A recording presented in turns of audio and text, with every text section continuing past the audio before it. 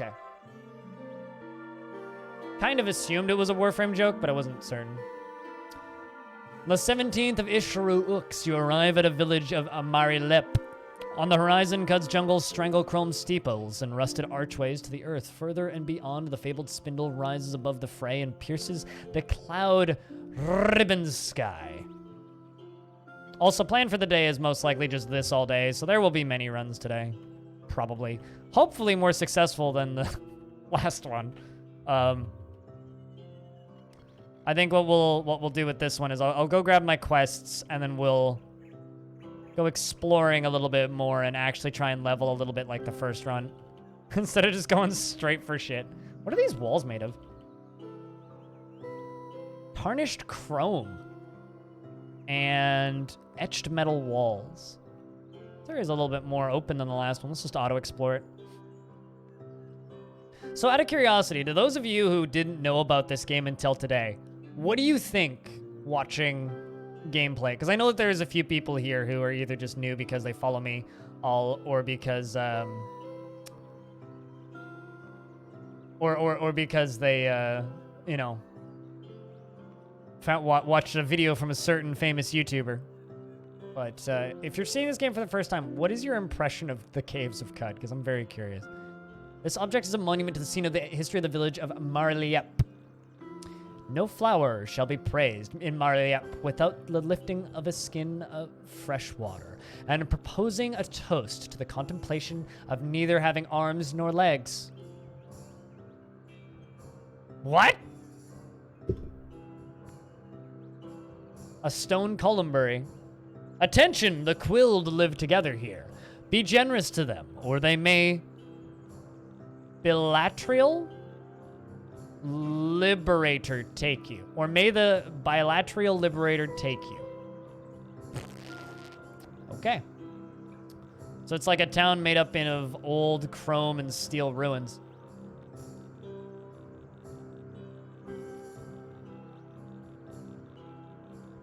Of freeform tabletop RPGs? I wonder where that comes from. Interesting.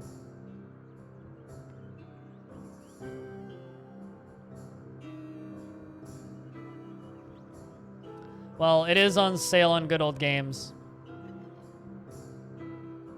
Need a gadget repaired? Ooh, can help you. Or identified. I need to do another Tinkerer run one of these days. I've never gotten very far as a Tinkerer.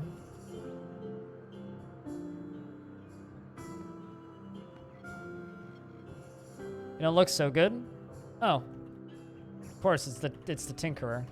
Assuming that was the Tinkerer. Monkey names are hard. Almost as much fun as crow names, though. I really like the crow names. Brand, you are acquainted with the concentrated metal table at Oshroom Shire. It is sacred. It is a sacred altar to us, and we make pilgrimages to put something on it and contemplate the Quilled. It would be a boon if you could do the same. Sure. That's a piggy. It softly growls at me. And it tells me to talk to Eridude Numet. Okay. Sent me a pic? What are you sending me pictures of?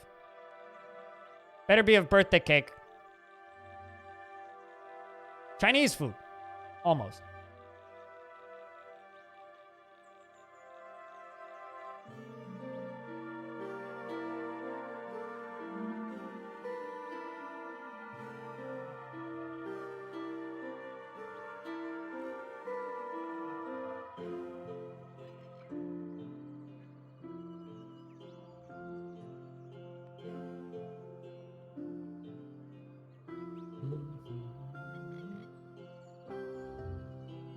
Also, supposedly, well, not supposedly, but Tynan, the developer of RimWorld, retweeted the charity event that one of my team members is organizing.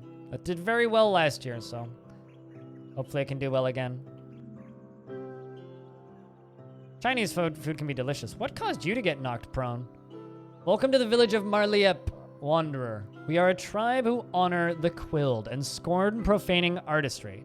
So they scream at you if you make graffiti, and they honor the Quilled. Okay. Above all else, you may drink of our fresh water to quench your thirst. Find goodness in every kinsfolk.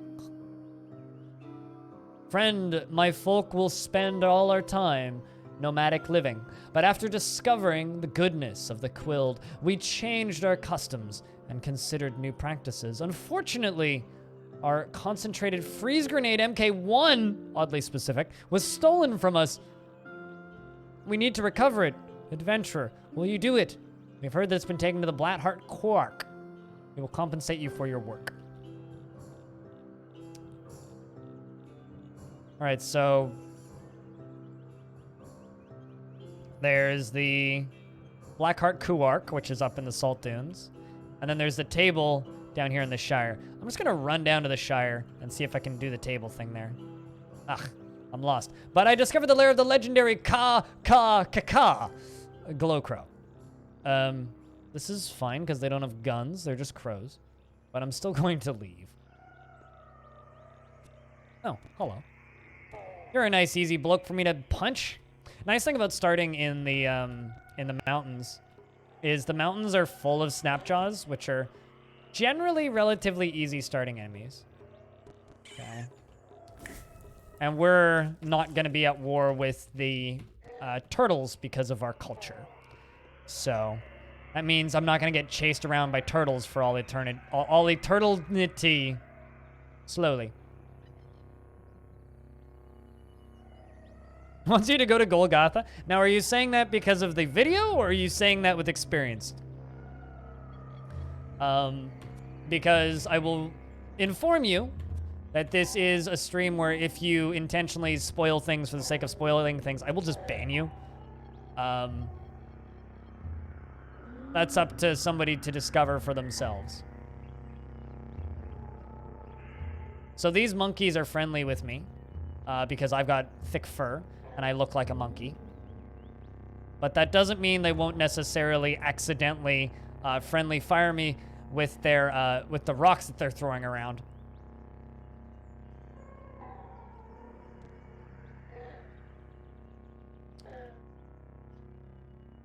Studded leather armor, that I will take.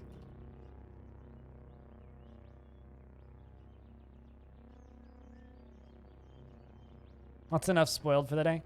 Yeah, so like try to like not why are those turtles fighting with me? What did I kill that the turtles are friends with? Something, clearly. So yeah, try to like avoid just throwing in quotes pro tips into the chat because in my experience they're not pro tips, they're spoilers. So unless somebody specifically asks a question, then do your best to not just go out of your way to spoil stuff. And we'll get along just fine. Trying to just avoid these turtles while everything else fights. Because turtles just take 10,000 years to kill. And it's actually kind of annoying. Picking up loot.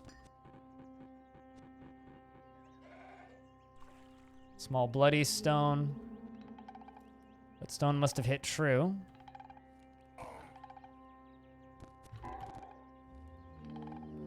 Dropped leather moccasins. Do I have shoes?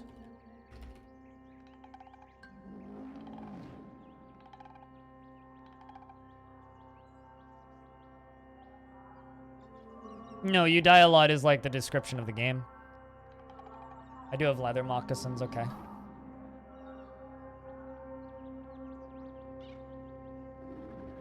I'm gonna leave that zone. Don't want to be in open areas when lower level.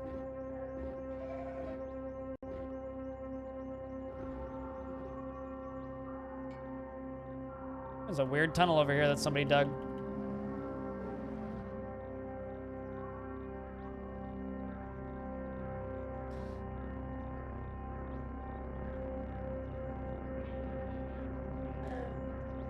Oh, hey, you have a painted club. I'm gonna look at that.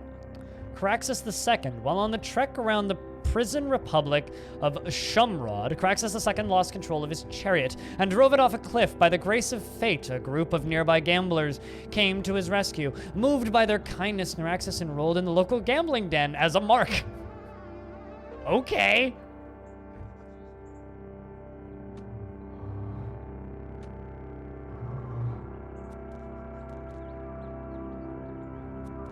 Come on, Snapjaw. I'm gonna back up. I am very, very, very low. I'm not a fan of. But now I'm level 2, so excellent. And let's go with the Legolas build again.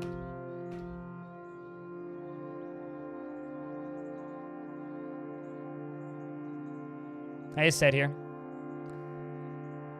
Keep the shoddy humor to a minimum, and we'll get along just fine. I love this game, and I've played it a lot, but not the biggest fan of a certain YouTuber's sense of humor. Oh, that's not good. He might have a shotgun. Actually, what does he have equipped? Oh, just a club. We're fine. Shield bop him, knock him prone, beat the crap out of you. Excellent.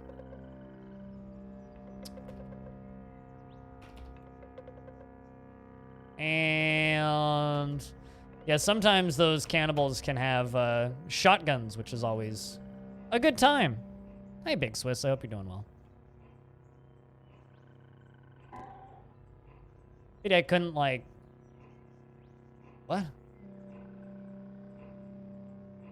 I like that that dude's sword does more damage than my sword.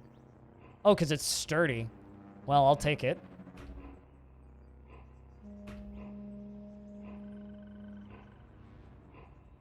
Also, my leather armor is cracked.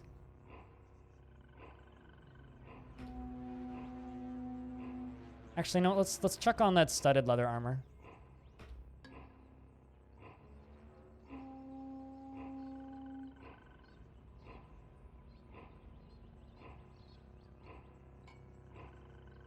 It's not what I'm looking at. What are you talking about?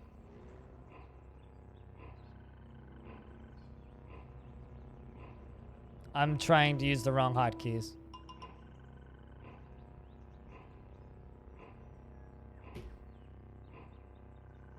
Another cannibal. What do you have equipped? Friendly doggy is helping. Not a bad sword. Frankly. So, I had this friendly doggy helping me, and then this hide-sheathed hermit just fucking ran at me and killed the dog. I don't know how I feel about you, sir.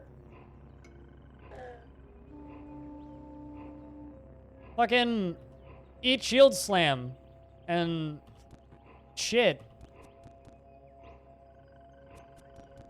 Watch me just die because of that. Ah! Bye.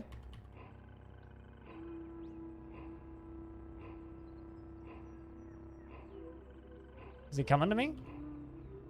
Yep.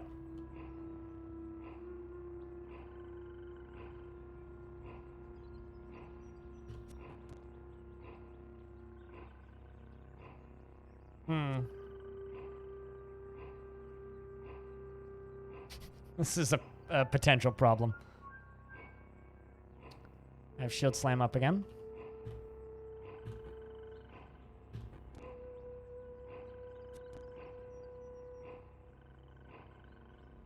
It's okay, I can just outrun him.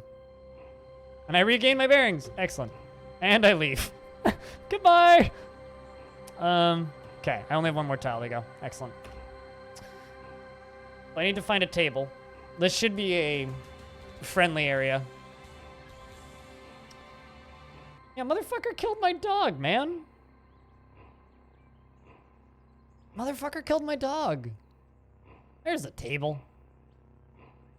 Nothing on that. Would you like to store an item? Leather armor. Transfer. You put something on the consecrated metal table. Finish the part of the quest. Put something on the consecrated metal table. And then take it back, because, you know, might as well roll around. I need foraging so I can... Actually, can I do that? Could probably grab foraging.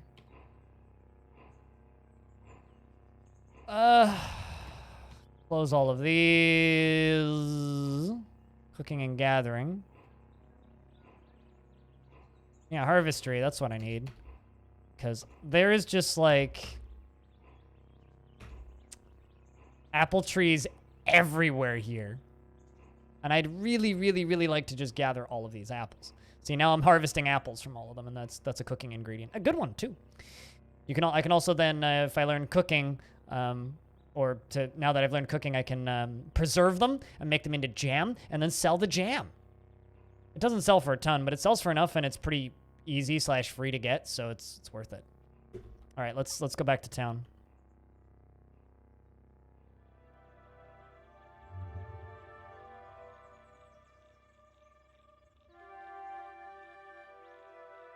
Heyo, Warm Shadow, how's your day been? What's up, man?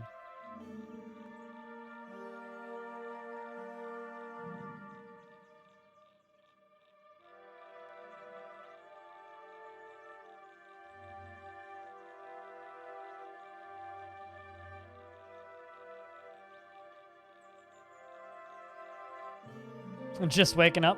That's how I feel about most of the time when people ask me how my day's been. Look at all these free apples. No one seems to care that I'm just taking all of the apples. All right, which one did I need to talk to now? I can't actually remember, but... nope. I do not want to do the water ritual with you. At least I don't think so. Also, thanks for the follows, guys. What game is it? How do all of my regulars not know what this is? I stream it like every other week. This is Caves of Qud. This is a massive open world RPG roguelike that I've played for years now. I really, really, really, really, really, really, really enjoy this game.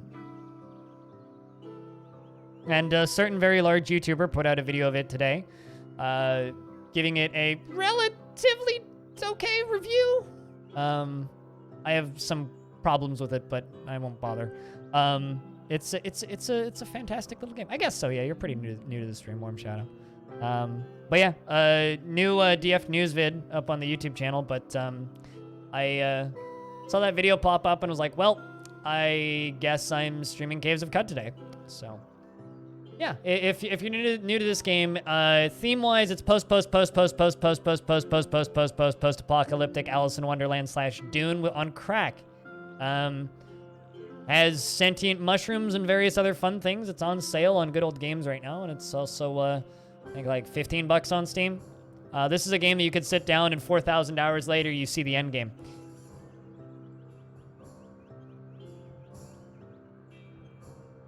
Don't think I'll watch. Never heard of that YouTuber, don't think.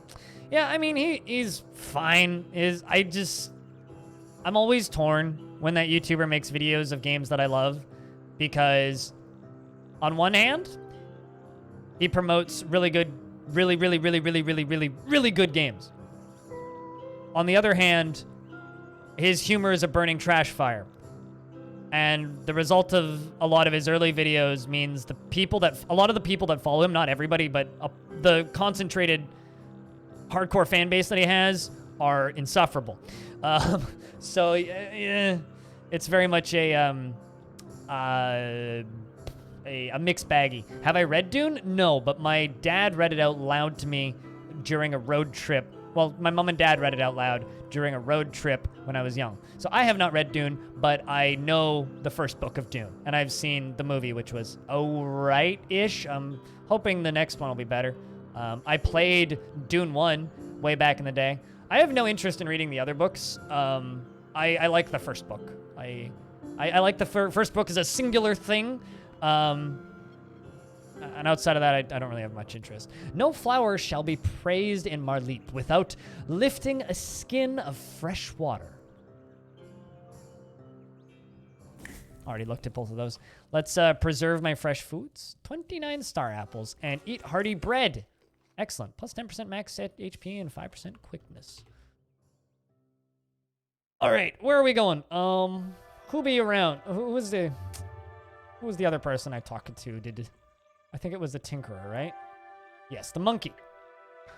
Ooh, the Tinkerer. I put something on the metal table. Thank you for your service, Drifter. You've proven yourself a friend to our village. Now take this recoiler and return whenever your throat is dry.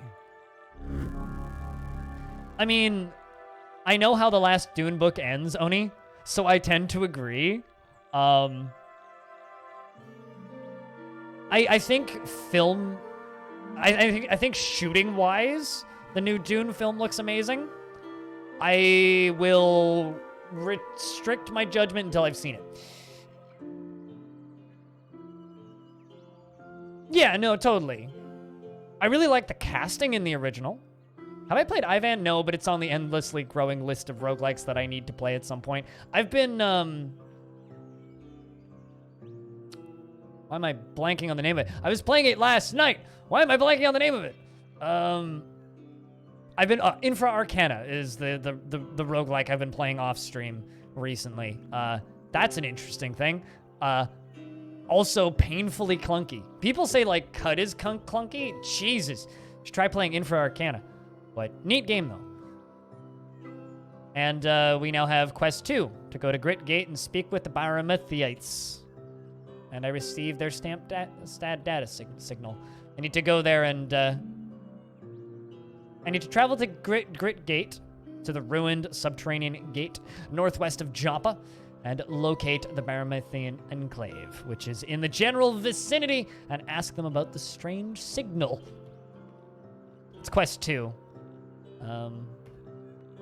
Pretty close to leveling up again. I do have some attribute points and 2 mutation points. So let's put that into toughness. Toughness is up to 21. That gives me some more HP. And obviously I need more legs.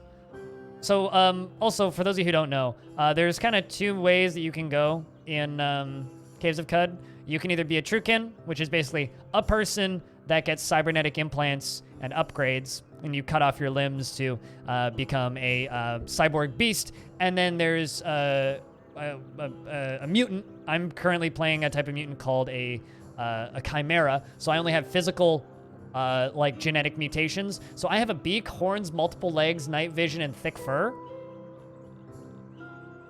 This is where things get dicey. I finished Quest 3 once and made it way further past that and died off in a town in the middle of balls nowhere because I started well, not really a civil war, but I pissed them all off and aggroed them, and then they butt murdered me because I had a slug snout friend, which is like a pig that shoots bolts out of its forehead and murders things. And we walked into a different room, and there was an evil puma that then chased me back into town, and then the slug snout friendly fired one of the townspeople. Yeah, it was good times. I like never do the daily, weekly challenge character stuff. I never do that shit. I don't know why. I should.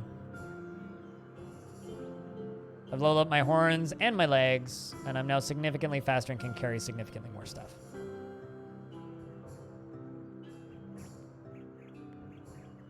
Yeah, okay, so I thought it was just me thinking that that game was clunky, but goddamn, it's clunky. Like, I thought that I was thinking I was just spoiled, but...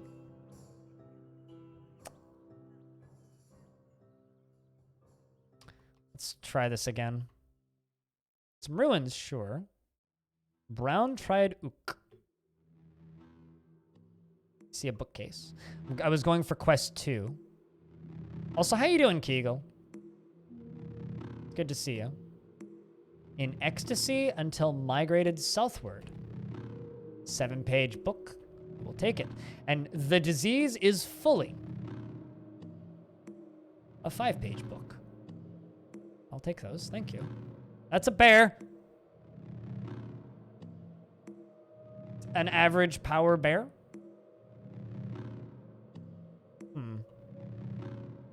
I can kite it. A shield slam it, knock it prone. It's injured. It's badly wounded. I think I got this. Got it. Wait. Apparently I already have a camp nearby. That is not true, but there must already be a... Degenerate matter is 2. Rust, ancient rust-stained metal unabridged edition. Man, the abridged edition only has 3 pages, I'm told. Degenerate matter is 2. It's always a good run when I find books. There's nothing in that. I am stuck in Ashfall. Good. The Nihilist crab These are kind of scary. Gonna shield slam him. He resisted this shield slam.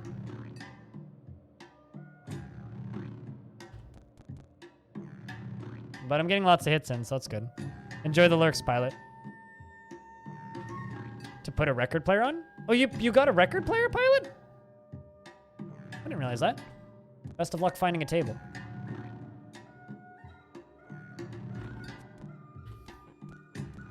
Badly wounded crab. Now dead. Let's cook with goat jerky and star apple jam. Whenever you drop below 20% HP, you heal 15 to 20 HP the rest of the day. That's not a bad one, actually. That's a pretty good buff. I like that. Goat jerky and star apple jam. It's your dad's old one? Oh, right. Yeah, no. I saw the post. I wasn't sure if you actually got it. Good shit, dude. So books can be traded for XP or sold on the market. That's a 73-page book, my friends.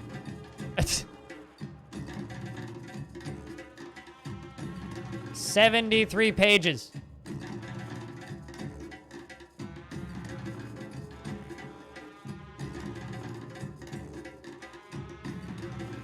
How did I do that? I died.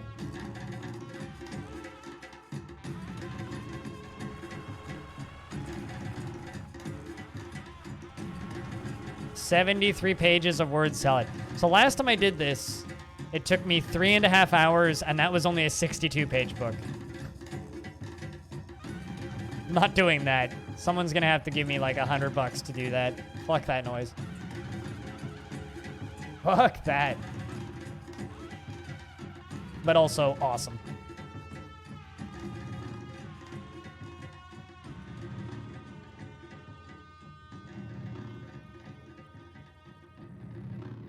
But yeah, no, I've died twice since you got back, so this is a new character. Although this run's going okay so far. We're up to level 4. We're making decent time, too. All right, so I'm going to go to the Blackheart Quark. This is... There's no guns. It should be safe-ish. Hopefully something off-screen doesn't randomly kill me. Let's grab that weird artifact. You find the concentrated freeze grenade. So we got half the quest done. So chat, question. Do I explore this area a little bit more? Or do I just run back to town? He says as he's exploring. Obviously I explore, right? Already worth it. Grind Caraxes II, the random ghost. On 6482 BR, Caraxes II won a decisive victory against the combined forces of the Prison Republic of Shamrod and the bloody Battle of Tutara. As a result, the Battle of Tutara was so rife with bad omens that it was renamed Arbitrary Dunes. Ooh. So this game has proc-gen history, but it does it very differently than Dwarf Fortress does. Like, most of us are probably familiar with proc-gen history in the format of DF. This game also has proc-gen history, but does it in a completely different method. There's some graffiti on that wall. Graffiti scrawled across the surface. It reads, "Hyphen stood from my head."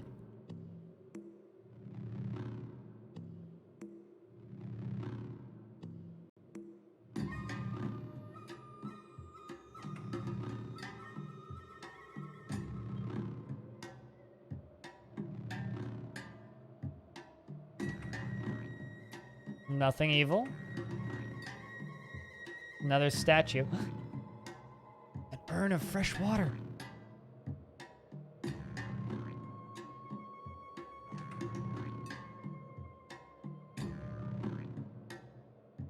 Oh, never mind. It's wine. Going to collect the liquid. Yes, I'm going to take it. Thank you. I'm going to look at it. A remote observatory, Carathis II, met with a group of astronomers and commissioned a star tool that invoked the presence of the computerized circuit. It was named the Circuit's Revival. I'm very happy I stuck around. A shrine to Dexarium, Quinup the Terror. The Quinup Terror. The shrine depicts a significant event in the life of the ancient Sultan, Derixaram. The Battle of the Duped Steeple. Derixaram fought as a mercenary to liberate robots. She wielded a stained dagger with such skill that it became forever known as the Stained Son of Robots gift. Also, multiple fires in here. Someone's camping in here.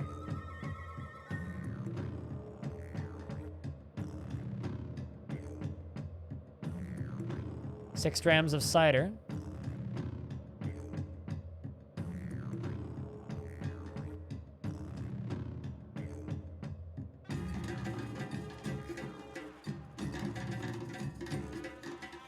I'm in aggressive stance right now and metabolizing food.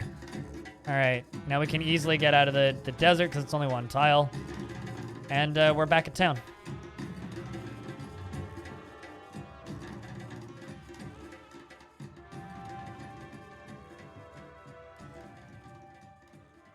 But yeah, no, this game is absolutely bloody fantastic. And I can't overstate enough that I am thrilled that this game is getting a massive influx of new people who will probably very much enjoy it, I hope. Because I adore this game, and it's one of those games that, you know, has just kind of been around forever and doesn't really have the not the biggest following necessarily, but it doesn't really get any press, right? And it's difficult for... Also, the developers are actually streaming, which is good, on their Steam page. It's difficult to describe how frustrating it can be when games like this exist, you know? You're glad you were already on the Discord before today? I'm not, but that's because I'm in, like, no Discords. But I do support them on Patreon, so I have that way in, but, you know.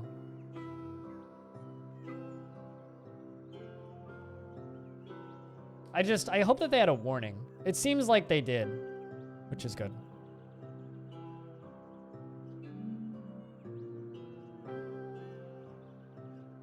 Yeah, no, I give them a $1 a month on Patreon.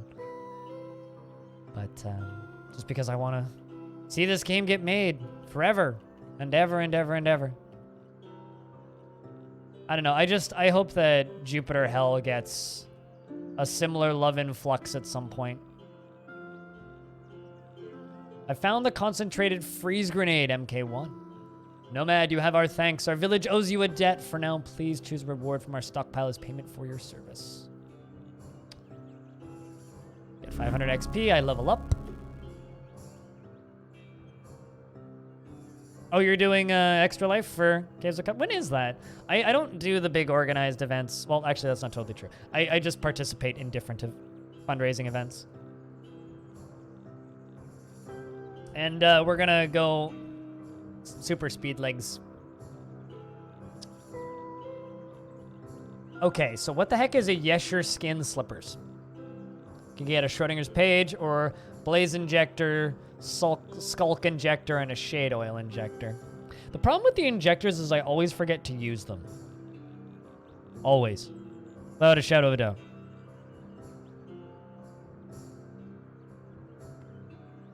Is the official day? Okay. Yeah, that's what I was wondering. What's the official day? Interesting. Yeah, no, I haven't done... I've never done Extra Life, actually, to be honest. So what you're saying is I should get the slippers and just be a cheetah then.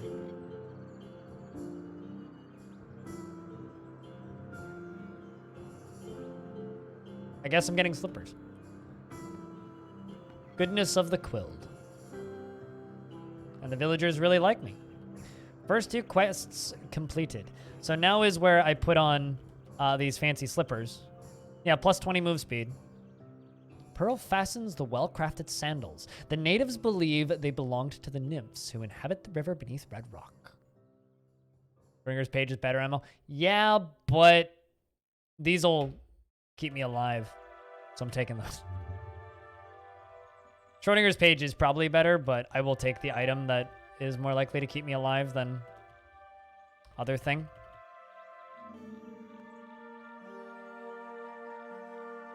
Let's pop into Wayfaring. Let's grab Mountainous Lore. So I now have the lore for the mountains. Or, wait, what? Now I do. I'm also going to grab... Oh, don't have enough skill points. Well, I now have Wilderness Lore for the mountains, so I could probably get to the 7-day silt. You know what? Let's just be an idiot. Let's be a big dummy, shall we? How much water do we have? 32 drams. We got plenty. All right, we're gonna go be a big dummy. We're gonna run to the silt and give these books away.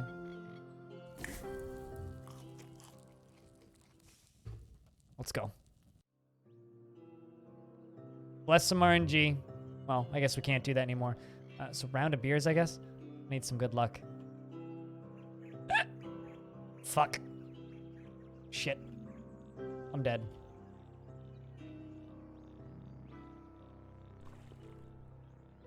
Take one step into the flowers. Huge mistake.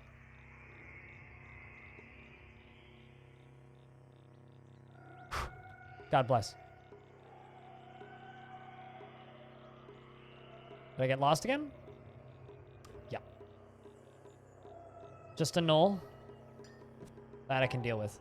There was a puma there. That could have been real bad. Thanks, Lump. I think you saved me. Goat jerky and star apple jam.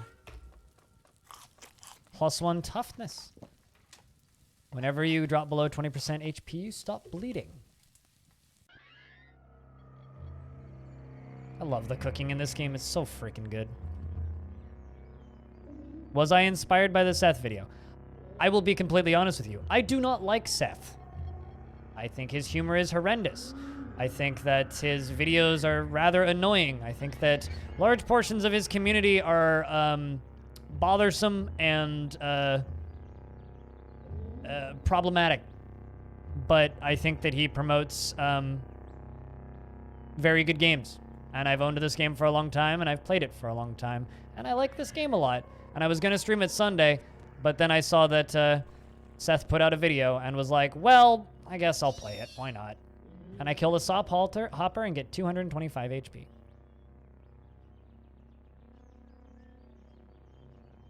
So I like this game a whole lot. And was like, well, I guess I'll stream it on a day that I don't normally stream it. So was I inspired? Hardly. But he did change my schedule.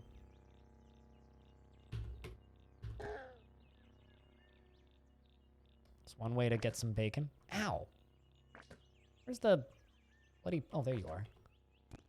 Bloody plant.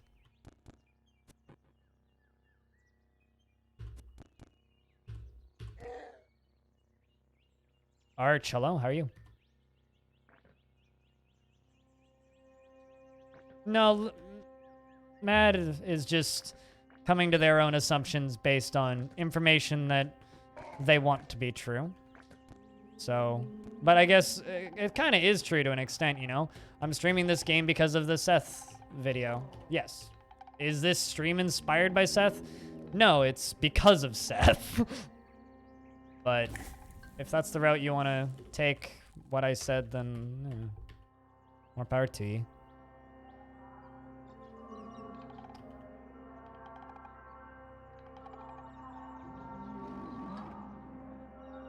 I've been through this before. This is what happened when Seth made a video about Dwarf Fort. That was a long month of, are you streaming this because of Seth? No, but like, I guess.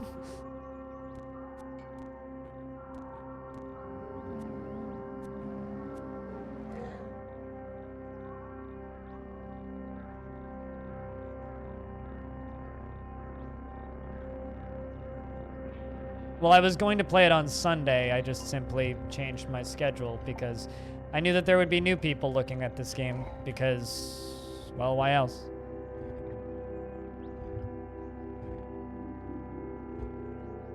To Beeline Golgotha. Are you like trying to speedrun my build? Mister. Just gonna walk away from that turtle. To get unlost. I guess when it comes to YouTubers that a person dislikes, it's a little harsh to, or like, I don't like to associate myself with some people. This? No, I played this on no, not Sunday. Sunday last week.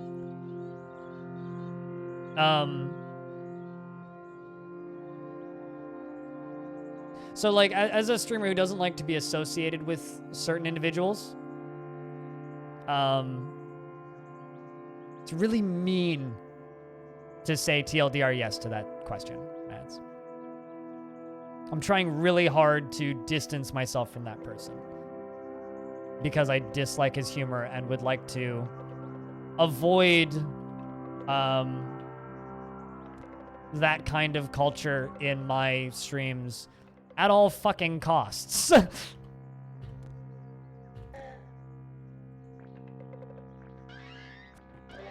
Ow. I'm getting hit by salamanders. It's okay, they die in a hit, so. I'm hungry, I need to eat food, game. There's hostiles nearby, so.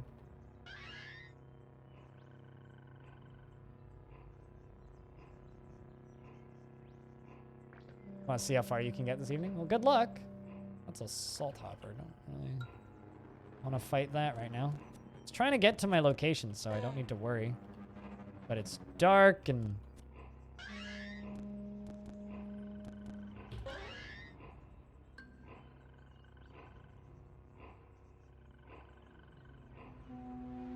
Also, hello, Loathsome. It's good to see you. Yeah, it definitely does, Worm Shadow, which is why it's always a very mixed feelings thing.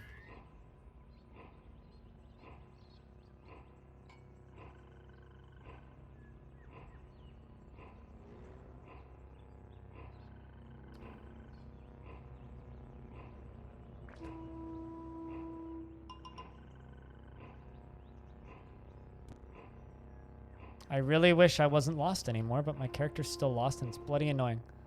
Wait until morning. Let's quickly whip up a meal because I don't need something fancy. Can I regain my bearings, please?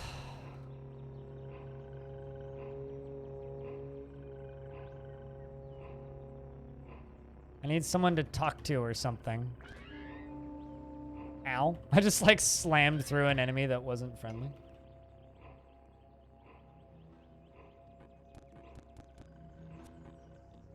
Although, I'm a good level for this area. Passed by Yuckweed. Wish I could grab that Yuckweed.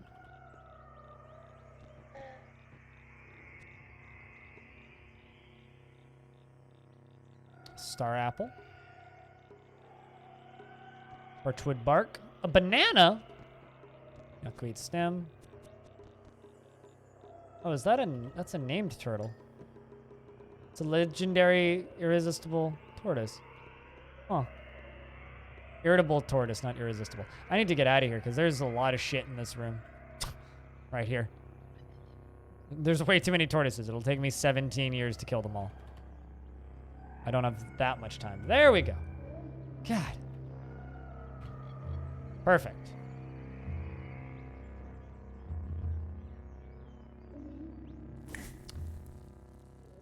Let's preserve my fresh food and whip up a meal. Rummaging through your surroundings, you find the ingredients. A friendish dawning glider egg, some deserted paprika, a roaming armorer's right hand, a dawn glider egg. Oh, and a roaming armorer's right hand. I reread that. It's all the oddest game of all Quad. I don't have any stories, which sucks. I did last run, but oh well.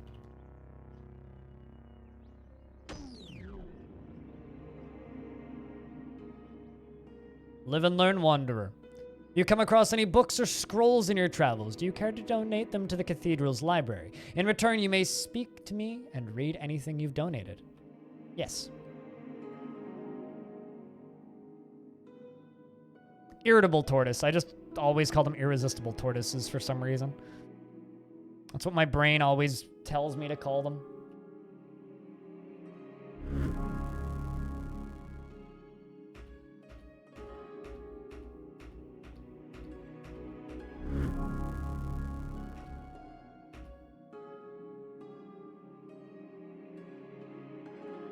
Yeah, no, totally.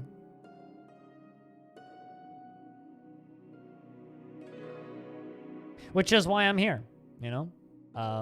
Hopefully some people who've discovered this game for the first time today will end up in here and...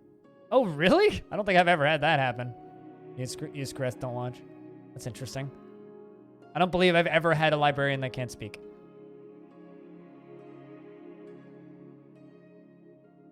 Was selling tier 6-7 gear. Jeez. This person is selling books as well, which is interesting because I could literally like buy books off of you and then trade them for gear or for XP rather. That's interesting.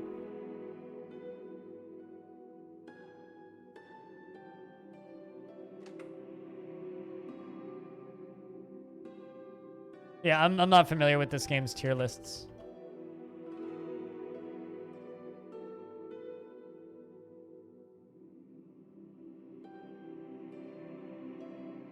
+1 reputation.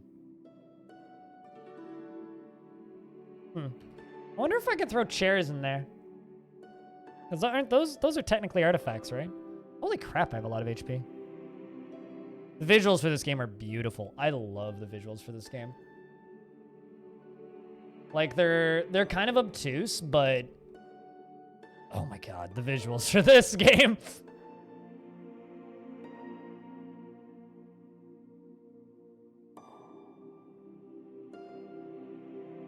But yeah, no, I guess loathsome, there's nothing wrong with walls of text. That's the first thing I need to say.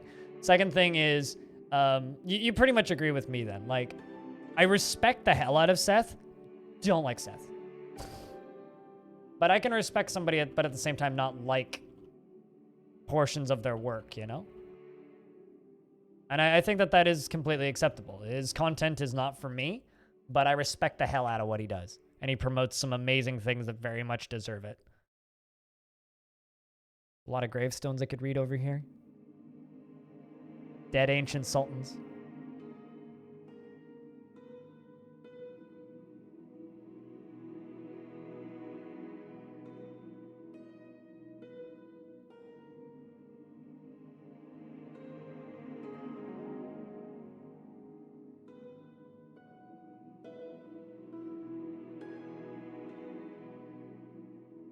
Y'all are saying that like it's a bad thing, though, Warm Shadow.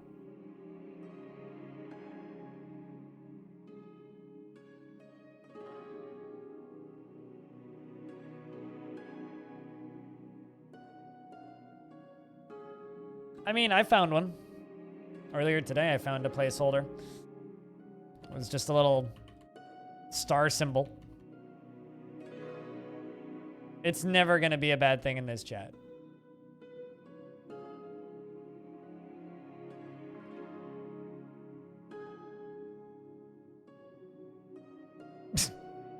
Painted nanoweave vest. Costs a lot of water. This guy sells guns.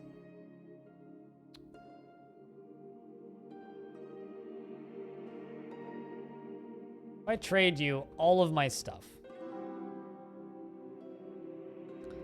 what will you, how many drams can I get for it?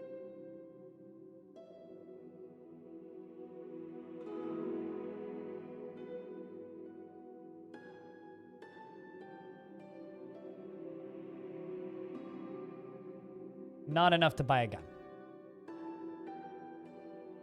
Although, if I also sell you the Star Apple Jam, now that is enough to buy a gun. Let's go with that desert rifle. And then the lead slugs.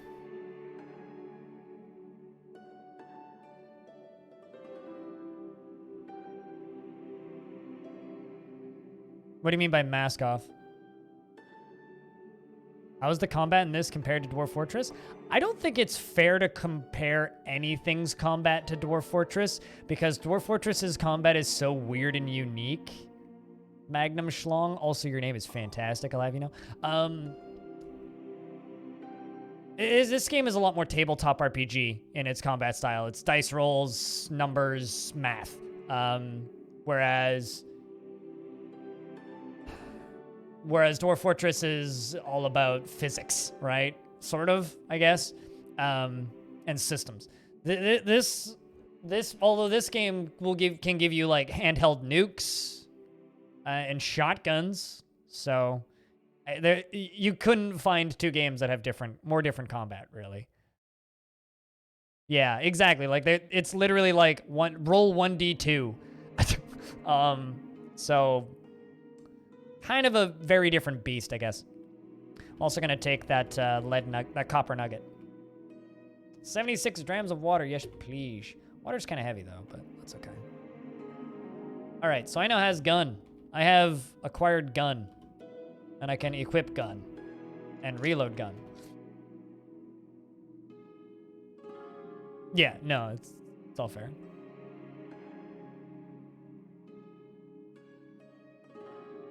No, I mean, when people talk about DF combat, I always assume that they're talking about adventure mode combat. You know, like, grab this part of them, throw that thing, you know what I mean?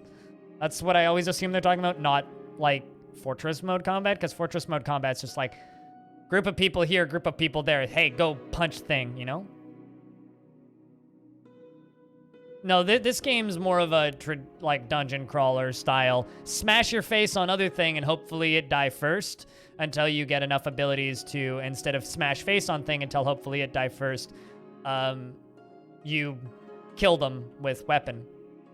And I'm lost again. Fug. Oh, interesting. I'm lost in the desert. There is liquid asphalt everywhere and a friendly knoll. You ask about your location, you're no longer lost. He says, live and drink. I guess live and drink, right? Do you have anything to trade? Oh, you got a book. You have a book. I'm gonna just make a campfire and preserve my foods. And then cook with sun-dried banana. I want to know what banana does. Eat the meal. You can use psychromancy? Psychrometry? I don't know what that is. I should know what that is, probably. I've probably had it before. What's it do? I don't know. It has knolls? Yeah. It has knolls. This guy. Tussocks of fur, stretched skin, taut over taut muscle. Upright he stands, but he looks ready to drop onto fours. His snout snarls and his ears twitch. He barks and his hyena tribesman answered.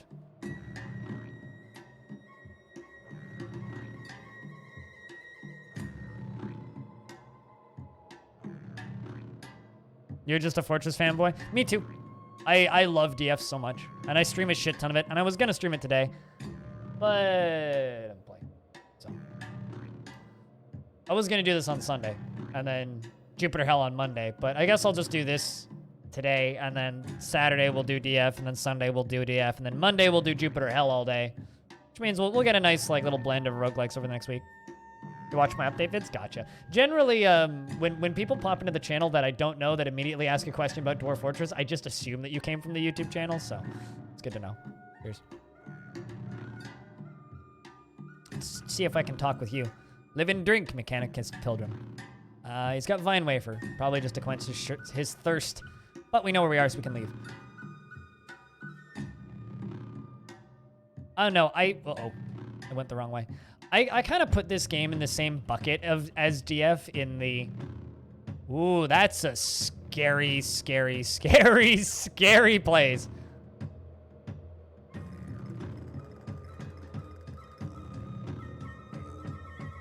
Ice Frog. He helped design Dota. And she gulps and shivers and tufts off her rhyme-terped nostrils. I'm lost. Grand. But I regained my bearings. Excellent. And the Dawn Glider that was down in the far corner of that map isn't there anymore. I can just leave. And go back to town. Oh, no, town's up here. Well, it's fine. I don't actually need to go to town. I was going to the Rust Wells anyway. So now that I've leveled up a bunch, I got 3 mutation points. Means I'm gonna level up my, oh, I can't level up my legs. So instead, I'm going to level up my horn and level up my horn. And, oh, I can't level up my horn anymore. So I'm done being hornable for today. And then we're going to go down to bow and rifle.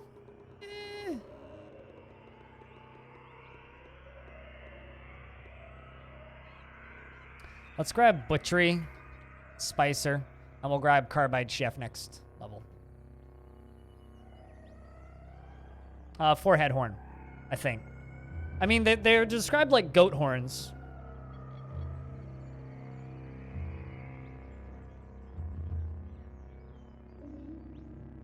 Lets you eat batteries? What? That's fine, Gungineer. Don't worry about it. I mean, at the end of the day, my YouTube channel is basically just a big old ad for my stream. So don't feel bad about not watching the YouTube videos.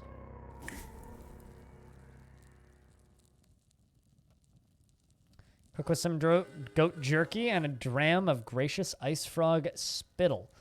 And a carved, fractured microchip. I get a bunch of extra HP. Man, I wish I had 1 more HP. That would have been nice.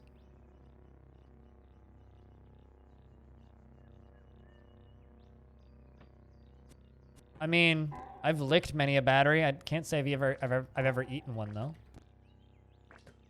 Ow! That shit hurt.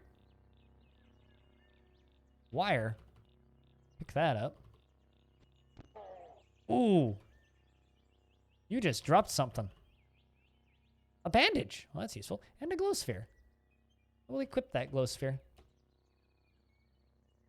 You know what? Never mind. I will not. But I will get the glow sphere. And sell it. Pick up that bronze battle axe.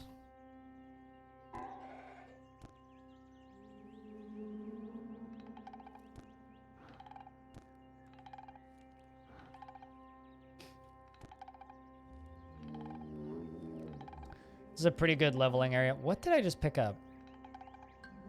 I'm not sure.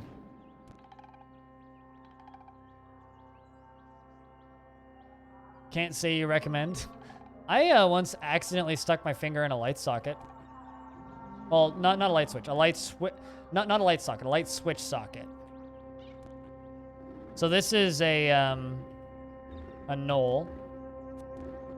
I just knocked prone and beat the ever-living shit out of. Yeah, the snap jaws are all gnolls. So if you happen to be a fan of gnolls, this is a good game for you. It's funny. It's like people either go gnolls, goblins, or kobolds is like one of their favorite killable enemies in video games. For me, it's generally I like kobolds a whole lot. Gnolls are cool. Goblins are kind of boring, but I like kobolds a whole lot. I'm stuck. There's a goat. Goats are friendly. Arc armor, which I will pick up. Seed-spitting plant that kind of hurt. Got scared away by that root. And you. Big ouch. Yeah, the best part about the light switch socket was like the covering wasn't on it. And I reached into the room to like turn on the light, and instead of turning on the light, I stuck my finger into the socket, right? And I remember seeing this bright flash of light, and it startled the hell out of me, and I was on the ground. Just like, ow, that hurt.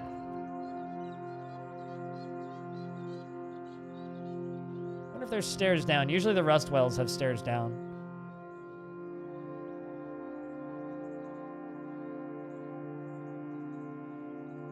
Is that new? Like, because that might be a recent thing. Because I also don't remember that. And I've used that before.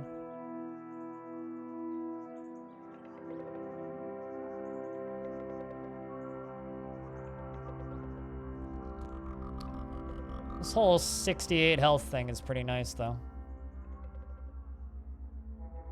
Go down a few levels. So, to those of you who don't know anything about this game's a big open world, right? The world itself is predetermined and pre-locked, but all of the areas in between the handcrafted areas are procedurally generated.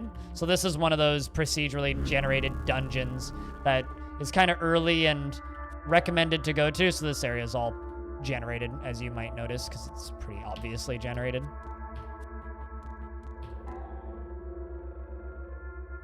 And I'm just gonna go in here and beat on some gnolls at the end of time. Did I just like... Yeah, I totally just took my armor off.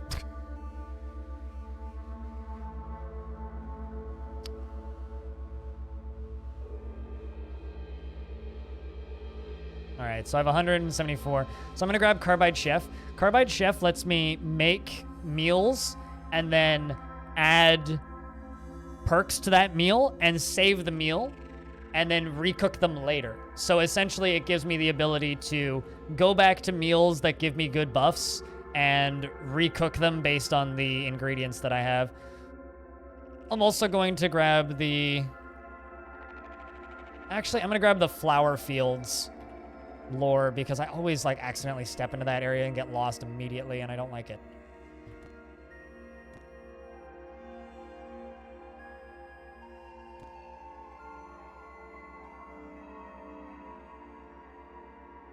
I don't have the flashiest build for starts. Like, you know, I could like just shoot fire out of my hands or lasers out of my eyes or something silly. Instead, I just see in the dark. I don't get cold easily, and I have horns, but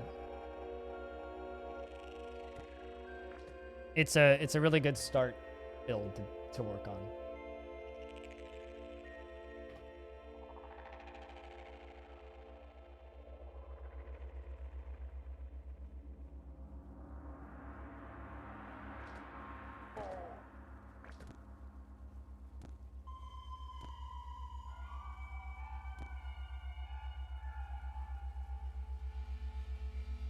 Grab the Quidzu stem, it's a cookable thing. Dude at the building you work at had an electrical socket with no covering and no actual socket.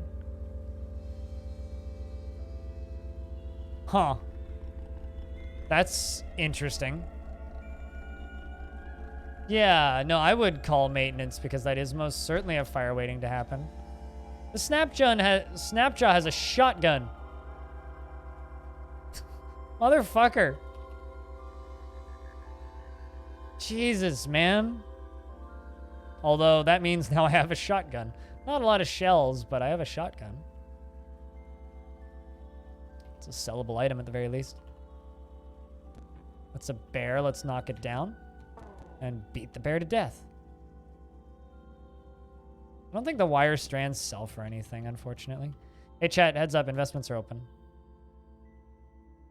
I just murdered some trash. I thought that that was a root, but certainly was not. Auto exploring.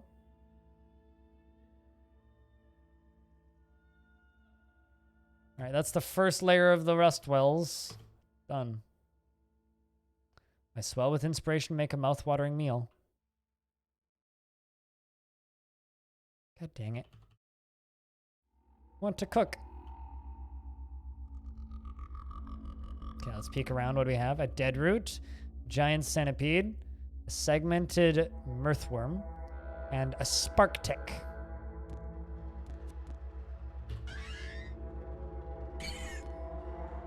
And I one-shot the spark tick. Those things can do some fun electrical damage. Let's go up. Make us a meal. Goat jerky. Fractured microchip and a dash of scrap electronics. +3 quickness for the rest of the day. Plus 10 to 15% max HP. So if I cook with goat jerky now, it gives me 10 to 15% max HP. Or 11% max HP. So I get next HP buff, and it's called Mamet's Mats over Meaty Shawarma is the meal I made. And I should probably shut off that campfire. It's going to cause me problems later. Things are fighting down here.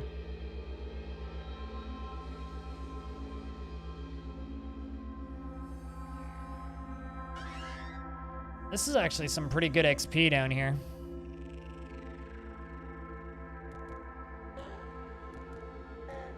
So, Chad, how long do you think until I hit an enemy I can't kill? Whoa! Those segmented mirthworms. Not a fan. I love these spark ticks. The fact that they just die in one hit to me right now. It's kind of really nice, actually. Let's wait until I... Oh, no, I can't wait until I heal. 'Cause I'm bleeding! No, I can.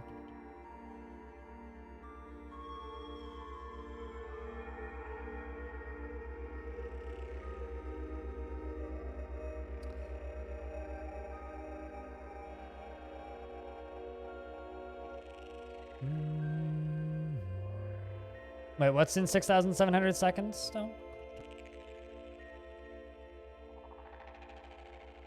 Pretty strong for the Rustwells. I just happened to get a pretty good two-handed sword early. But I'm okay with this because I'm getting some good XP and sellable things.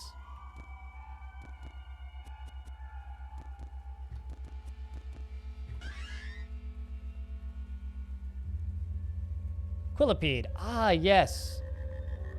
This arthropod undulates forward on hundreds of glittering legs. Tiny needle-pointed quills jut out from between its plates of chitin along its protruded body. Let's go back up and let it come up here. Fight it here. Just shield slam it, knock it prone. This is easily the scariest enemy we've seen up here. It's wounded, though. Badly wounded and dead. 325 experience. Gladly, I'll take it. Pygo, thank you very much. Time to get ready for work. We'll see you later, Worm. There's another one.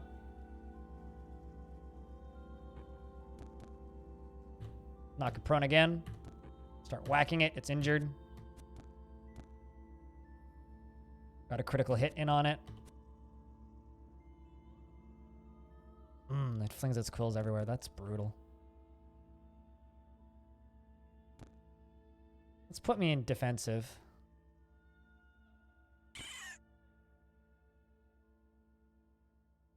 Okay, let's back up. In case something else comes out of there. It's a good amount of XP, though. You have 666,000 channel points in the channel? Oh, wait, no, never mind. We're about to make the day off call. Okay, I misread that. I misunderstood that for a second. I was like, you have a lot of channel points. Holy shit.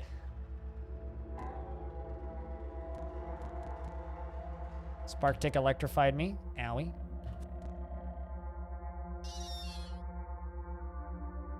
It's fine. As long as I don't get dogpiled in here, and as long as there isn't too many Quillipedes, we should be okay.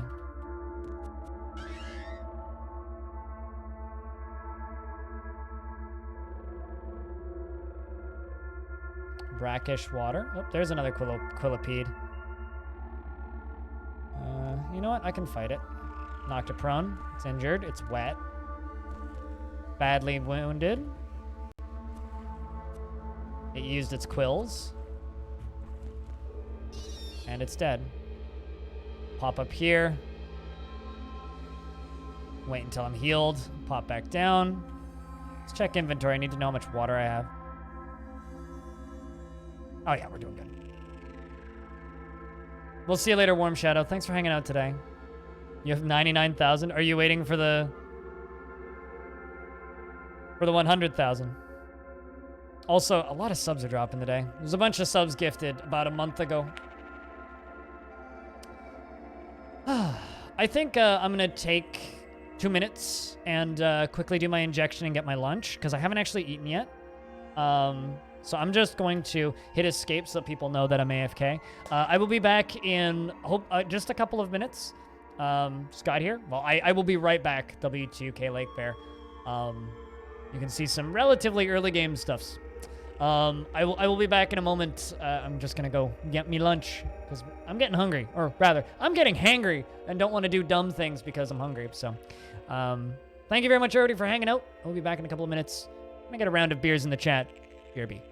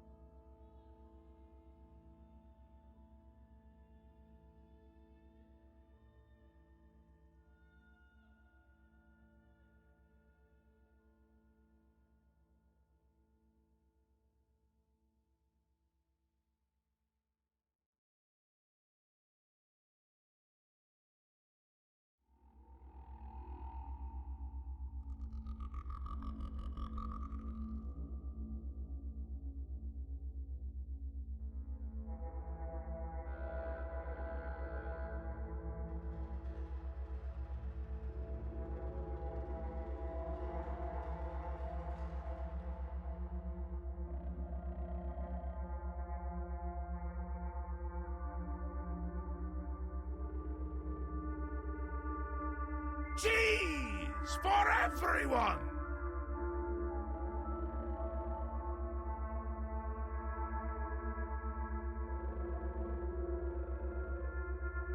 All right, I return with sandwich freshly stabbed with needles. Well, I'm freshly stabbed with needles, not the sandwich. I'm just gonna chill out for a second and eat my lunch, and then we'll get back to the run. To those of you coming in from Seth's review, just keep in mind, he was doing some things in that review that I would consider, as somebody who's been playing this game for a while, to not be normal play. Most people who play this game have permadeath on, and very rarely make it that far. Also, he was using some sort of strange tile set that I've never seen before, so game's not that it's not entirely representative. So just keep that in mind.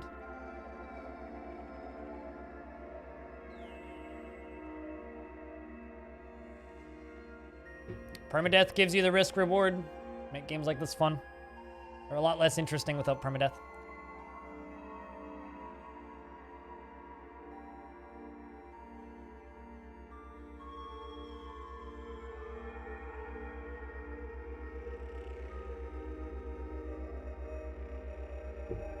I can tell.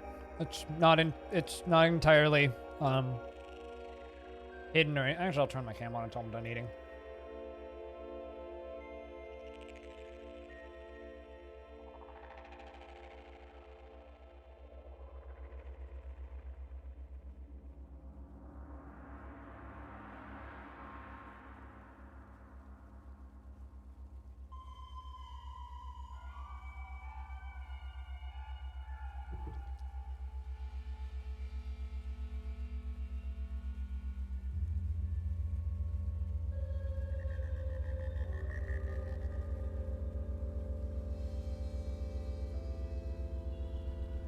He did, but like, you gotta keep in mind that, holy shit, this stuff's spicy. I bought this new salami that I've never had before, and it's real fucking spicy. It's good. Yeah, just keep in mind that, like, realistically, it's possible, but in the same way that, like, defeating hell in Dwarf Fortress is possible. And I know one person that's done that. So.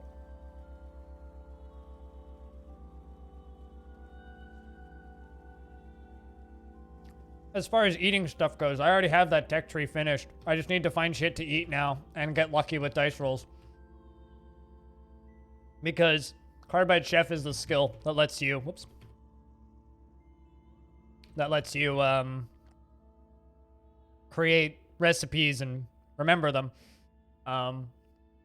So depending on the dice rolls that I get, I can get different recipes.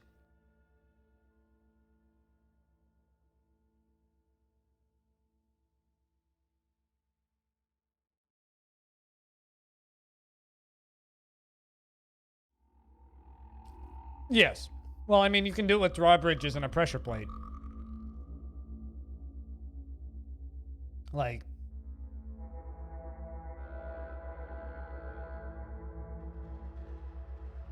encasing the demons in obsidian? Who did that?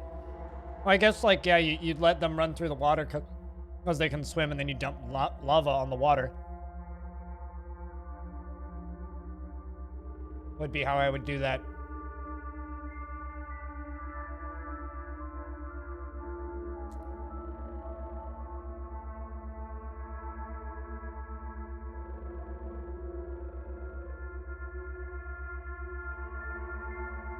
Or vice versa. Let them go through the lava and then dump.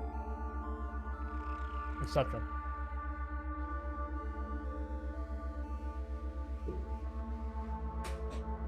I want to do that now.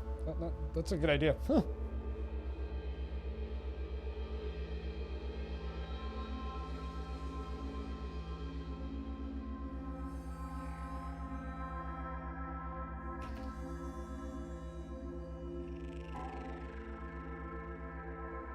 So I'm in an area called the Rust Wells. I'm still not finished chewing. I'm trying to get to probably around level 13 to 15. And hopefully find some good gear to purchase. More interested in this game as a sort of grand adventure simulator and less of a hardcore permadeath experience. You will have a lesser experience in that case. Because in my experience with Caves of Qud, part of what makes this game special is the individual stories that you can generate with a character.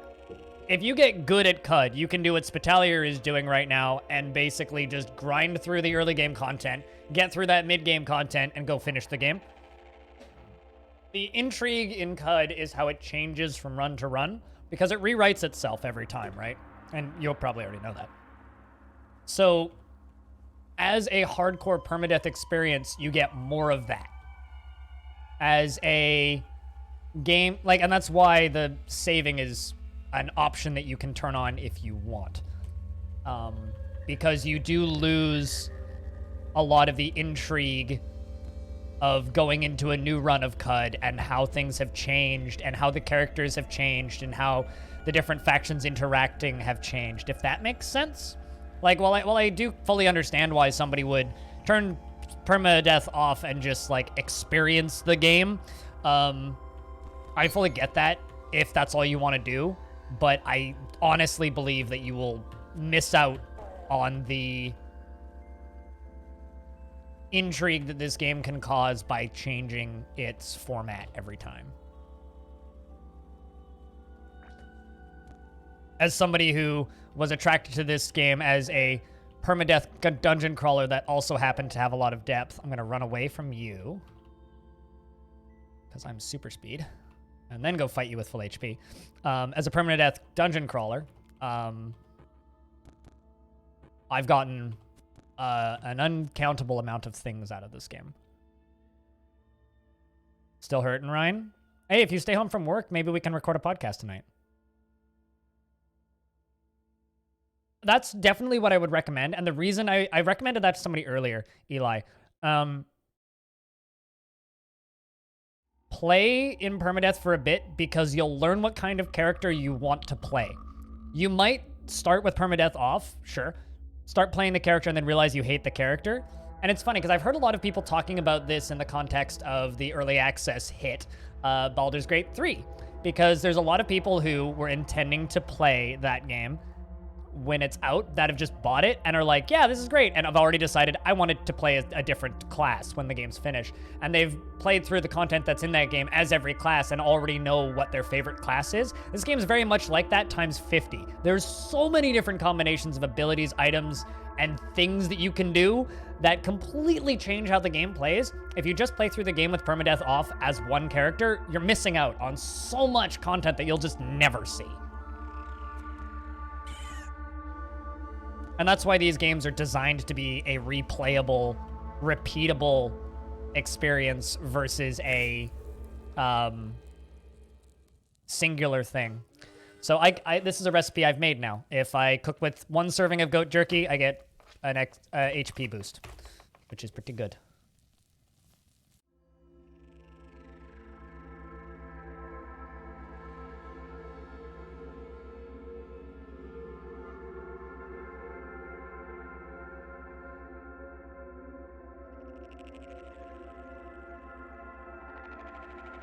I love doing the YOLO deaths. Is that permanent? No, it ends at the end of the day. But I can, as long as I have goat jerky, I can make it again.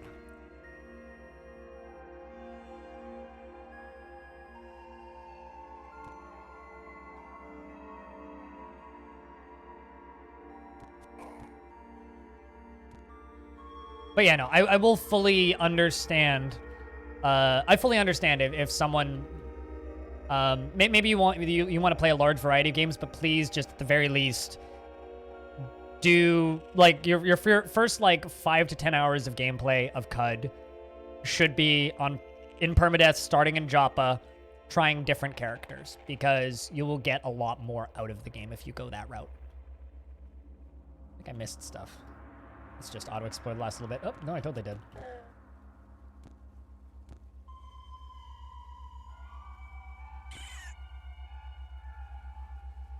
This is good XP.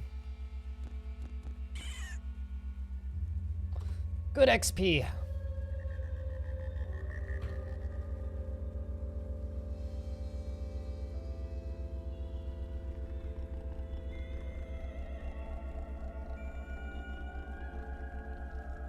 Gordon Ramsay is okay. Yes, no, this game has some of the best cooking ever.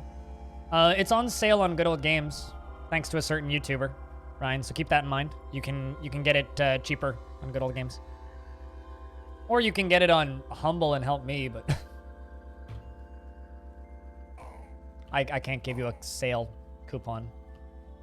This is an interesting room.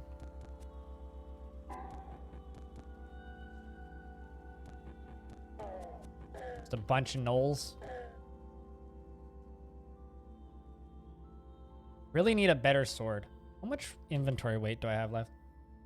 But no, at the end of the day, I'm just thrilled that so many people are getting to see this game for the first time. This is one of the very few games that you simply play to play without worrying about the next level. You just keep adventuring and it always feels good, right? Yeah, exactly. Like, I have no problem restarting this game.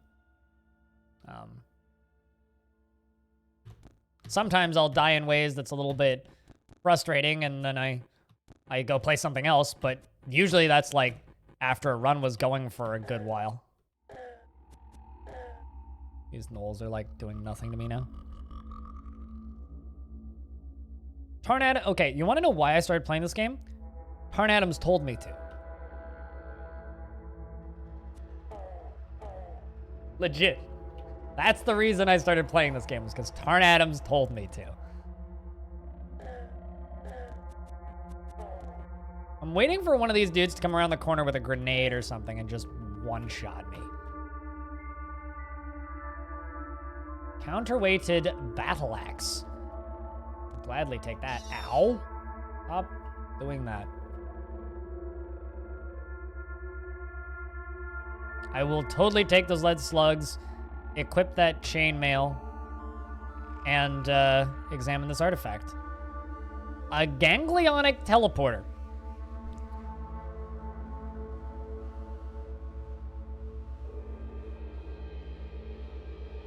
Yeah, literally God appeared to me in a dream and told me to play it, yeah.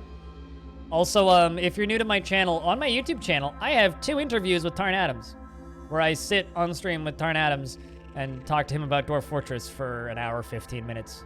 There's 2 of those. If you want to go watch those, you can. Let's pick that up. Shameless self-promotion. I may not be the kind of person who puts out massive reviews of games that are cool that you should look at, but a lot of VODs. There's some good shit up there. You mean Armok? Dude, if Armok appeared in a dream and told me to do something, I would have a panic attack. I would freak the fuck out. I'd be like, who let you out of the video game?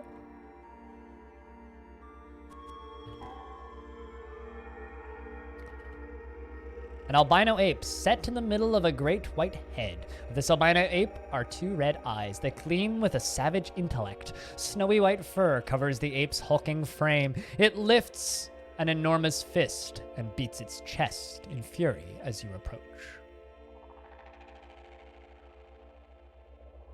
Oh, really, Alien? To get to the higher levels because of the challenging enemies? This game is segmented off into different areas, right?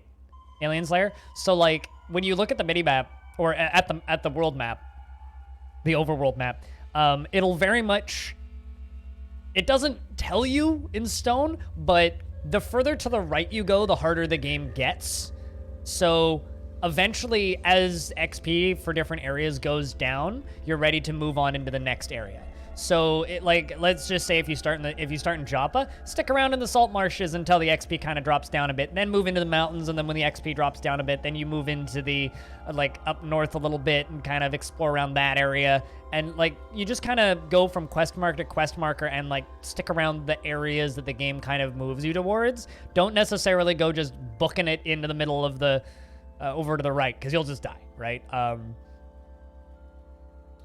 Yeah, so just be wary, and you know, at the end of the day, you're gonna die a lot in the beginning, learning what you can and cannot punch in the face, and what will and will not kill you in 2 hits, right? Like, you'll probably die the first time you get your mind sundered, and that's just how that goes. But you'll then have an idea of how to deal with it the second time around, right? Or you'll just have an ability that deals with it for you, so it's a non-issue. That ape is not threatening. Uh-oh. Whoa! The ape is fighting with its own... Okay, so hold on. The ape is fighting with... He's got a steel longsword. Please kill him. Please kill him. Please kill him. Please kill him. Just gonna let these 2 fight. Yes, you killed him. And then I can fight this thing with the assistance of the ape. And he killed the albino ape. I'm actually just gonna sprint away from this, so I don't die to this guy. Gonna go up a floor, run over here, and heal. Because I can fight him no problem from full health.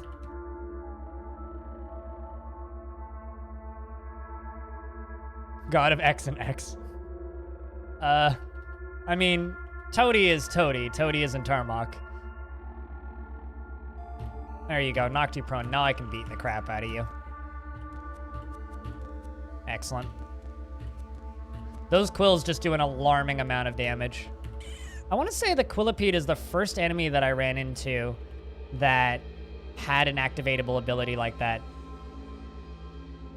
I'm going to equip this over a bronze 2-handed sword.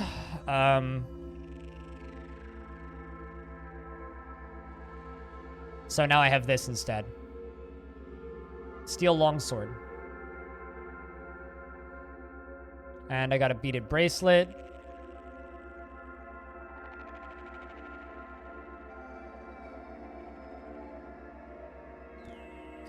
Great, this is where things start getting confusing in this area, because I can... This area is bigger than one time. Oh my god. Scavenger hit me with a poison grenade, but didn't seem to stick around for too long, so that's nice. How tough are you? Average. Just standing there in that poison. And died. Let's wait for that poison to clear. And then pick up his stuff.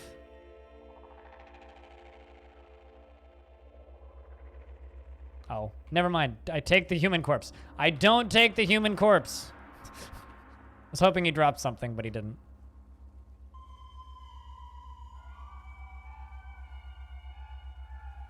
Greetings, Ace. How are you doing?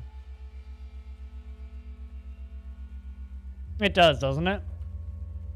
It's like, I know that I'm going to make things die nice and quick. Yes, you can eat there's an achievement for eating a whole bear, which I've known about for a long time and just haven't done yet. At some point, I need to just sit down and eat a bear so I can get the goddamn corpse. They've added a lot to that game. Scourgebringer. A rustation. It's average.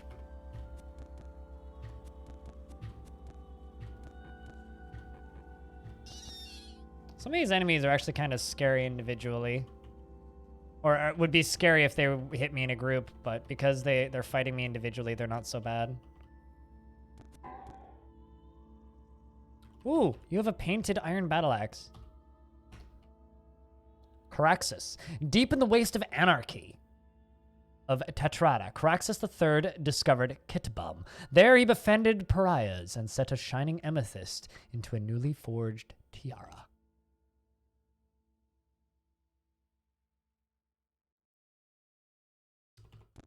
So yeah, this is as deep as I'm going, I think.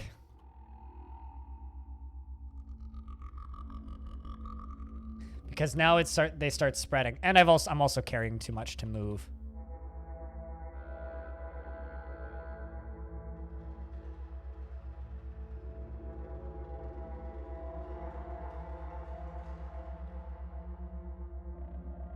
Eyeless crab legs. Mmm, tasty.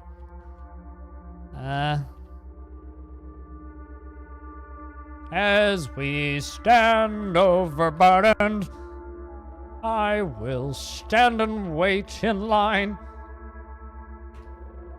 There we go. Still can't move. Now I can move.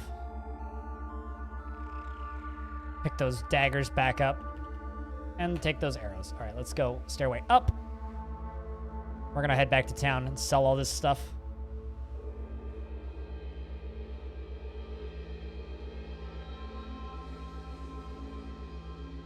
Reminds you of all the wrestling puns. There's a lot of good... Oh, hey, there's an area I haven't explored here yet.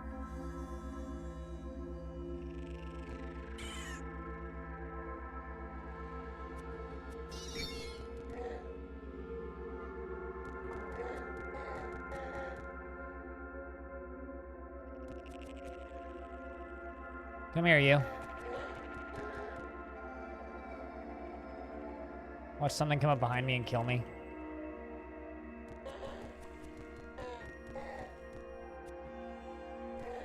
You know what? I'm gonna leave.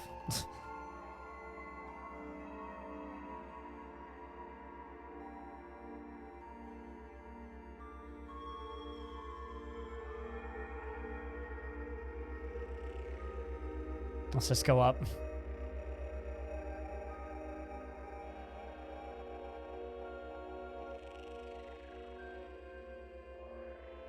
I'm not sure. It's possible. There's a lot of interesting references in this game.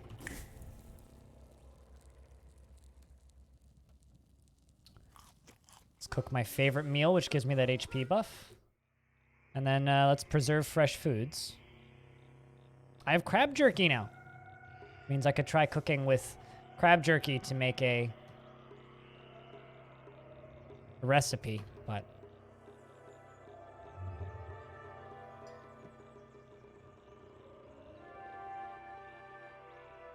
A Total Recall reference? Really? I know for a fact there's a bunch of Destiny references.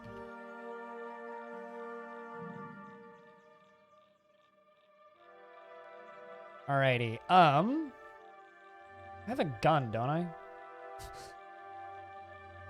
I have a desert rifle, right? So I don't want to sell the slugs. I do, however, want to sell the shotguns, shells, and the arrows. All of this. Yeah, no, keeping that. I don't even know what a teleprojector is. A ganglionic teleprojector? I've never seen that before. Can sell the glow sphere for 420. Nice.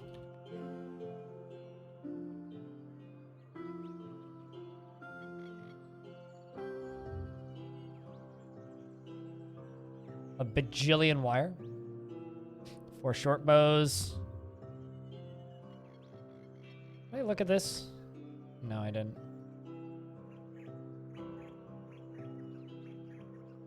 159 grams.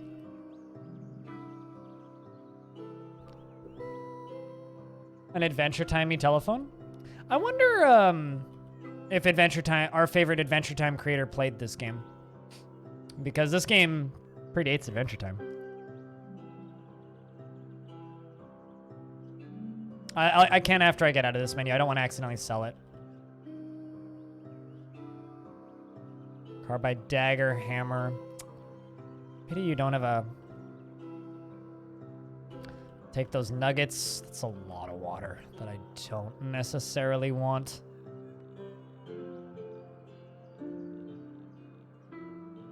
It's about as crazy. I know a little bit about Adventure Time because my ex was way into it. That's expensive as fuck, Strange Tubes. What the hell? I'll buy the lacquered artifact. The fuck? Aren't Strange Tubes just a folding chair? Why is that Strange Tubes so expensive? The hell? Not always? I guess not, eh? Wow. Buy a couple extra water skins. Offer. 25 grams of water? We'll do it. Maybe it's a piece of precious metal? Perhaps. A compass bracelet. A lacquered compass bracelet. Obviously, I'm going to equip it.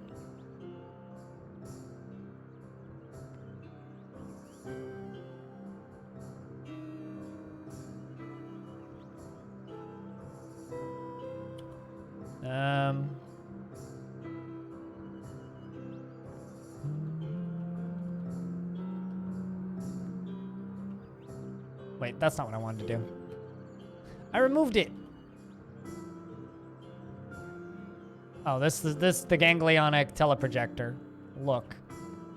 It's a teleprojector is a fluted visor fused with tungsten filament to antenna coil of the temples.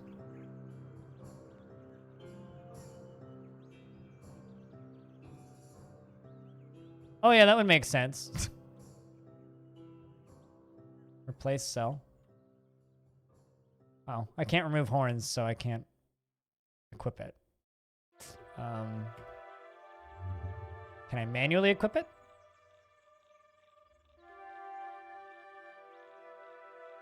Guess not. Because I have horns in my head, so.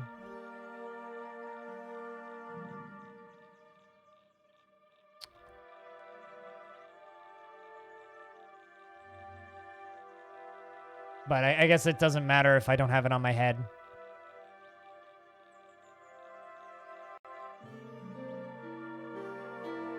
I mean, it sells for quite a bit. So I could probably trade it for a better weapon.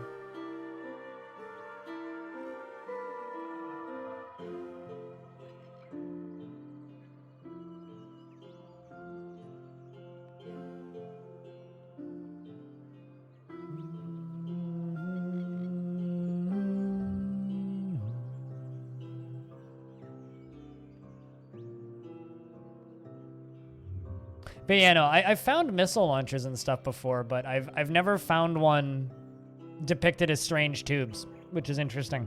But I guess, you know, you learn something every day, right? Also, this HP is pretty nice. Let's get down here.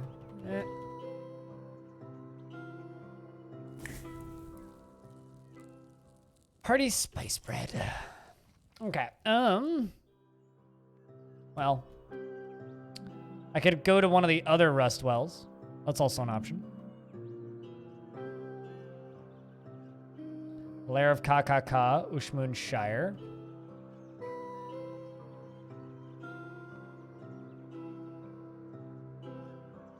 Why am I not surprised? Also, I've been staring at this username for a while. Hiladishskaf? Is your name literally just like I rolled my face on my keyboard because I was too lazy to think of a name? Or am I mistaken?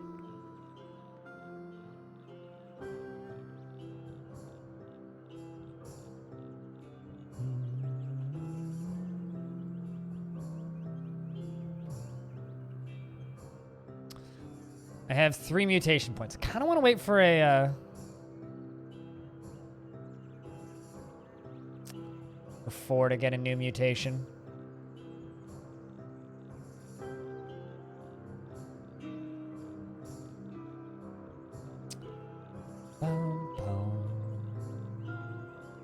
I'm going to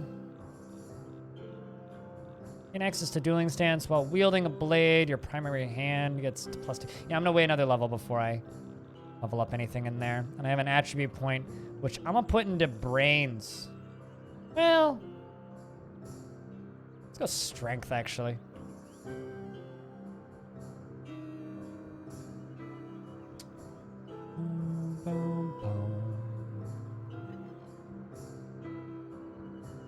You know, let's actually go over to the marshes and just kind of roam the marshes for a little bit, looking for, like, interesting things.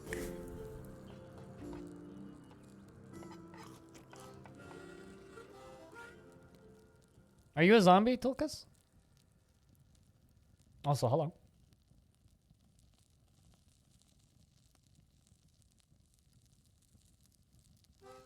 I'm not even going to try and pronounce that, so I will just smile and believe you.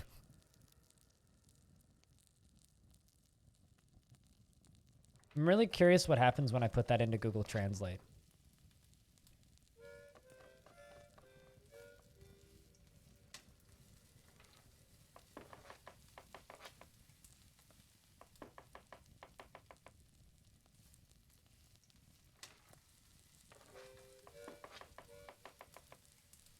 Icelandic, and it means side tremor.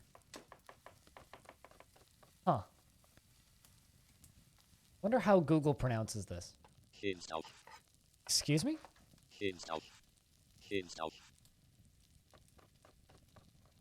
That's interesting. The more you know.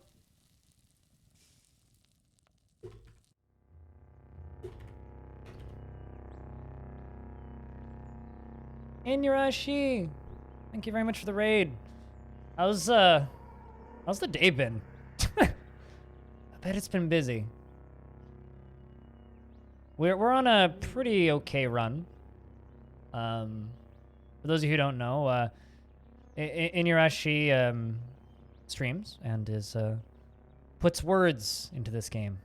Busy is a word. Did you guys have warning? Like, did you know? Like,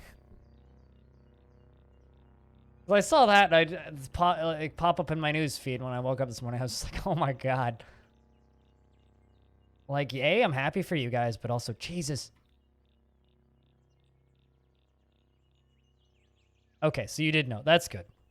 I was wondering about that. Yeah, I knew about that bit. The GOG sale.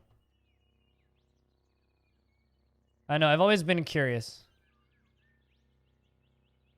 Broadly when, but not specifically. Oh, hey, Unnormal. Wow. We got all the cool people in the chat now. Yeah, we finished the first 2 quests from a generated town in the mountains and went and beat the crap out of a bunch of things in the rust wells, and now we're just well, I'm just gonna be looking around for interesting sights and artifacts before I head up to the top of the salt pans. But yeah, no, I'm happy for you guys. It's been neat watching the player count on my Steam tracker just go up. Bela quest? I did the old one, and then I did it a second time and died. Slug Snout tried to shoot a puma that chased me into town, and, you know, everybody died. It was a good time, but I was sad. Well, send Gra my congrats. Yeah, I had a friendly slug snout that was following me around, and he kind of friendly fired one of the guards in town. Oh, see, that's what I'm looking for. Ruins, or towns, or other things. But this is what we're playing. We have beak, horns, many legs, night vision, and thick fur, because I don't like getting attacked by monkeys. And yeah, just kind of saving attribute points for sword stances and waiting for another mutation and doing my best to not just get killed by stuff.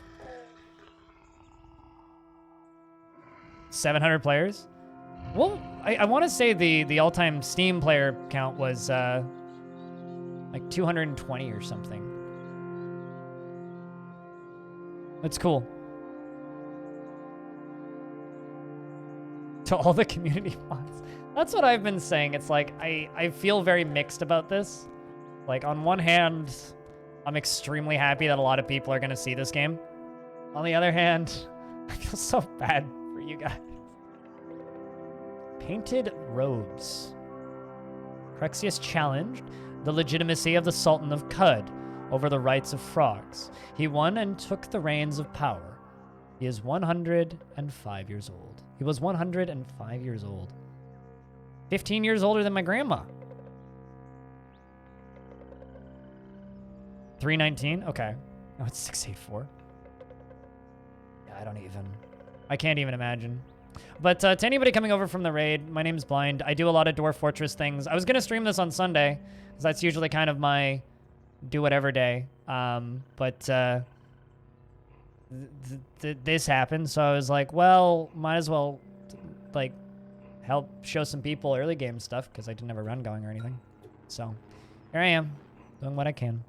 I'll take some painted robes. I don't know how you paint robes, but... Ow. I just want to examine this statue, though. Trying to Marigold Charm. So the 500 amazing try to speedrun the band challenge or whatever aren't disrupting the actual community. That's good. Yeah, I mean, when I woke up, the first thing I saw was a link to the video, and the second thing I saw was my Discord saying, RIP, RIP, the Caves of Cud Discord. I was like, oh, okay. That's good, though. I had to do that relatively recently on my Discord for harassment reasons, but... I mean, just give it a month. It'll blow over, right?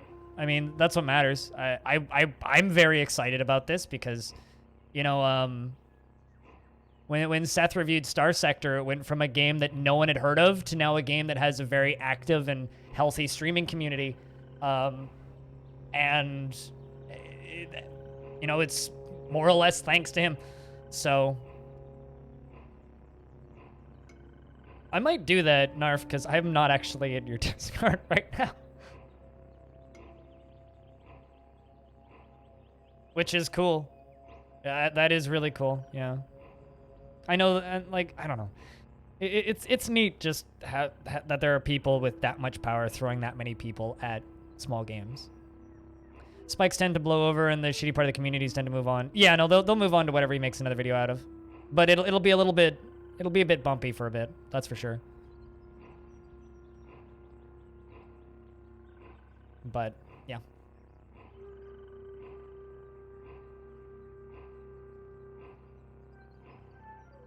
Star Sector is amazing. I've owned Star Sector for like like 6 or 7 years now. I bought Star Sector because a friend of mine recommended it, and I've literally never installed it. I've watched a lot of streams of it. I bought it years ago and then forgot it existed. It was one of those, I'll get to this soon, and then just never did. I'm probably over-leveled for this area. It's just a few gnolls and crocodiles.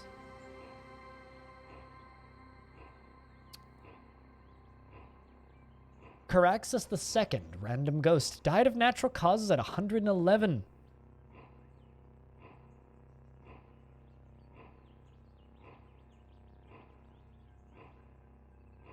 And broke the progression and then died? Star Sector? Yeah, Star Sector is amazing. I've seen so many streams of it. I could play it. I just never got around to it. You know what's interesting? The devs who made Spaz went to my friend's high school and grew up in the same town I did, and I've probably met them.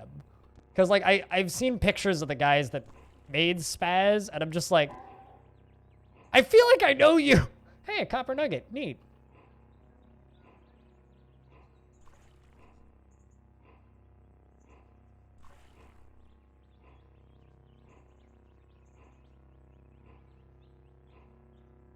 And books.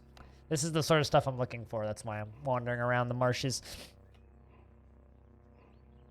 I found a 75-page book in a run that ended earlier today. Decided not to read that whole thing, or I'd still be reading.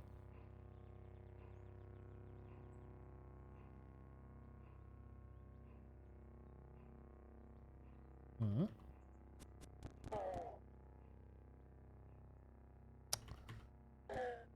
Remove that and that. Keep poking around.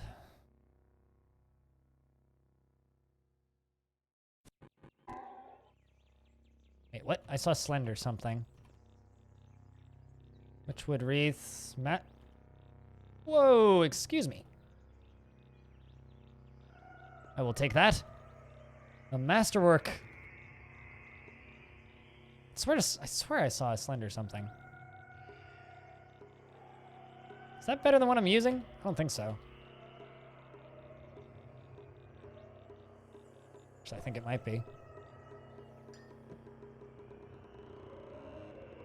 I got the steel longsword and then the masterwork iron. Not better. But now I'm dual wielding weapons apparently, so.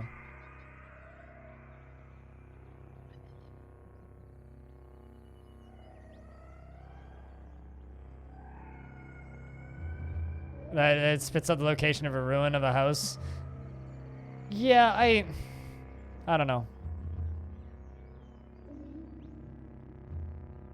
The problem is I don't really have the ability to do that because my eyes are borked. So I kind of either just have to read them or just give up.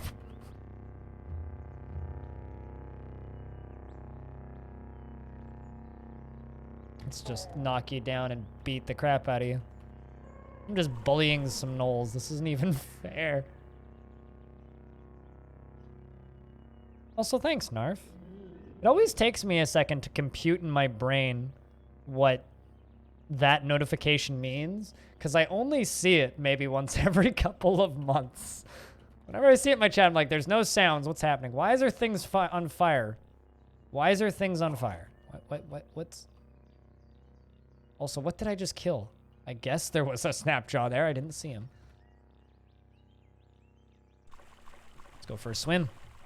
Cheese for everyone! I've been playing a lot of Brogue recently, and it's made me afraid of water. And it's taken me a little bit to get to the point where I can just swim through water again. Knife, you mean stab? Is that what you're looking for?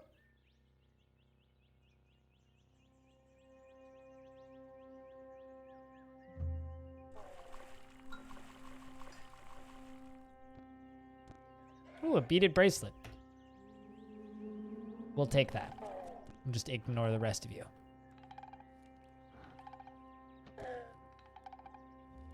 Some blokes with actual...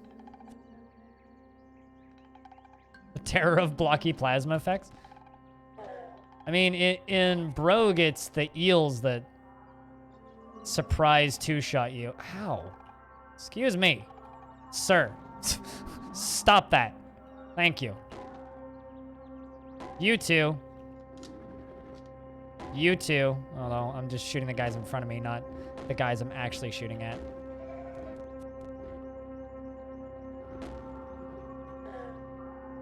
Snapjaws really dislike me. They went from hating me to really hating me. But the winged mammals love me. Water barons are happier with me too, because I just killed a legendary Snapjaw. That corpse just attacked me with an attack animation? I think it did. Painted cloth robe. Gimme!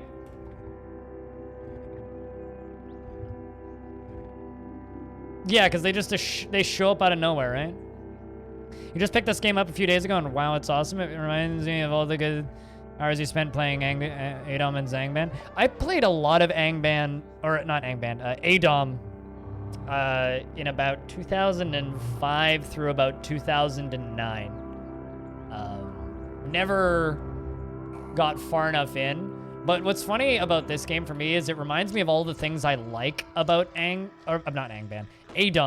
minus a lot of the things that I don't like about Adom.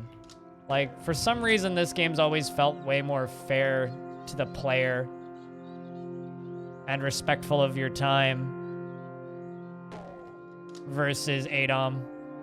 And as much as I love Adom, like, Adom's a fucking classic, but...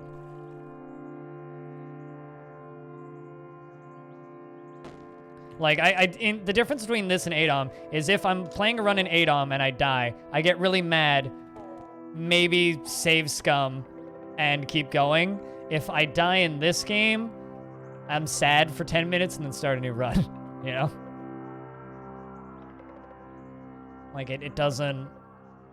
I don't feel as punished for losing, I guess.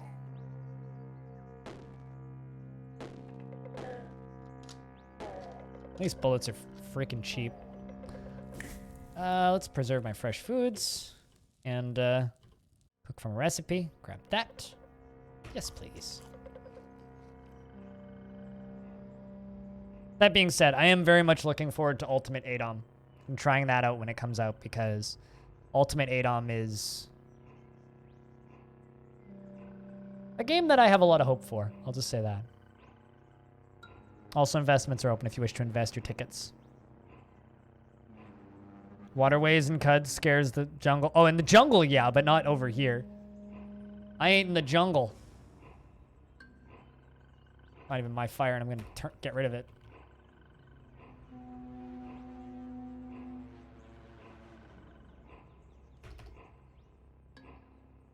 I was seeing those things fighting over there in my HP bar, and very concerned for a moment, thinking that, why is my HP bar dropping? But it's not, actually. It's just baddies fighting on the other side of the map.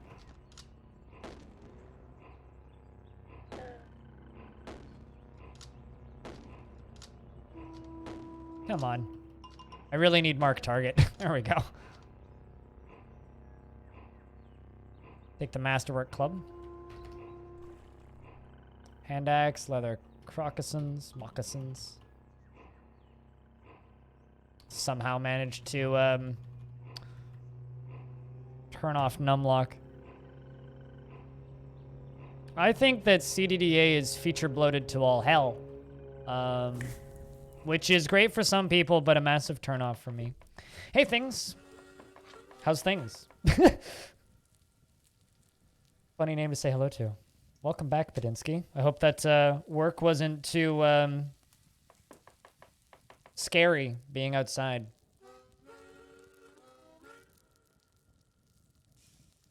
I don't know why I'm cooking. I don't need to be.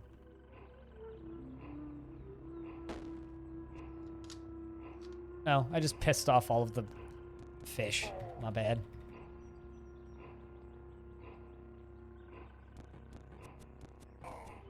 Let's just stomp roll you.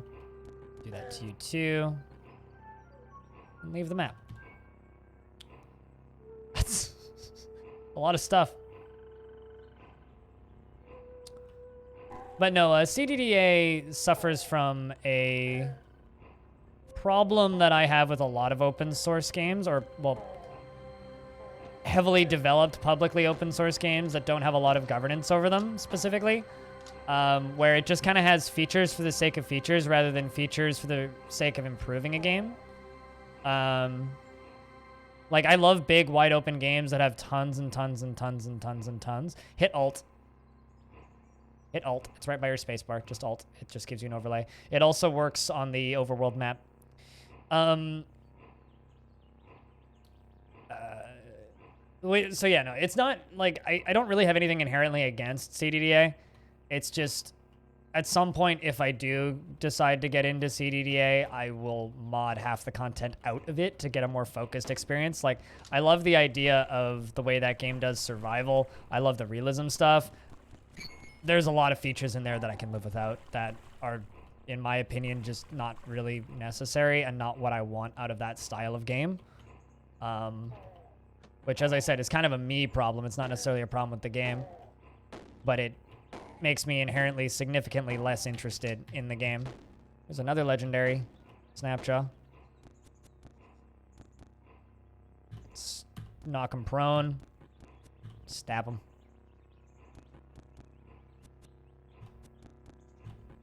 Badly wounded. There we go. They really hate me now. So yeah, that's the TLDR, my thoughts on CDDA. Don't have anything against it, don't mind watching it, I just don't particularly want to play it. So I'm pissing people off and making other people like me more. So the Nefati tribe hates me slightly less. Kinfolk of Dieborn increased by 100. Silver Nugget. Ooh, that's actually kind of a lot of money. At least for where I'm at right now. It's also light money, which is nice. But yeah, no, the alt button, this thing, is basically necessary to play the game, in my opinion. Or at least for me. 2 weird artifacts and a copper nugget. Thermal grenade, take it. What about the other one? Freezing bronze dagger. Probably sell that.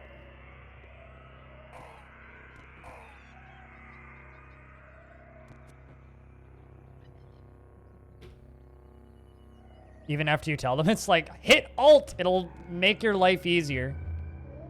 Like a little bit low, actually, after all this stuff, but we're almost done. Oh, I need to actually reload, really? Come on. Okay, fine. I'll do it myself. There we go. That's that tile. And be a user manual. It's a good thing for you to do, frankly. I mean, this game isn't that hard to get into, but it's also not that easy to get into, you know? It straddles that nice line between not impossible, but also, like, not easy. Which is part of what makes it so cool.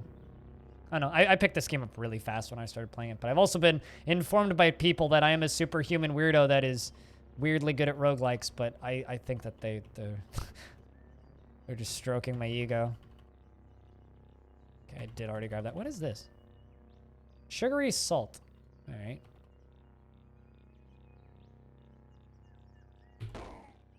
What? Did you just friendly fire your own dude? I think you did. You're a genius. Gnolls are smart people. Things. Yay, level 10.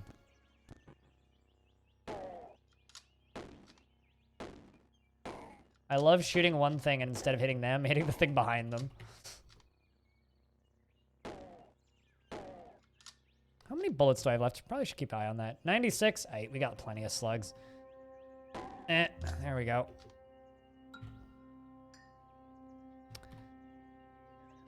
Sure, I'll take the metal sheet. Don't really have any use for it right now, but I'll take it. Bullets spin and turn white. I mean, haven't you ever seen the Angelina Jolie classic Wanted? If you just, like, twist your wrist fast enough at the right angle, you could shoot all the way across an entire city with a very powerful pistol. It's a very scientifically accurate film. I remember actually a friend of mine growing up had this book called Failed Weapons. And it was a book with a long list of weapons that were like tested and failed, mostly from World War I and II. But there was like a helmet that had like a revolver basically taped to it, and it had like a thing that you could bite down on that would trigger the revolver, and they were using it, but the problem was, or they tested it, but the problem was the force from the revolver was enough to instantly break your neck. So it needed a back brace. Boy. They found that it made you too immobile.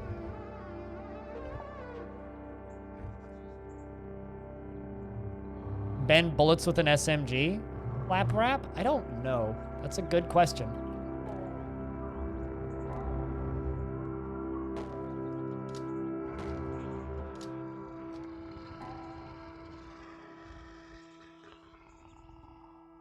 I haven't seen Wanted in about 10 years, probably, maybe more, so I honestly couldn't tell you.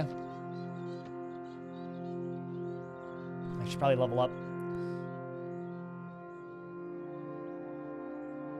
I'm gonna buy me a new mutation. Ooh, I like heightened hearing. I could grow wings. Or get double muscled, actually. That might not be a bad idea.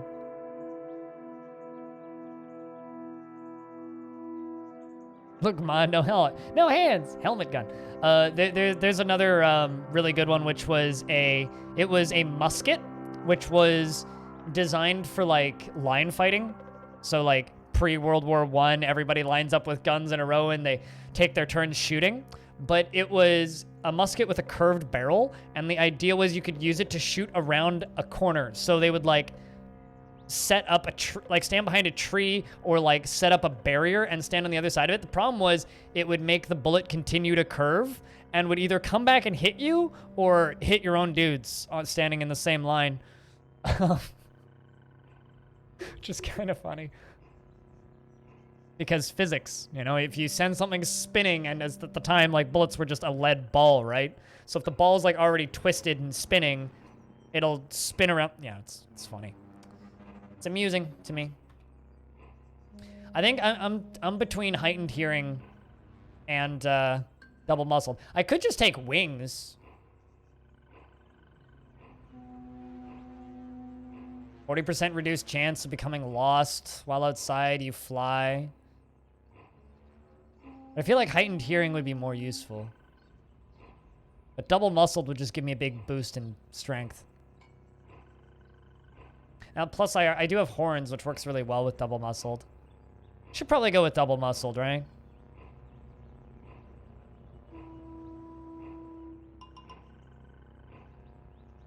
The thing about the gun helmet is it makes me, number one, it sounds like a Hitman villain. Go kill gun helmet!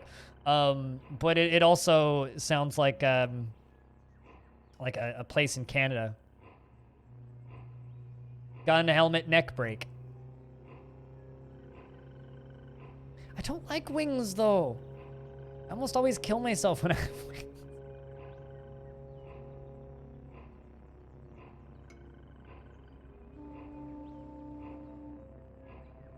Wings now gives you an extra charge distance. I don't have charge, though.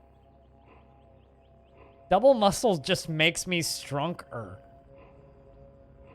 And I already kind of have a build going in the direction that would work well with double muscled. I'm going boring. I'm sorry. I'm going with double muscled. Because it just increases my strength, and I already have beak and horns. Although I would have literally just become a bird. Because I have a beak, but, you know. I'm just gonna laugh in the face of these poor gnolls. Even more. 213, there we go.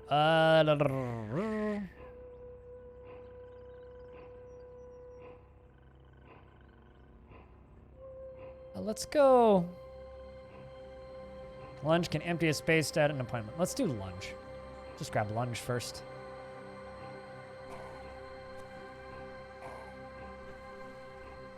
What even happened to that guy?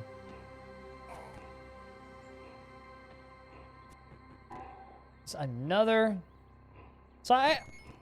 It's been a while since I've just like stomped around the marshes. Are there just like legendary Snapjaws everywhere now? Cause like, this is like the third one I've killed. The Snapjaws really don't like me. When I said Knowles, tell Gra that I'm very sorry that I offended them. The company you've been doing contract work with on the weekends is possibly going to hire you full-time. Fuck yeah? No more stupid picking up heavy thing in warehouse and just working full-time doing audio shit? Because hell yeah, man. Also, don't be silly. You don't have green pastures in Arizona. You just have Mars. Stop lying to people. The Children of Madam increased by 90 to minus 510. And I get to name my sword.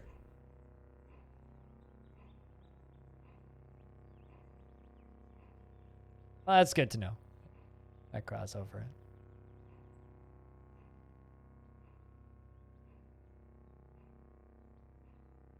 Should tell Gra that I watched the talk they did at Roguelike Celebration because I finally started getting to those ads.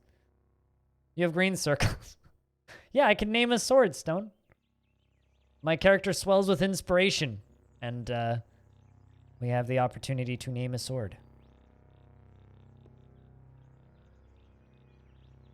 Green circles. Green circles, crop circles. I see no difference. Hope it was fun. It was entertaining, yeah. I've been like working through all of the Roguelike Celebration talks in order of game I'm most interested in and topic I'm most interested in, down to game I've never heard of and topic that's question mark. So I'm working my way through them. It'll take me 3 months, but I'll get there. There's a lot of stuff there. I was actually planning on trying to go to the Roguelike Celebration this year, but, you know, then a pandemic happened. So, not like that ended well. Because I have a friend who lives in that part of town who I could crash on his sofa, so it would just be an airplane trip, which isn't particularly expensive for me. You woulda, yeah. You woulda. Kind of wish Steam reviews had an option next to the thumbs up and thumbs down that was just, this is factually incorrect. Wait, what do you mean? Who's leaving factually incorrect reviews? On what? I could name it Steve. But then again, my default name for literally everything ever is Steve. And you can blame Over the Hedge for that. That was like, whatever year that movie came out, I saw that in the theaters for my birthday with some friends. And ever since then, whenever, hey, what should we call it? Or what do we name this thing? My brain just goes to, let's call it Steve! And that's just been my whole life. Is there a way to download a mod or something that lets you save the game while you're just learning? You can go into the options menu and turn off permadeath. But I would advise not to do that because you want to die a lot while you're learning. The way I learned this game actually was literally just random character, run into the forest until I died. Random character, run into the forest until I died. Random character, run into the forest until I died, until I found a bunch of abilities that I liked. Then I started building characters around those abilities. Yeah, you can just turn it on. I would recommend just doing the smash your face against it until you know what bleeds system, but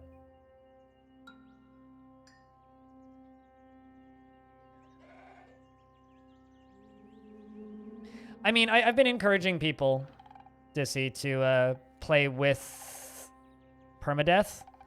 But if people want to play without it, like, if people want to play with it off, then I'm not gonna I'm not going to call people lame, I guess.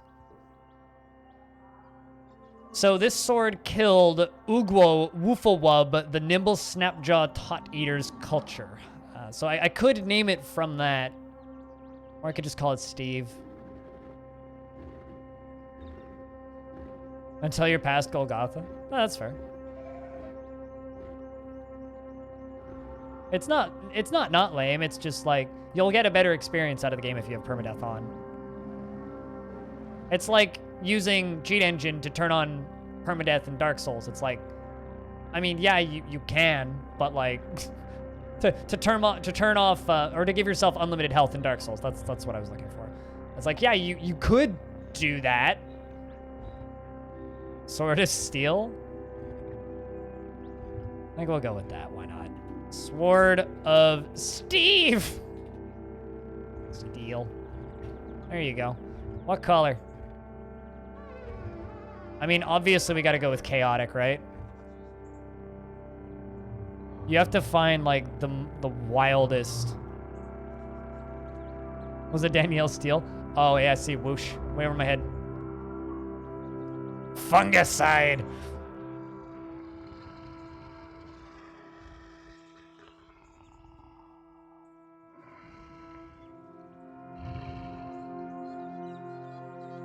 I mean, to give you an idea, Dissy, I played through all of Grand Theft Auto,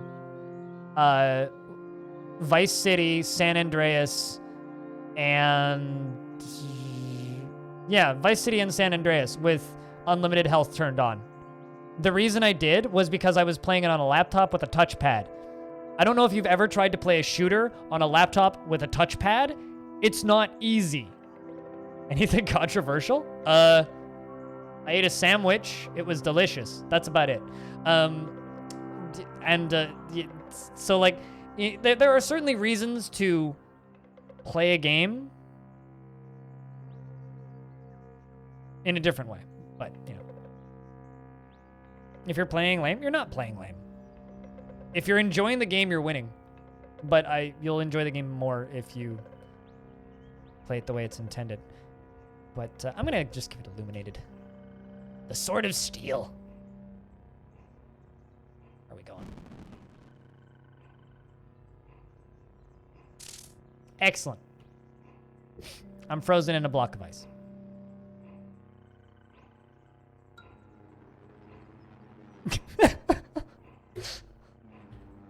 I'm frozen solid. I'm still frozen solid. Ow. I'm gonna run away. One of these bastards had a grenade, and it hurt. I'm just gonna shoot them. Come on, you guys. Come at me, nerds. Oh. That was goofy. Yes, eating asphalt is a really good way to die.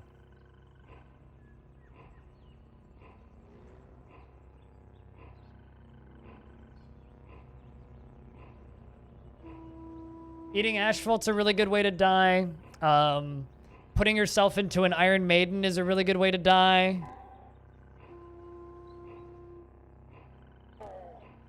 Running at a Salt Hopper at level 1 is a really good way to die. Fighting a chameleon is a really good way to die. Looking at an amoeba at level 1 is a really good way to die.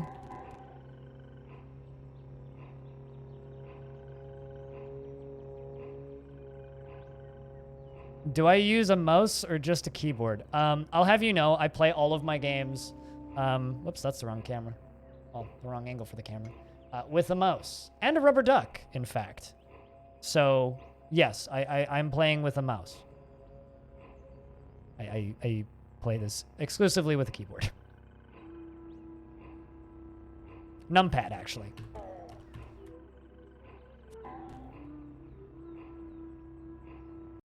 And thank you very much for asking that question so that I could literally make the I have a plushie mouse on my desk joke that I bought the mouse especially for, even though I'm pretty sure it's actually a rat and it was false advertising. But that's besides the point.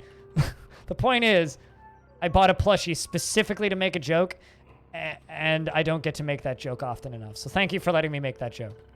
I'm playing with a keyboard. Although my favorite question is when people ask me, how do you play Dwarf Fortress? And I respond with a keyboard and a computer. And then, or how do you see what you're looking at in this game? With my eye. I only have one and it sort of works, but it works well enough. Yes? Of course you can, Sharkers. What kind of question is that?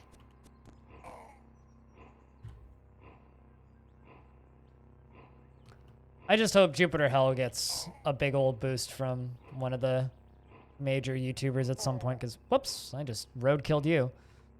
That game deserves it as well.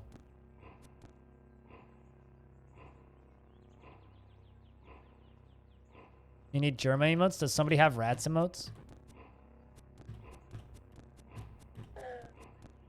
When people talk about rats a whole lot, I just get the, Die Antword song stuck in my head. Oh, hey, this one is history. Computerized progeny of frogs, the Cobalt Oscilloscope. The Cobalt Shade of Logidancer died of natural causes. He was 105 years old. I'm going to take that because I can sell it for a bit. Oh, dang, you got to go. Alrighty. Well, thank you very much once again for the raid. Best of luck surviving the fallout of the next week or so, and enjoy the future that it brings.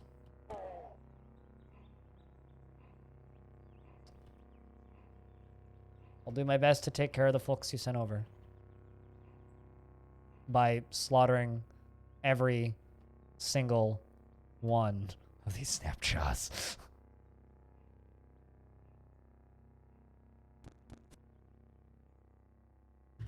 Lots of the histories, people die of natural causes. We had an argument yesterday whether or not dying by getting punched in the face is considered natural causes. It went on for way too long.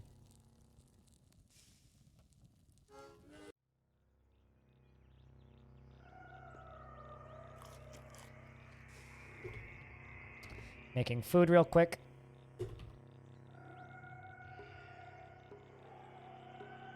Crypt Witch Hat. I think that one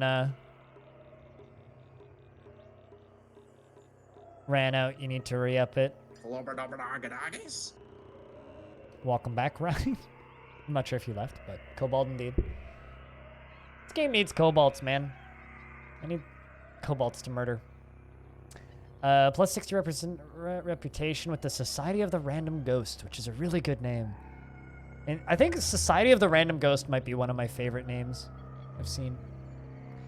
In 6435 BR, the people of Cud learned of Caraxes II's life and had secretly been saved by a pack of highly entropic beings. Despite reports to the contrary, Caraxes II was alive and well. He was known henceforth as Random Ghost.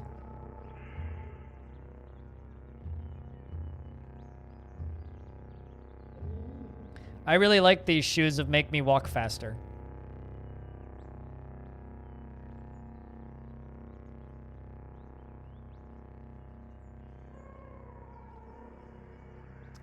Weird artifact. Flaming bronze short sword. I think I'm going to put that in my left hand just for the flaming bit, so I can set things on fire.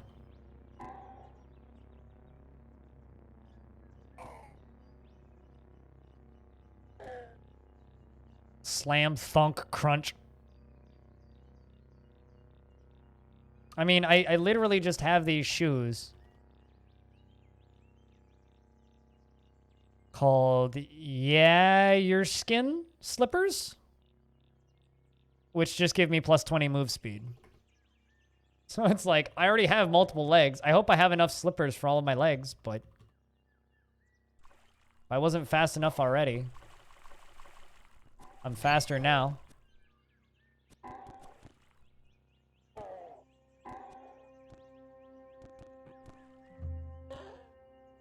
So Ryan, when will you have confirmation on the leaving of the warehouse job?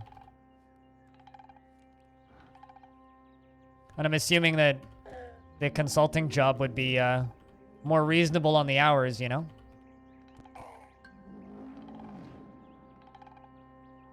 Can't shield bash him yet, but he's already wounded, so that's fine.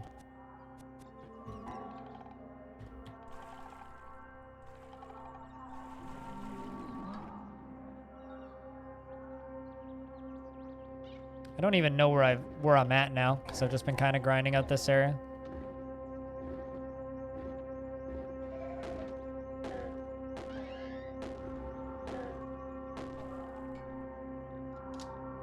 Let's just kill you, please. Or not. That's a waste of a lot of bullets. Okay, so we're down close to the bottom now.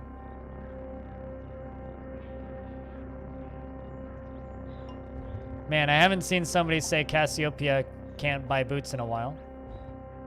I walk over to the left a little bit and discover a mushroomy farm.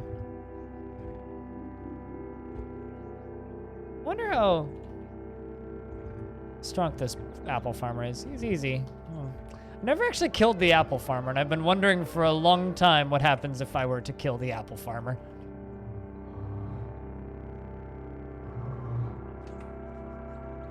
Just picking some apples relatively carefully because I want to agitate a mushroom.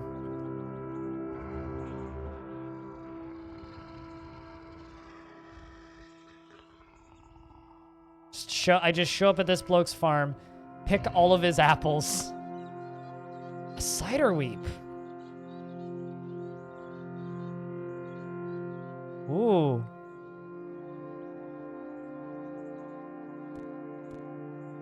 And then I break his fence. Well, that's good to know that we have a cider weep here.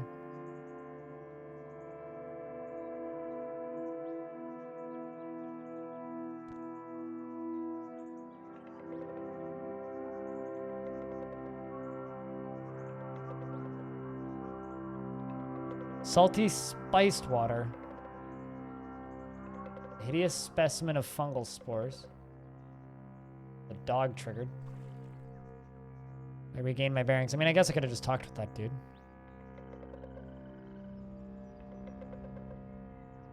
Seeing if I discover sites on the mountains. Some ruins. There we go. Duan. Can't cook with hostiles nearby. I will move one tile down, preserve my fresh foods. Use some ingredients to cook with. Star apple jam and vine wafer sheaf. Let's do that. Plus 7 hit points for the rest of the day. Excellent. And I created a new recipe. Shumamet's rice with tart cudgel and fresh water.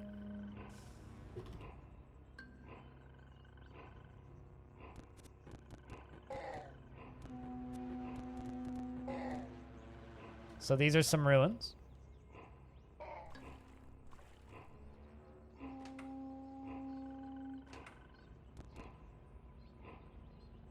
Yeah, no, at the end of the day, I want people who have discovered this game in the past 24 hours to get as much out of it as possible, because this game's something special. There's not a lot of games available out there in the realms of the world like this right now, and the more people that get to play it, regardless of how you experience it, the better, frankly. A lot of trees in here.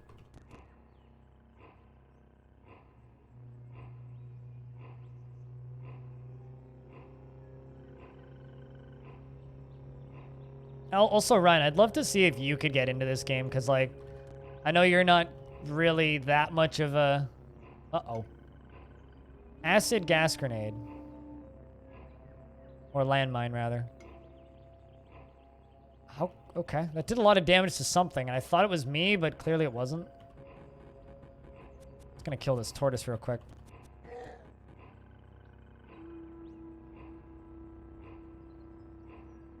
Looking for something slightly relaxing. And you've been looking at Cud.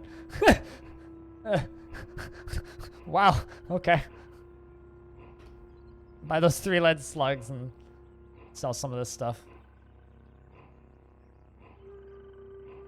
I'm not going to say that Cud isn't relaxing, but it's...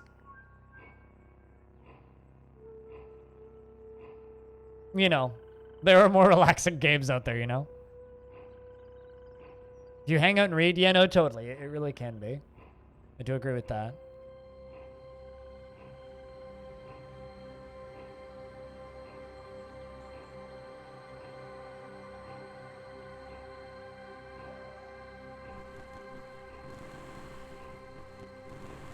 Yeah, no, I'm not going to do that. It'll take too long to break through. Kind of wish I had digging claws.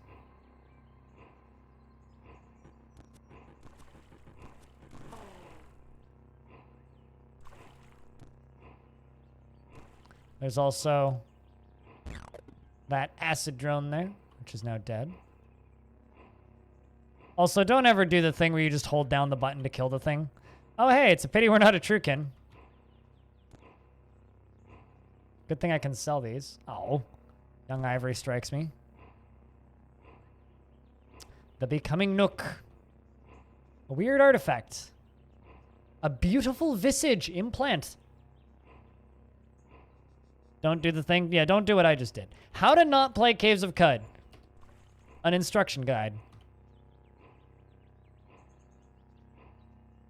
I am not aristocrat.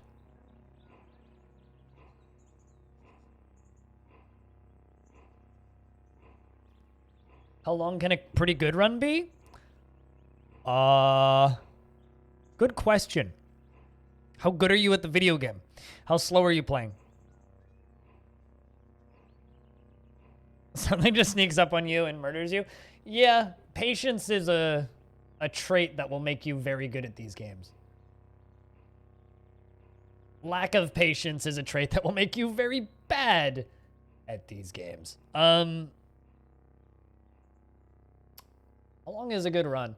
In my experience, beating the game, if you play and read everything and take your time, 20 hours? You played for about a week? How many hours would you say that you played for?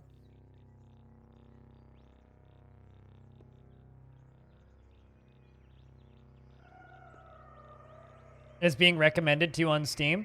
That's the game that I'm throwing all of my weight at and recommending to people all the damn time because it's a little freaking roguelike that is inspired by Dark Souls and is freaking fun. Man, it constantly bums me out that that game hasn't had, like, doesn't have a bigger player base. Like, for reference, like, Lost Flame didn't have an average player base on Steam until I started streaming it in the last 30 days. Even though I've owned it since it came out and played it the month it came out. The month it came out, it had a top player base of 4. And in the last 30 days, we've managed to get it up to 3 people playing concurrently once. Like, good God, it's kind of hard to look at sometimes. Also, apologies, I'm clearing notifications. I have a lot of them right now.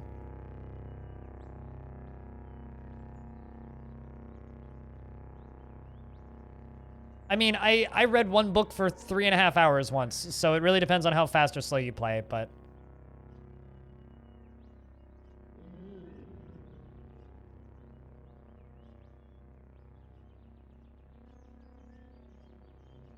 All right, let's get back to things. Because I am not aristocrat. Weird artifact is destroyed, yeah?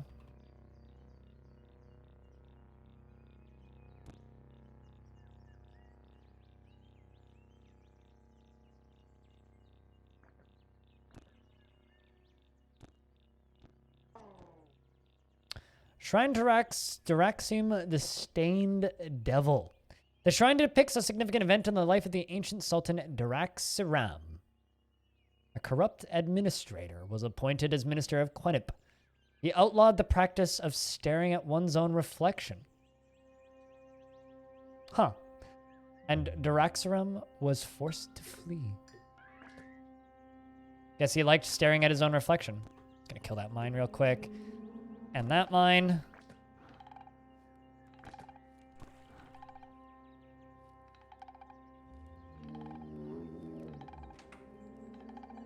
This is an interesting chunk of ruins.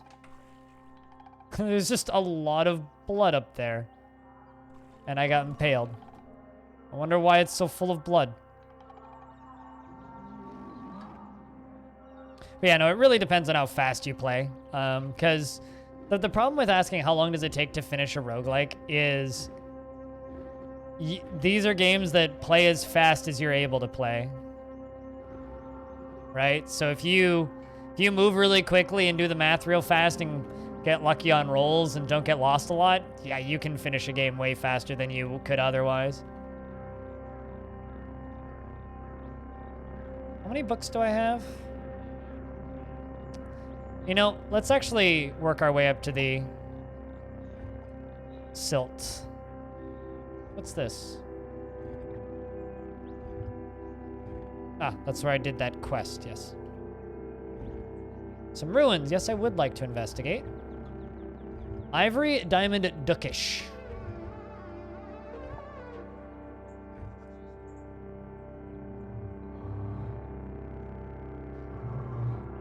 I mean, that's a speed run, right?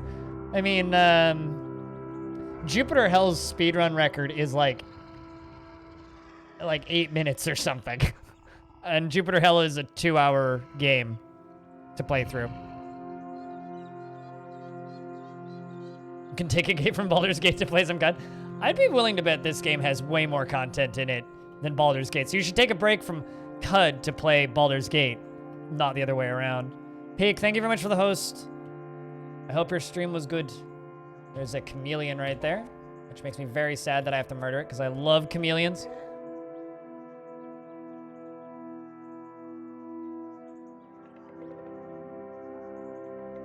Looking for implants and other things to sell. There's a fire up there. Let's go cook some food. Just whip up a meal real quick. 13% move speed, not bad. Let's also preserve our fresh foods. Raw boar meat into jerky. Anno 1800 DLC. I fell off of Anno 1800 about as hard as I've fallen off of every single Anno game I've ever played. Game is pretty though, won't deny that. How's the DLC been treating you? And how is the stream? If you guys don't know, Wild Peak does some hobby streaming and is a very chill individual to watch play video games. I wish I had digging claws, man. Digging claws to make those areas much easier. I'm lost immediately. Excellent. I didn't even move a tile. Just getting clobbered by all these goddamn salamanders. The first time I killed a lizard and got swarmed by salamanders, I died almost immediately.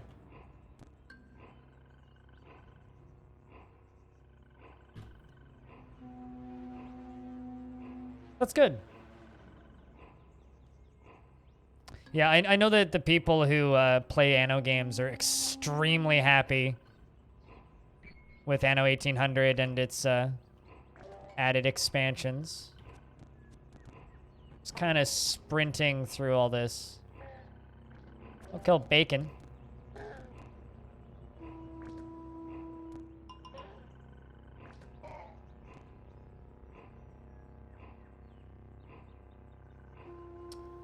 Cyrishram Reach. Oh, it's a farm. I'll gladly run around and pick all the apples. Oh, okay. I can't go through there. I was gonna say, I'll break through your fence, too. Auto-exploring, so I'm not actually doing anything. Game's doing it for me. Really nice feature.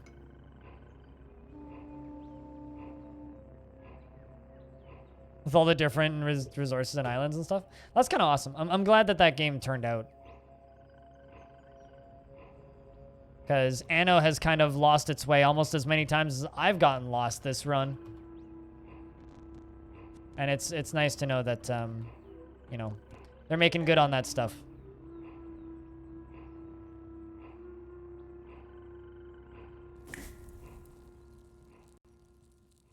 $12 star apples into 60 servings of star apple jam and 3 servings of boar jerky.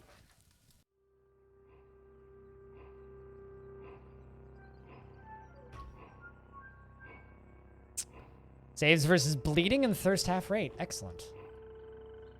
Thirst half rate is very helpful for traveling. I'm so fast. I'm just like running past most of the enemies.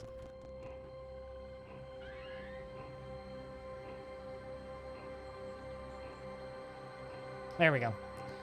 Regain my bearings. Come on. But immediately discover a snapshot for it. All right, let's kill more of these. This has not been my day, chat. This has not been my day at all. Actually, I'm going to sprint. Hold up. I don't want to just, like, just wait for you to come to me. Knock you down. Rufu Fululongo. Okay, you're actually kind of strong. I'm going to back up.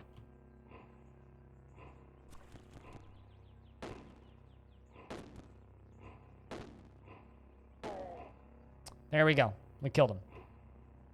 The Farmer's Guild is increased by 180. And he dropped an engraved axe. While traveling in Quadrip, Direxam had a dream that he was taking measurements. From then on, he was obsessed with inkwells. Another legendary Snapjaw. I can't actually remember how many legendary Snapjaws I've killed.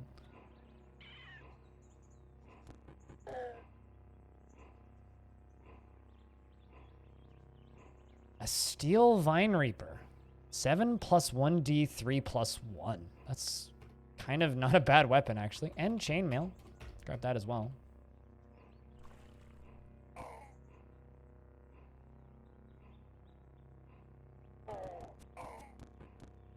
Painted Dagger. I will look at the Painted Dagger.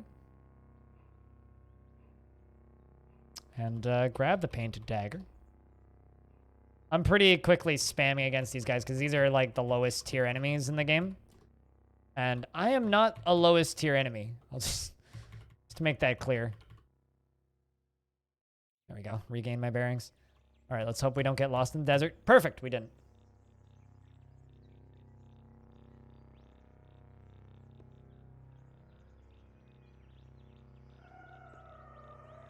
Have you ever played Caves of Qud? Wild Peak?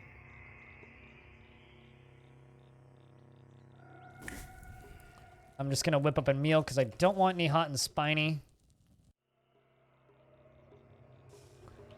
But I am gonna puff on this hookah a little bit, even though it does absolutely nothing. It's the best feature in any video game ever. You use the hookah and it makes a cloud of smoke appear. It's kind of wonderful, in fact.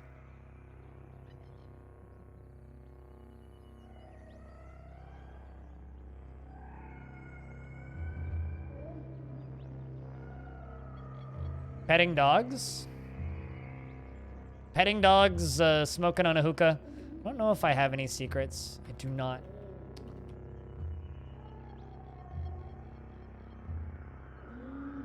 Let's go donate some books. Well, actually, what do you have to trade?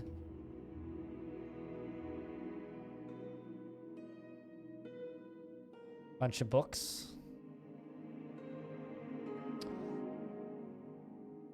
But I will give you my 2 books for XP.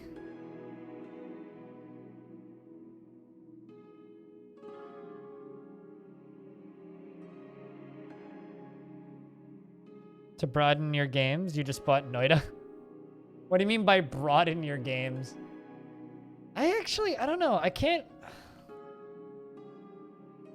For one reason or another, I can't get into Noida. So I don't think I can use the gangliotic teleprojector because I have horns. I can use it to get 59 reputation.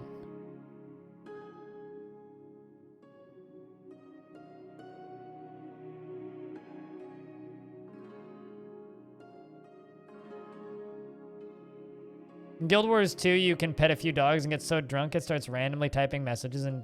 Wait, really? That's really funny, actually. I didn't know that. That's a really good way of making a character seem drunk. I've never played a Guild Wars game. Well, that's not totally true. I played a little bit of Guild Wars 1, but I would say I've never played Guild Wars.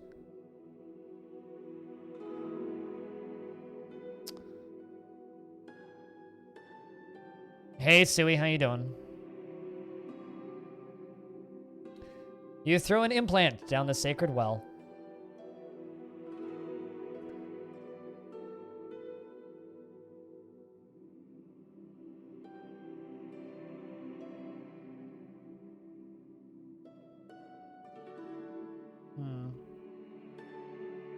The gun merchant. I would like to buy all of your lead slugs, sir. I will trade you jam for your slugs.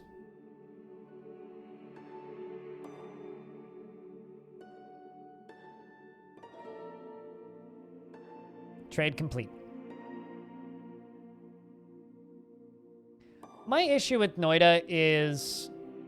Well, I have two major issues. One major issue with Noita and one minor issue with Noita. My major issue with Noita is I don't see well enough to actually play it. Everything just kind of blends together, and like I ran into multiple occasions where like I just collide with a single pixel that I couldn't see and I died because of that, and that just felt like bullshit. The minor issue that I have with it is that game doesn't feel finished. We died twice. I'm not sure if you left before that. But we've had many members of the development team in the chat and had some new people ask some questions. It's been good. It's been awesome to get the opportunity to see people pop in, you know, and help people discover a neat game for the first time.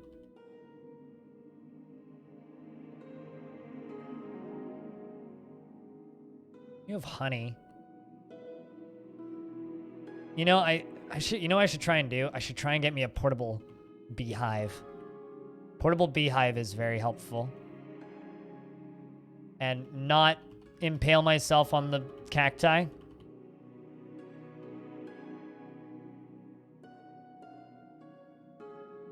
The Good Hatter.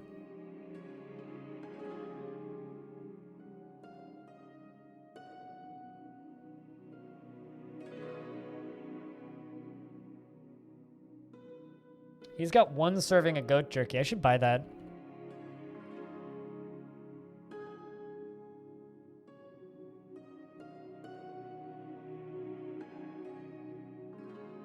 But yeah, no, stream's been good. You know, WoW, that WoW had that as well, if you get drunk and anything. I've never played WoW. I can tell you that. That's funny. That's really funny. I like good drinking mechanics in video games.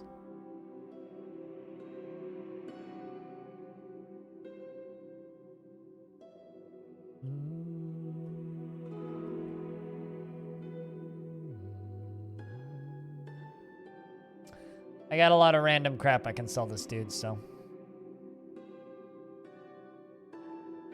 I'm gonna buy the 2 drams of honey. That. The Sleepbeard gland paste. Pickles. Goat jerky.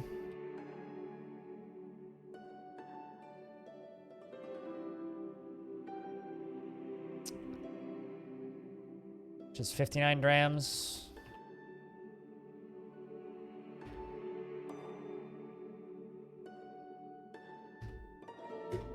Bunch of cooking materials.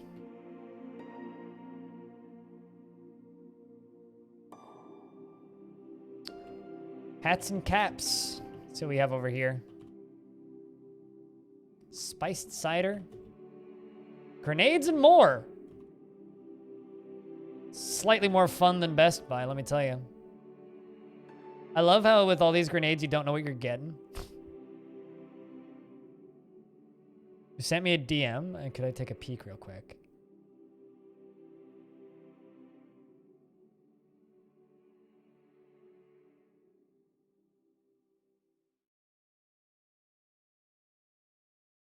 I mean, I can do the first one for 4. That's fine. Do you know what day? I'm assuming you're doing schedule.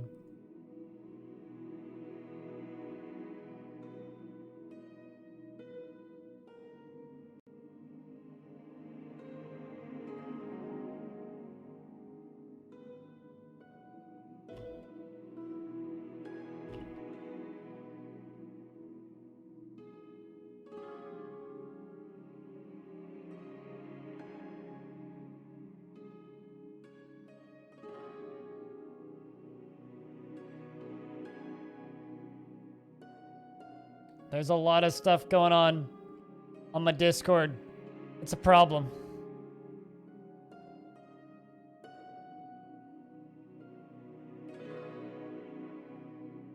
Like, I'm looking at Discord and I have like a dozen notifications from a bazillion different areas.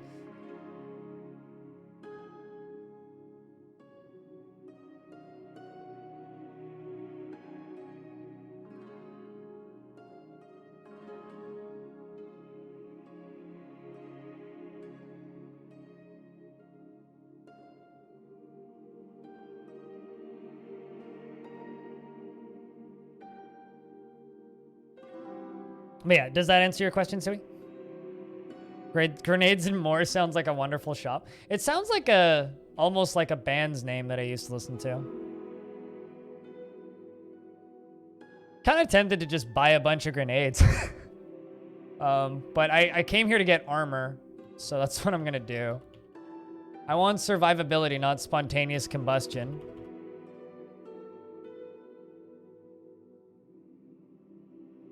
There's a caravan here. And a dude on fire. I think he's okay. I love it when people just randomly get injured in this area for kind of no reason. It's like, oh, what just happened to you? Oh, you caught fire. Why? Oh, you were standing next to a thing that would catch you on fire.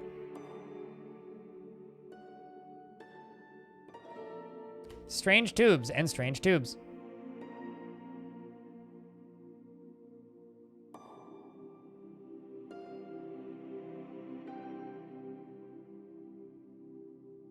Chest pieces.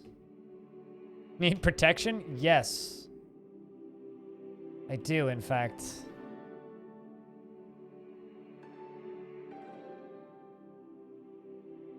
Don't really have better armor than I already got.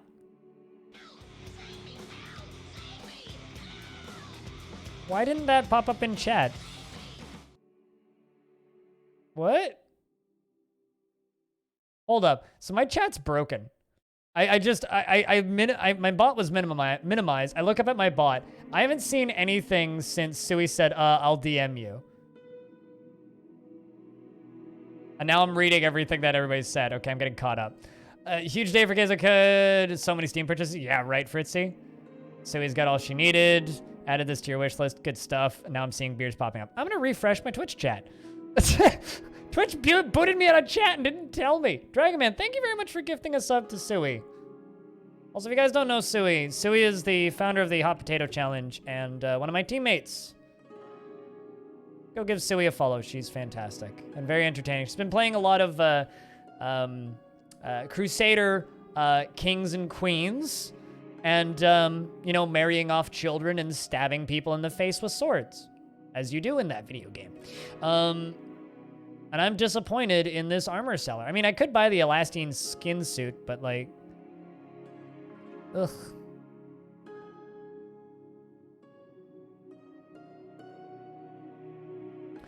Especially considering, what am I already wearing? I already have chainmail. It's like, I wonder what the Dromad Caravan has for armor. Assuming they don't catch fire again.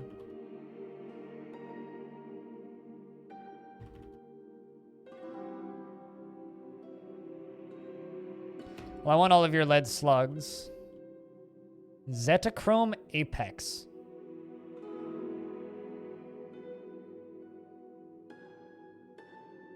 Quark Glown plasma rapidly cooled and extinguished on the void peaks of the early universe, except where the globalists got trapped in the 60 kinks of spacetime. Here they gilded in the slipstream for billions of years until beings discovered them, built machines to extract and cool them and reheat them in their stellar furnaces.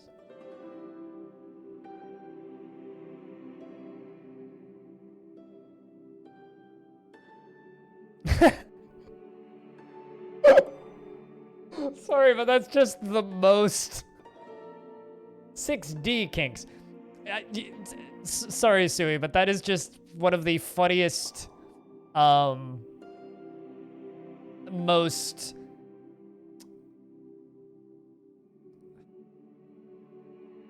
Well, one of the most Crusader Kings things I've read in a long time. They have a Taco Suprema! Oh my god! A delicious taco. wrapped in thin paper. Who doesn't want a Taco Suprema? I want a Taco I can't afford a Taco Suprema. Well, Zetachrome longswords.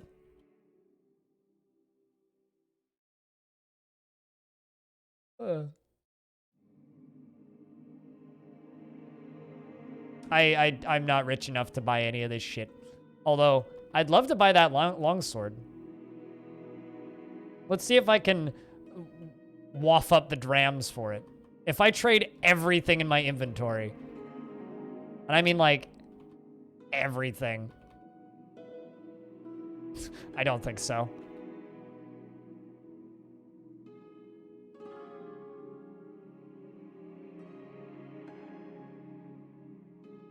I like that Quitzu stems are 420. Like, even if I give you all of my water and honey, it's like...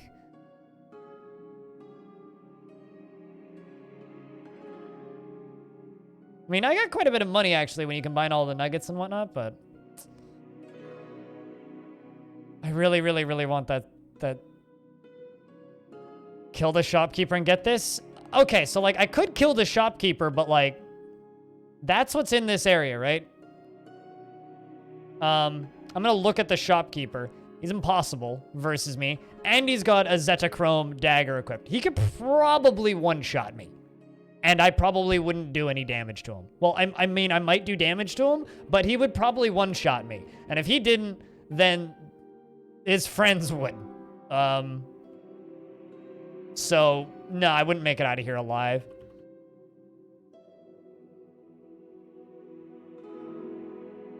That's something I would try doing if I had precognition, which is a mental mutation, which would let me try fun things. Oh, hey, it's my favorite shop, Smoke and Wine. It's just a bunch of hookahs.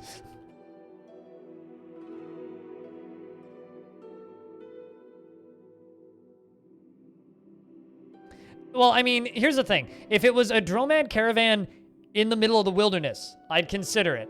I'm not attacking anybody in the silt. You know? If I wasn't in the silt, I'd consider it. That guy's licking mushrooms. Lots of food shops up here. But yeah, if I wasn't in the middle of the silt, I'd consider it. But...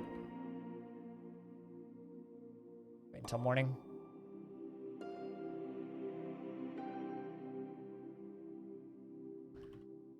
Stylish hat shop.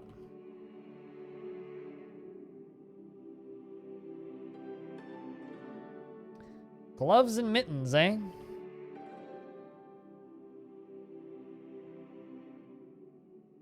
Could buy some spiked gauntlets.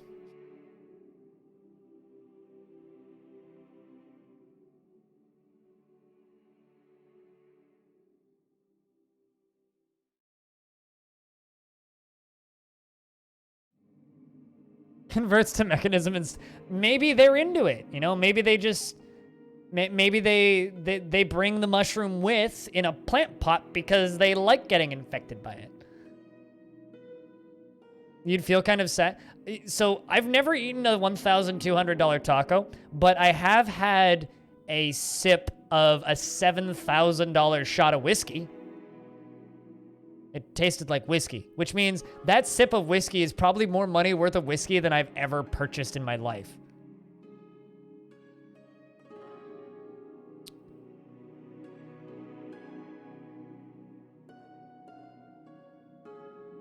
There is a cheese with merchants that might be changed a bit, basically making them your companion with Beguile. Oh, really? Huh.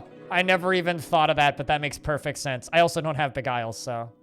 If I had precognition, I'd try and kill him. If I had Beguile, I would totally do that. But...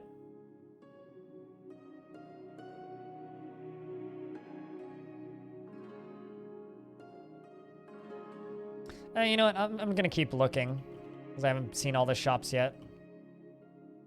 Ow.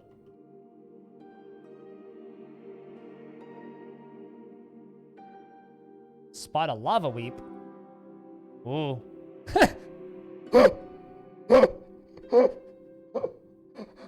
Okay, so previous trade caravan that has a mushroom that is constantly infecting its dudes. This one has a mushroom that just shoots magma everywhere and they're on fire.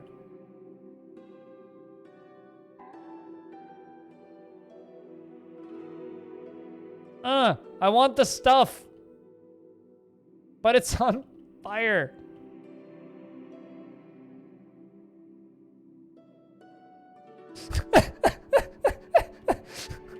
Alright.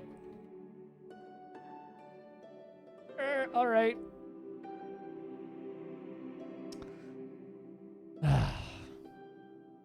I could sell all my shit and buy a gem. Good business strategy? What, set yourself on fire?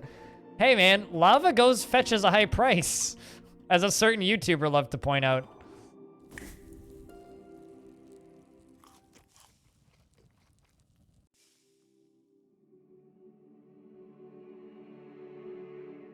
So it's a Russian shroom? What, sets its people on fire?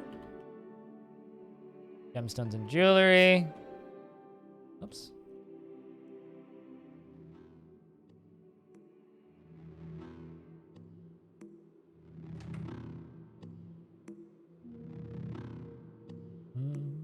Also, thank you, El Dragon and Dr. Phineas. Cheers, guys.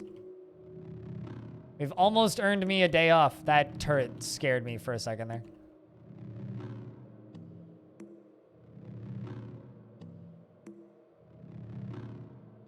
Waited until morning.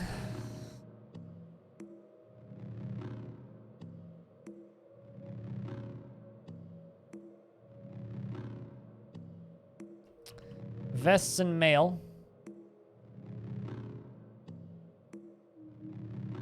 Puma Triton vest.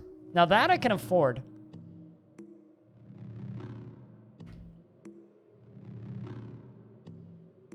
And I can offload a bunch of crap into this guy's inventory.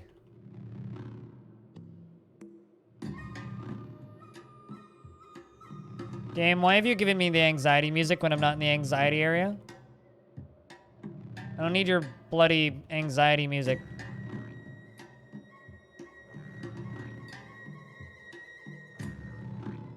I haven't looked at this yet.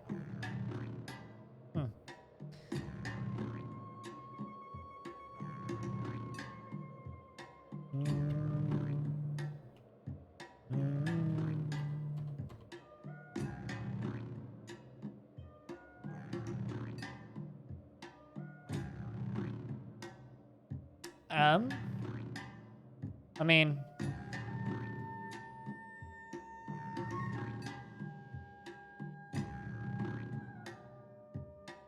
man, Star Apple Jam early is like OP. You can get it so easily and it sells so well.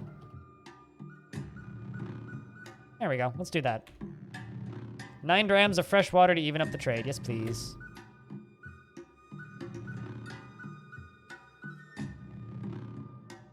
From friendly mech converts and snail mothers with fire ants. I've been attacked by some weird shit in this area. So maybe, I don't know.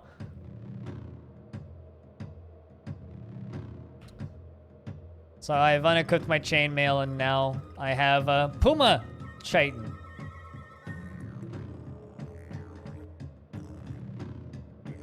No. Minus 200 reputation with cats. Yes. Perfect. Might go to Red Rock.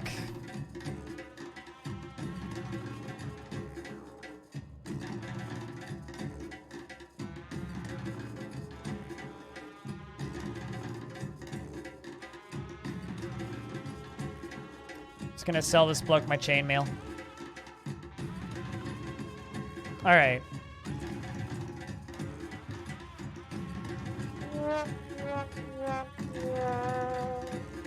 And I immediately get lost. Which is excellently terribad. I regain my bearings. I love the desert music, but it genuinely gives me anxiety. And that's a positive thing. I think that's the intention, but I found the Cyanan ring. How's your day off going, Audio? Safety. Yeah, no, I love that music because it's good. I hate that music because it makes me feel like I need to immediately leave the fucking room. Or I'm going to actually just die. You know what I mean? But sometimes I want that, you know? A nullworm. It's my first nullworm of today. I'm just going to immediately kill it. Nullworms are real scary early. I will never forget nullworms, because when I first started playing Caves of Qud, it was one of the first creatures that the game taught me about running the fuck away from whenever I see them. Because at low levels, you run the hell away from nullworms. There isn't much in these ruins, is there?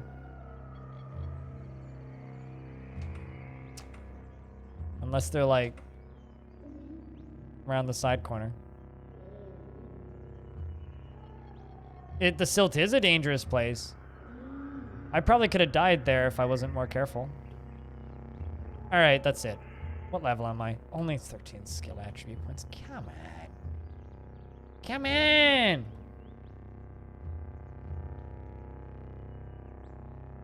Come on! Sheesh, game. I have 2 servings of goat jerky left. I'll use next time I go into a dungeon. Salt hoppers? Salt hoppers were a slightly later discovery, but around the same point in time. I just get this weird, ridiculous fear whenever I see salt hoppers.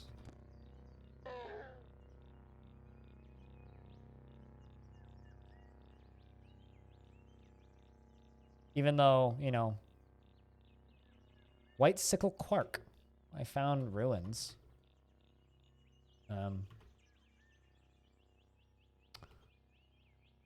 Pity they didn't tell me where I am, but I can fight some things.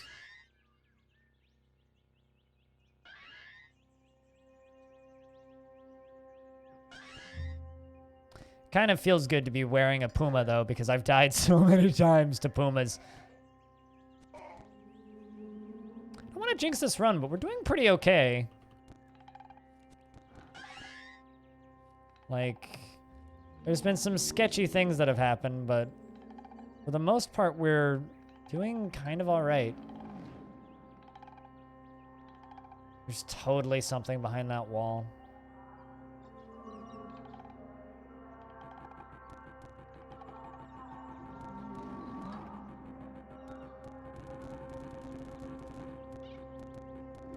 Nope.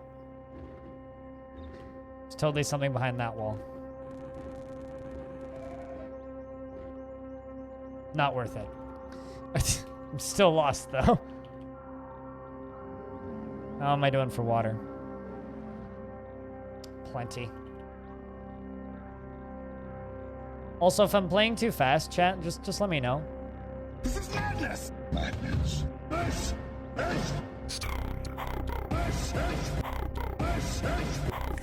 Yeet. How's things, sir?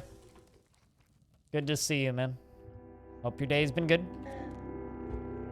Happy Thursday. The mods show up. How long have I been streaming? Almost 7 hours into the stream.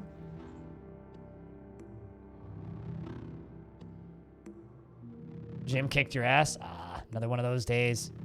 That's a good kind of ass kicking, though. Yes, of course I would like to explore some ruins. Quark tree. Ooh.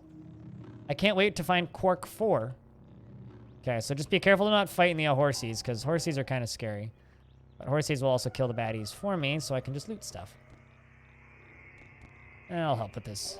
Piggy. Pigs are giving me, what, 2 XP? Shotguns. A book! A written book!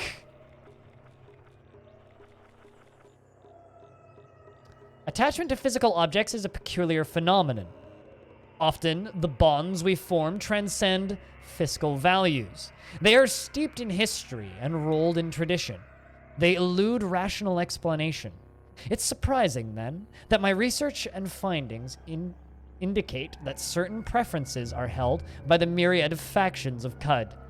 For certain types of items, these preferences, each surely sculpted by some historical event, lost to memory, persist in the veneration of certain cherished heirlooms. I have assembled a catalog of these preferences for posterity, compiled from the notes of Shiba Headgates. This is a written book. So this game is kind of like DF? No. But similar vein of insanity. So Caves of Cud is... Oh, here, I'll turn camera on for a second.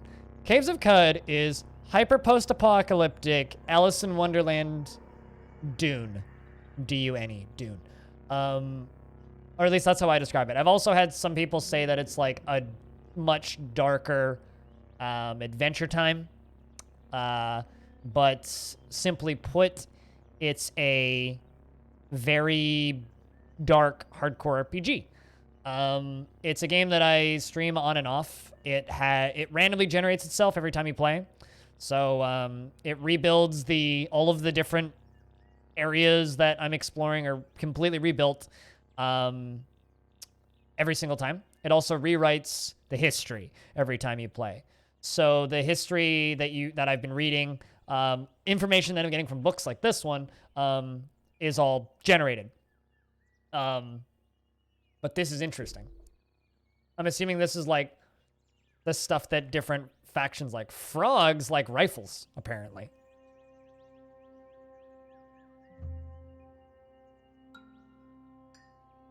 Yeah, and it's absolutely fascinating. I don't know if this is a game that you'd be particularly into streaming, but it's fucking phenomenal if you actually get into it. Does it use previous runs to seed the current one? I don't think so, but it wouldn't surprise me. That's my honest statement there. I don't think so, but it wouldn't surprise me. I don't know if we have any devs lurking that could actually answer that question for you. I know we did earlier, but old runs have no effect on new ones. That was my suspicion. But, although you will see kind of echoes from old runs. It's bloody fascinating. Like player ghosts. I love reading the gravestones, but they aren't player affected. Like there are gravestones that'll just have like, oh, ancient person from history died by drinking asphalt, or died by jumping off too high a cliff, or died by running into a gang of burly gorillas and other various funny things. I mean, NetHack has player ghosts, I think. So there's meta progression, and then there's like echoes. Like if it doesn't actually affect anything run to run, like I'm fine with echoes from previous runs, if that makes sense. But I don't consider that to be meta progression in any way. That's more just like oh, here's a little doohickey from a previous run. Not necessarily an item, but like a bit of a thing. Oh, I remember that. That sort of stuff blew my mind, right? Back when I was younger, so. There's plenty of traditional roguelikes that'll have echoes from previous runs. That's not uncommon at all.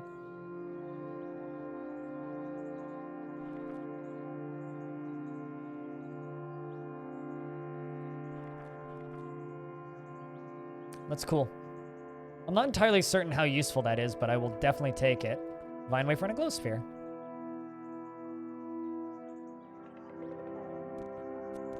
Like, here's a statue with some randomized history. Shrine to Caraxes the First, computerized prodigy of frogs. Progeny of frogs. In 6908 BR, the corrupt administrator was appointed to the Minister of Waste Oligarchy. Turvad, he outlined the association with frogs, and Caraxes was forced to flee.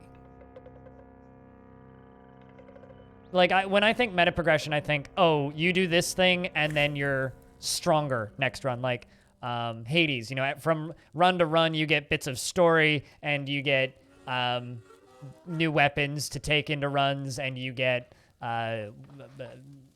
stronger, quite literally. That's meta progression. But when I think of like oh, I do a run, I die, I do another run, and I see a ghost or a drawing on a wall that maybe was my character is very much still roguelike. But yeah, no. I am with you though. I'm very much the roguelite or action roguelike versus traditional roguelike person. But I don't generally like action roguelikes slash modern roguelites. I don't really. I often bounce off them. A game that I really wanted to love but didn't was Undermine, and a lot of my friends love it. I can't stand Undermine because I'm endlessly frustrated by the fact that that game is almost completely unbeatable the first time you play it. That drives me nuts. I hate that about modern games that take the run-based system and make games out of it. I can't stand it when they make a game that is impossible to beat on your first run. Yeah, see, here's what I hate about Undermine. I hate the fact that in between every run, I go to a shop and put a few points into making my thing hit harder. I hate that. I hate it. It ruins the game instantly for me, and I lose all interest in it immediately. That kind of progression ruins games for me. Because I don't feel like I'm getting better at the game. I feel like the game is getting better at me, if that makes sense. It's like I've put time into the game. Yeah, I hate progression. I can't stand it in those types of games. It bothers me because I want a game that I feel like I'm getting better at because I know more about how to play it. No, it's not rewarding. It's the opposite for me. Well, maybe for you, but for me, it's the opposite. It's wasting my time, right? It's treating me like an idiot because it says, oh, here's a game that is very, very hard. Okay, cool, it's hard. Oh, wait, why is it hard? It's hard because I don't have all of the tools that the game has, right? I think about it as it's not respecting my time because it is withholding tools to make my character better from the start, which is how I feel about most modern game design, actually. One of my favorite franchises in existence is a game. I love how I'm just talking about this while over a meal. There's just the cooking food and the sound in the background. One of my favorite games of the last several years is a game called Spin Tires. I love Spin Tires. Spin Tires is great. It's dumb truck simulation fun. You select your favorite truck, you go into the map, and then you drive around and you complete objectives. And it's a blast. Great fun with friends, great fun alone. I love that game. They recently put out a new game in that franchise called SnowRunner. I think it's dog shit because instead of letting you select from a list of 30 trucks and go out into the mission and enjoy your sandbox, it gives you a shit garbage piece of crap, annoying, stupid Ford that you then go upgrade the tires for to make it slightly less annoying to drive. That you then go buy a new trailer hitch for that makes it slightly less annoying to pull trailers. That you then go upgrade the suspension for to make it slightly less annoying to pull trailers. Then you pull a bunch of trailers around for 6 hours, and then you can buy a slightly more interesting vehicle. I don't want that. I want 15 vehicles to pick the cool one and go do that. You know what I mean? I just... I hate that kind of progression.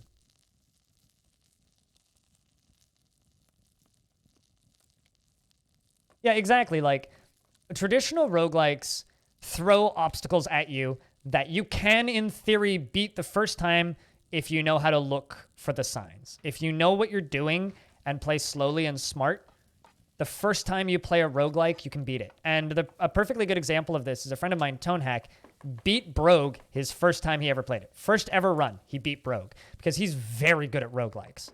That's not an easy game. That's not a game that I've ever even gotten remotely far into, but he just sat down and beat it in his first ever run. It took him like 4 hours. He just beat the game, and he hasn't beaten it since, which I think is funny. But he beat it in his first ever run, and that's an example of why traditional roguelikes are cool, because you can do that. Anybody who sits down with Binding of Isaac isn't going to beat it on their first run because they don't have all the upgrades that are needed to be able to beat it on your first run. Anybody who sits down with Undermine probably isn't going to beat it on their first run because your axe don't fly far enough to hit some of the enemies that you need to hit in the later levels. Or your pickaxe don't fly far enough. And that bothers me. I hate that. Anyway. So I have 2 recipes now, which is neat. but I'm just going to preserve some fresh foods and whip up a meal. Because there's nothing of super high risk here, and I'm saving my ingredients. There is flowers spitting at me, though.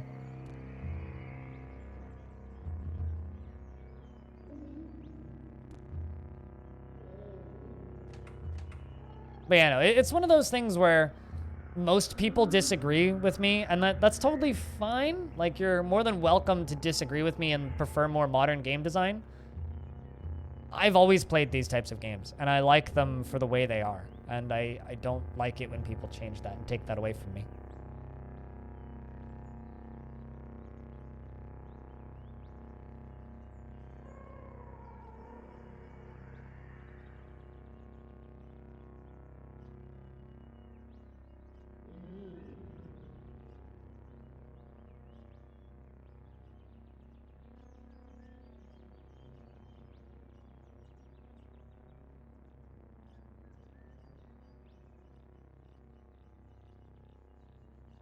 My mom is texting me. Hold up.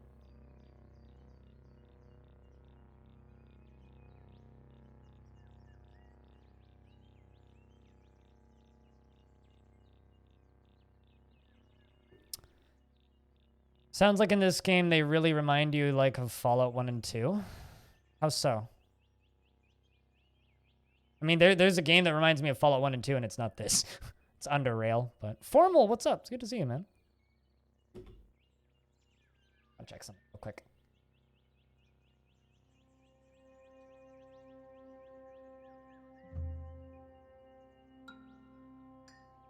My mom's still texting me.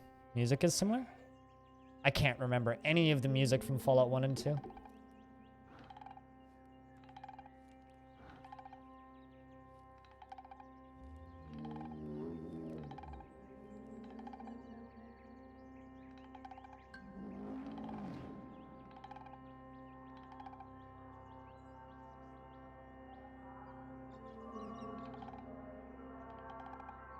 Hold on a sec. I open up Reddit and all I see is a post on the Blazeballs subreddit that has 100 upvotes that's just eat the book, eat the book, eat the book, all caps.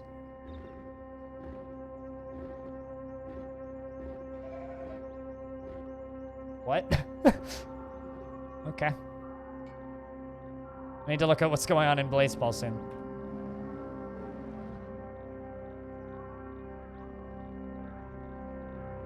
I'm lost again.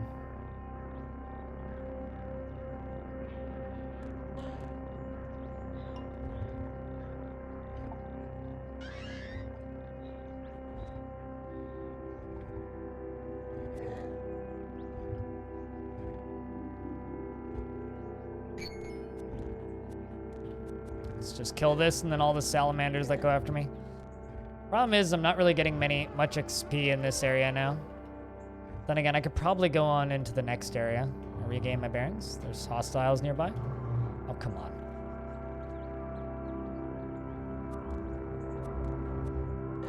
I really, really, really need to get into the Rust Wells so I can level up a couple more times.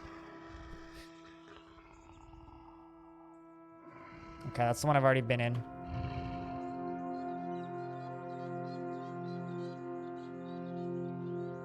A bunch of mushrooms around here. Gotta be careful.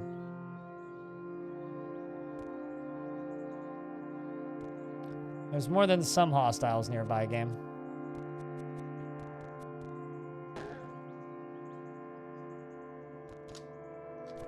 There's a bear next to me.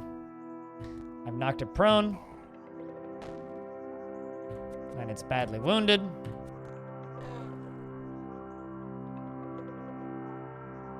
Gonna carefully... Ooh, a quilted shawl. A small milky tube. Let's examine it. Skulk injector. Basic toolkit, which I'll take. I like that the monkeys don't hurt me. 5 copper nuggets, gladly.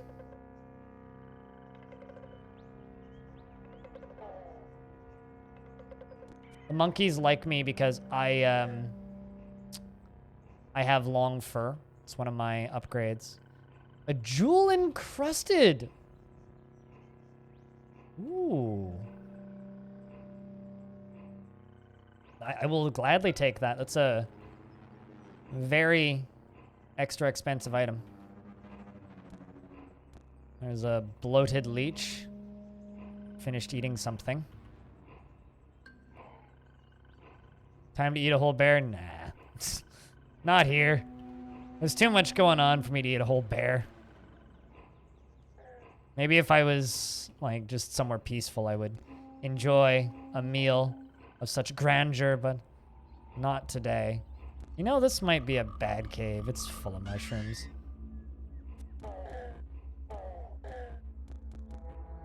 An engraved beaded bracelet, eh? I don't think that any traders will ask questions if I sell them an engraved bloody bracelet. I don't like this one at all. Wait, hold on. Oh, it's a stone. Let's go to this Rustwell. A carbide longsword? Ooh. I'm gonna replace the flaming sword with that, grab that, and that.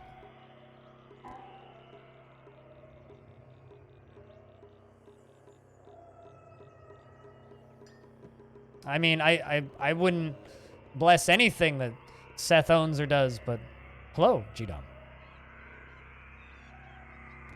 I was here before this game was cool. I'll have you know. There we go. That's what we're looking for. We're in kind of early game stuff. Beating on low-level enemies and trying to find lucky drops right now before I head on into the next area. Yeah, you don't know where that banana's been. But welcome back, Inuyasha. Now I have someone who can answer questions again. Because Lord knows I can't.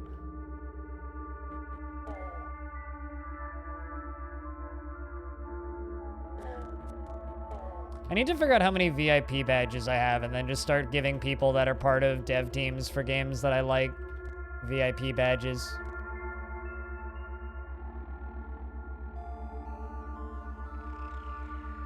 You can answer question and tell your tabletop RPG. What you playing?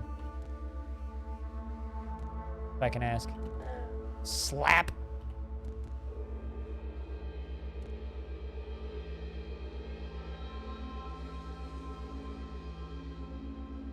Just got impaled by Young Ivory. Probably keep an eye on my HP, that is. I got one shot by Young Ivory earlier today. Walked into an area and just got impaled and instantly died.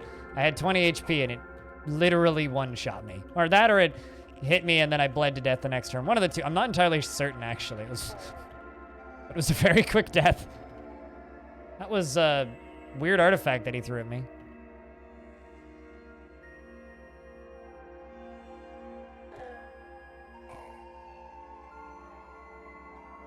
Oh, hey. Let's get that XP boost, that HP boost. 10 to 15% max HP boost in exchange for a piece of goat jerky. Looks like stun gas didn't work. A scum and villainy game? Ah.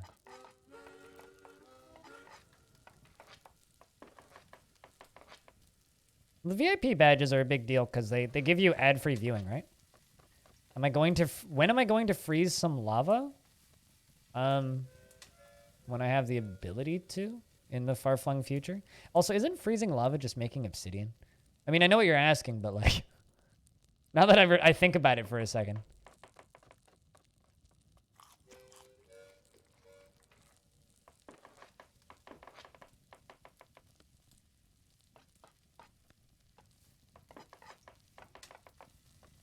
You know so little about Twitch. I mean, my mom could be an affiliate if she like turned her stream on and pointed it at the cat for 30 minutes a day, 2 days a week. Like, getting affiliates easy. When am I gonna breathe? I just breathed right now.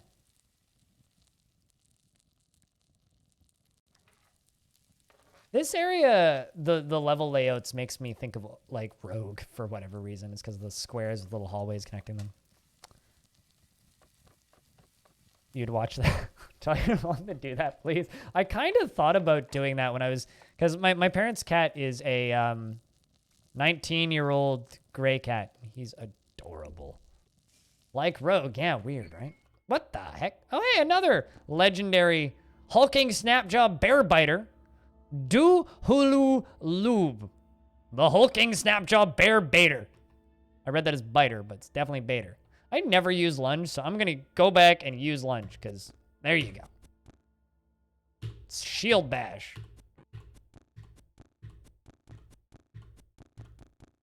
Oh, hello. Snapjaws really like me. They really, really like me. I'm just like going around and killing all of the royalty of the Snapjaws. Does he look like that? He did at one point in time. But maybe almost 20 years ago. During the cross streams. I know a few people with pet cams. I don't know. I've never had a pet cam. I just instead have a record player cam. Villagers of Kiva like me a little bit more. The Cult of the Coiled Lamb really like me. The Mysterious Strangers like me.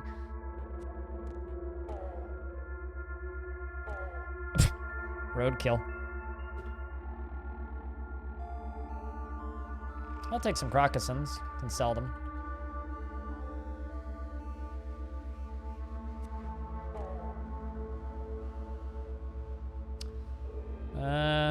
Steel Arrow I'll take. He's just running away from me. I almost feel bad about that.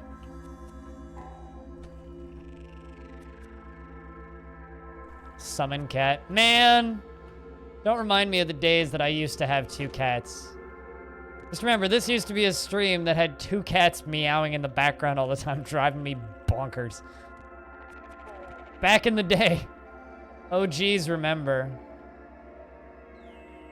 That was a year ago, man. Time flies so goddamn quick.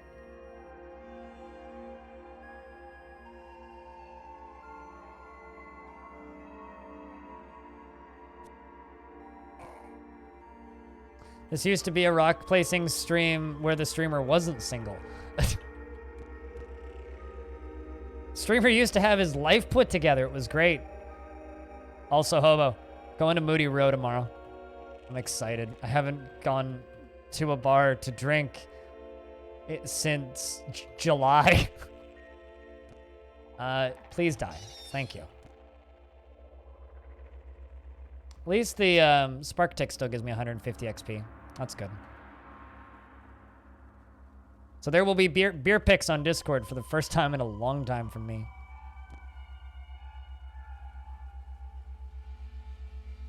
I thought that they were the worshippers of Rusef. I don't like to be wrong. I'm often wrong. Eat time? Maybe you eat. Squad, go get dinner. You should probably go get dinner. Dinner good. But yeah, I probably won't be on Discord for games tomorrow, just an FYI. And Saturday we'll be doing round 2 of that sponsored Conqueror's Blade. Just a heads up.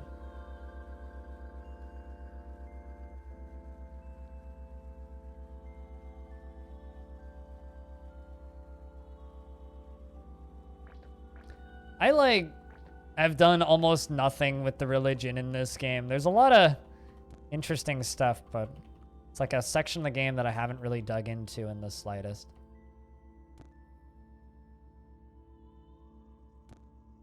I tell you, I'm still waiting. So with the newfangled budget that you guys have from the review of this game today, and the bajillions of copies that you're now selling, can you use that money to write and record an audiobook that I can listen to in the background while playing this? Because that's, I swear to God, the greatest feature of Brigador. Which is a game with more lore than I could ever feasibly comprehend. So instead they just like have a pack-in audiobook that you can purchase. As a, like, the same way you'd purchase a soundtrack from Steam. They'll just sell you an audiobook. All right, let's not piss you off, Slumberling.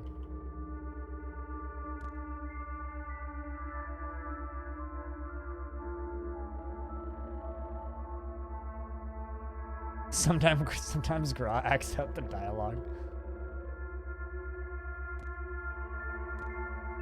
I'd buy it.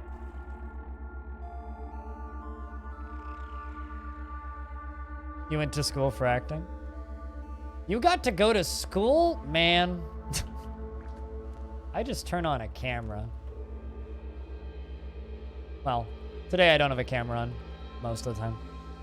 Or you dropped out. Good. Jeez. How dare you go to school and get an education?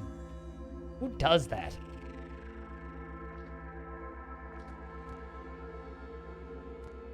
I technically graduated high school? Technically, with an asterisk.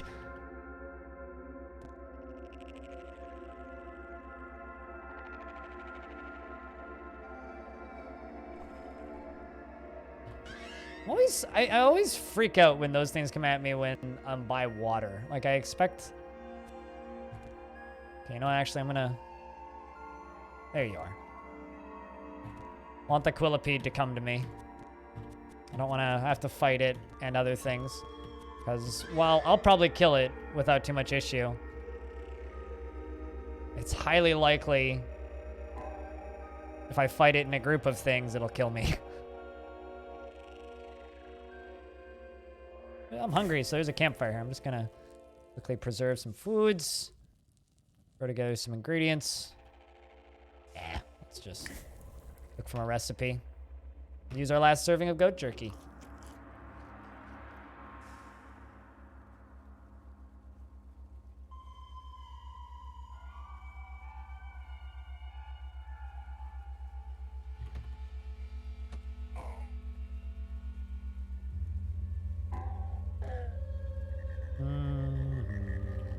So one of my viewers, Spitalier, I'm not sure if he's still here or not, but when we started, he started a run with the same character as me, and last I checked was making a beeline for Golgotha.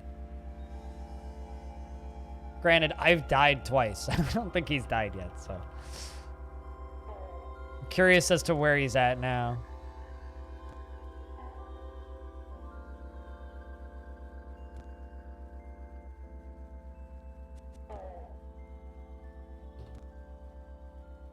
But he's also way better at this than me, so. A weird artifact, eh? Night vision goggles. Well, that's redundant, because I see in the dark. I guess I could equip them. It's like, it not like it'll help. Well, actually, does that give me better vision in the dark? I don't think it's any better. Still kind of redundant.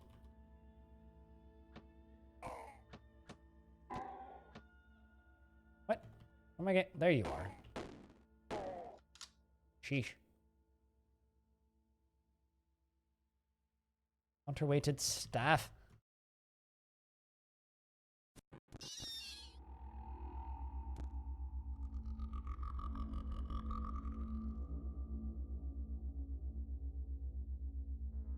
Oh, it's, yeah, I mean, but it has, currently it's redundant.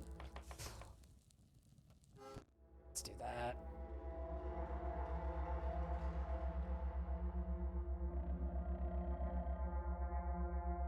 Painted cloth robe. Drexstrom pillaged all of Quinnip, shattering all of the glass in the homes of the insects and oozes, and she became known as Quinnip the Terror. What's my favorite weapon build? Weapon build? I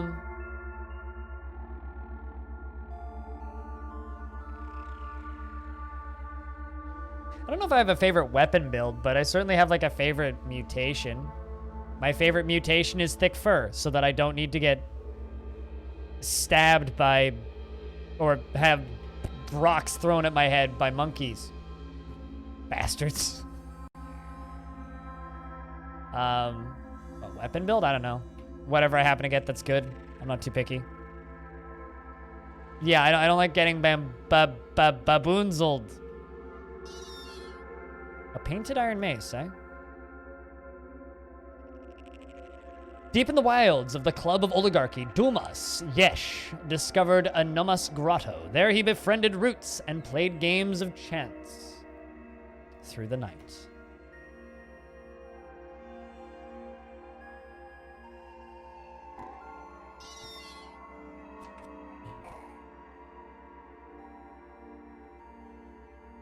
I can't shield bash.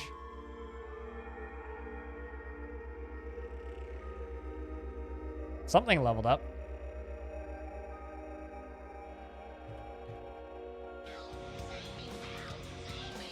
Elug, thank you very much for gifting a subscription. It's the second gifted sub today to Inuyasha. Enjoy the ad-free viewing and the dwarfs and the skulls and stuff. Cheers.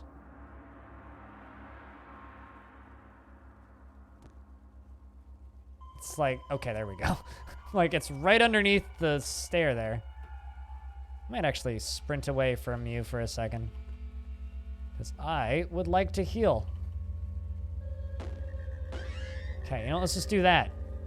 There we go. Things are still giving me a lot of XP.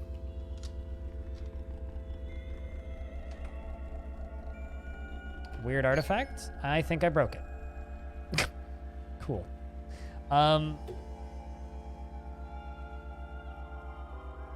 Look at it. A puzzling artifact. Great.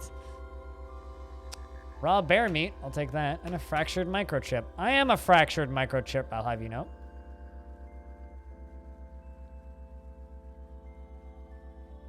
Well, lovely.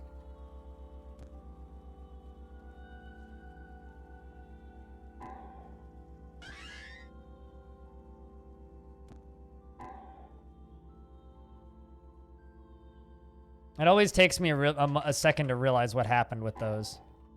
At least those walls are easy to break down. Sprouting orbs. They pop up from the ground and make those green walls appear. Fortunately, they can only be killed, or they can be killed real easily, so it's not a huge issue. They can kind of like block you in areas which can make you die, but they're not the biggest problem.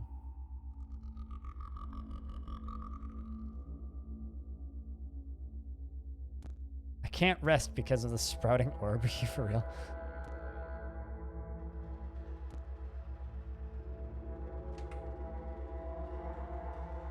Strange tubes and a Masterwork Borderlands revolver. Do those use slugs? Yeah, they do. I'll also take the strange tubes. God dang it. Just stop doing that. You stupid plant. Sheesh. There's so many. Why is there so many? The hell?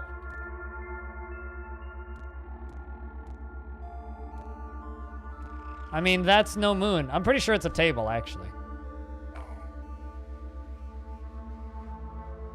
That one had a shotgun. I love it when you're like, oh, look, it's a Snapjaw. And then you realize, oh, God.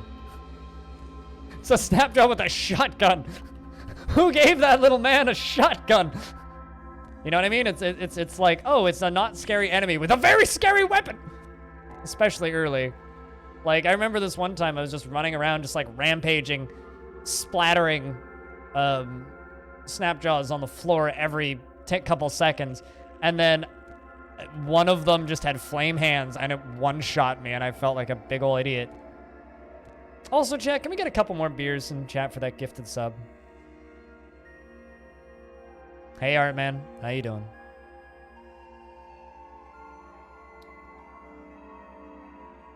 Also, Hobo, I'm sending you a DM. Just a heads up.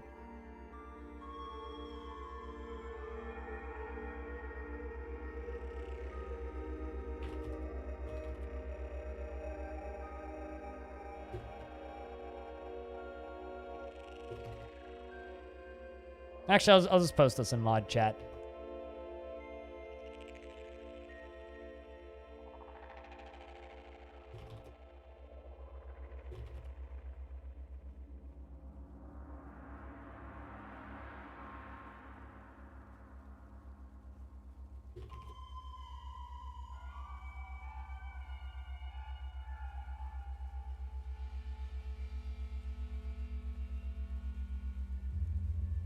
All right. You note this piece in your information on the Sultan Histories of Caraxes the First. I didn't read it. I'm dumb. Oh well. Could go read it later. God dang it. Stupid sprouting orbs.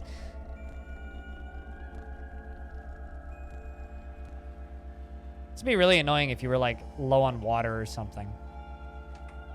This dungeon is a problem.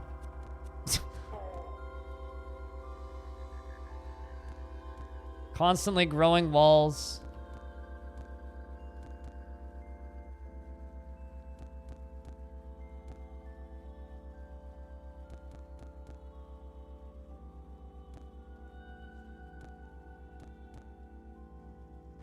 Working our way in, slowly.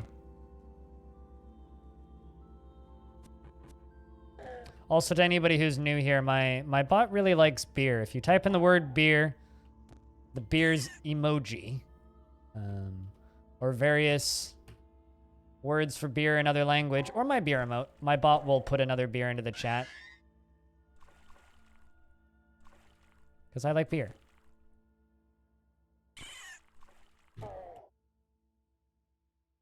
Ooh. A jewel-encrusted hand axe. Must have been an important snapjaw in life.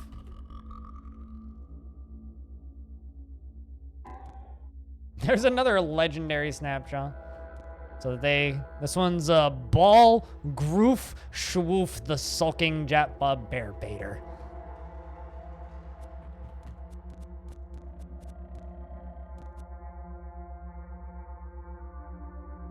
I don't mind cutting shrubberies. I just don't like shrubberies that cut me. You know what I'm saying? Snapjaws hate me even more now. The Society of the Random Ghost likes me more. So they're now at 390. The fungi hate me more. Fungi liked that, man. Reputation with winged mammals. Because they like that one. Because they don't like that one. We're now better. Please perish and die. What am I at? 299 and 448 pounds. Excellent. I want a kilograms option. Is there a kilograms option? Other moccasins. I need to look. That or I need a kilograms mod.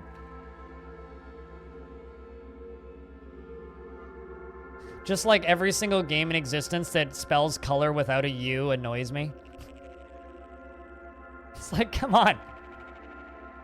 Like, I need to make a mod for Dwarf Fortress that spells color right.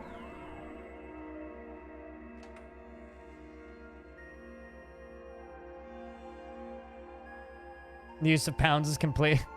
No kilograms, only Zool. What? Language is that, Cassie? Also, I love it when someone puts a random word into my chat from a language I don't understand. I almost automatically assume that it means beer. That's where I'm at. Apparently Hindi. Huh. All right. Well, you know. I can tell you that will not work.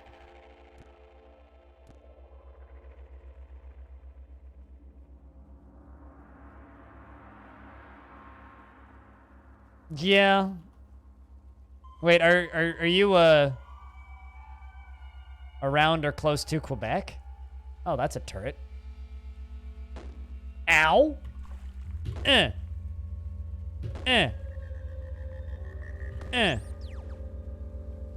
19 lead slugs. Ow. Is that graffitied? Graffitied full crate. Of course the sun rises to the freeholds along the path of the enigma.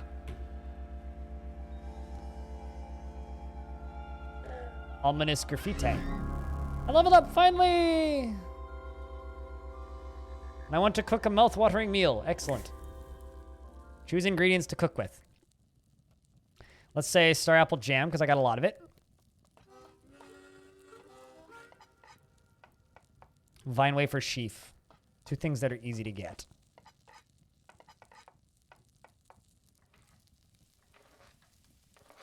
It depends on how much experience you have with the genre, other Liam. It's funny that you asked that, though. It really depends. How much experience do you have playing traditional turn-based dungeon crawlers?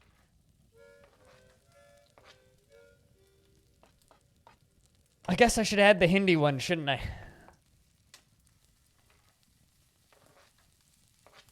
Now hopefully, I hope nobody complains about the schedule one way or another. I mean, I'm fine with my day, so that's all good.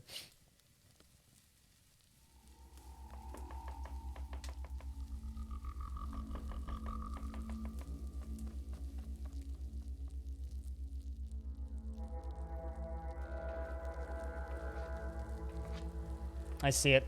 I'll have a look later.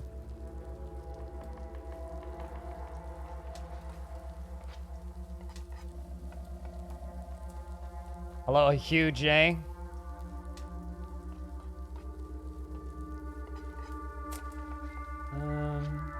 To those of you who are piling in from Seth and the video that he did, just for this chat room, keep the edgy humor to a minimum, and we'll get along just fine.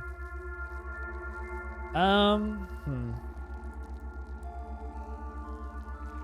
you know what? We'll stick with easy ingredients. Star apple jam and vine wafer sheaf, and a modest shim scale root, and a glover's feet. Do a pot and stir. Better healing rate. Whenever you drink fresh water, 25% chance one of your negative status effects is removed. Nah. Whenever you take damage, there's an 80% chance you don't thirst for the next 12 hours. That's valuable. I'll take that.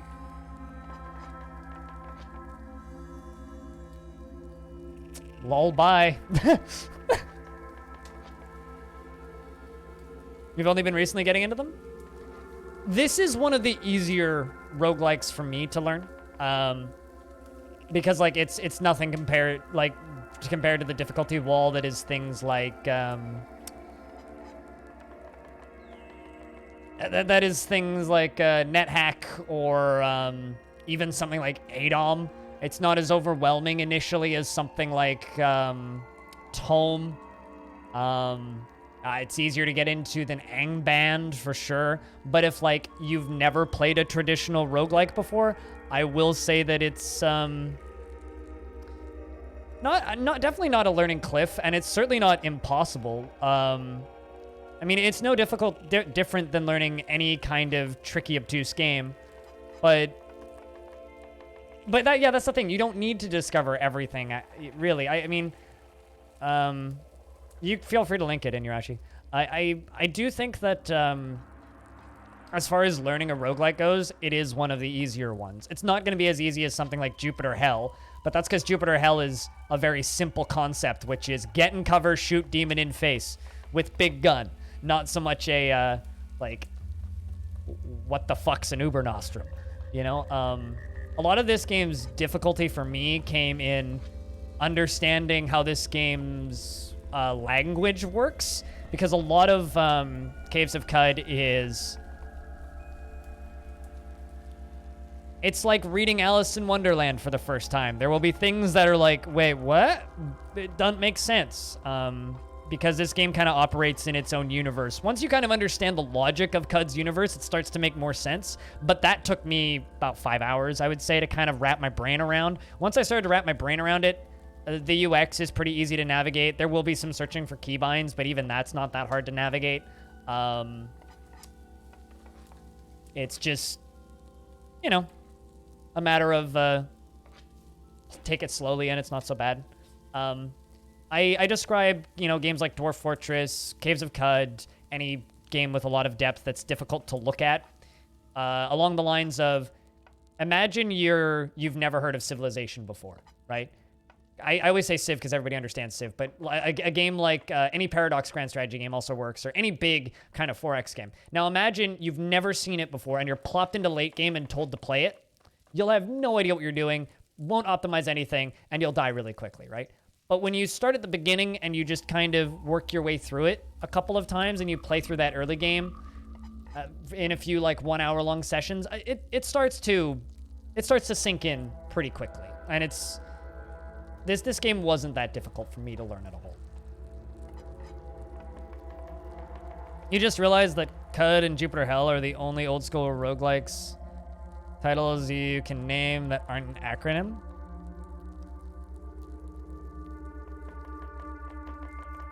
I mean, I've certainly seen people shorten Caves of Cud down to an acronym. And I've seen people, oh, Cogmind is another one, yeah.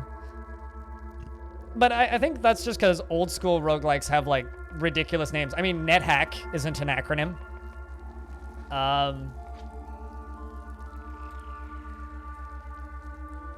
Yeah, I don't know. But dive in, have fun, enjoy the goddamn game. That's really what I would say. It's like, it's wrapping your mind around this game isn't that bad. Like, I kind of had a general grips of what I was doing when I'd hit with desktop. I haven't played desktop dungeons, so couldn't tell you. An in-lore Snapchat VTuber. Can I just say, can I be honest with you? VTubers scare me.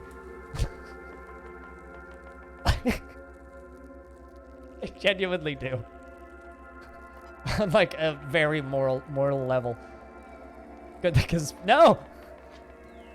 Where am I going here? Yeah, we'll do whenever you take damage, there's an 8 to 10% chance you don't thirst for the next 12 hours. Not the best, but my Star Apple Broth now gives me bonuses.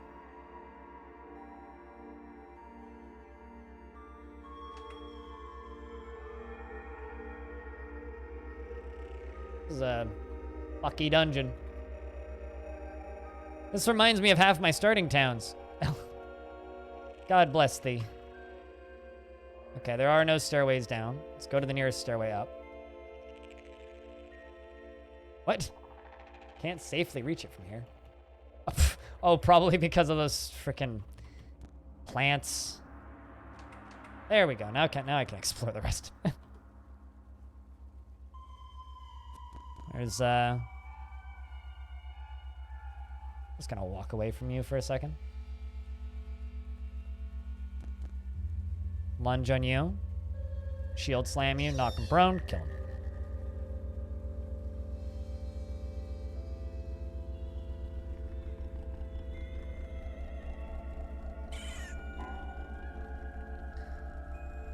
Lost Flame is kind of sort of similar to desktop dungeons, except enemies are stationary and wait for you to fight them. That's really about the only difference. Okay. So, same but boring. But they're usually more action-based and simpler ones. One Step from Eden. World of Horror. I mean, neither of those are traditional roguelikes, right? Those are the more modern take on run-based games. So... kind of a different thing, you know? It's...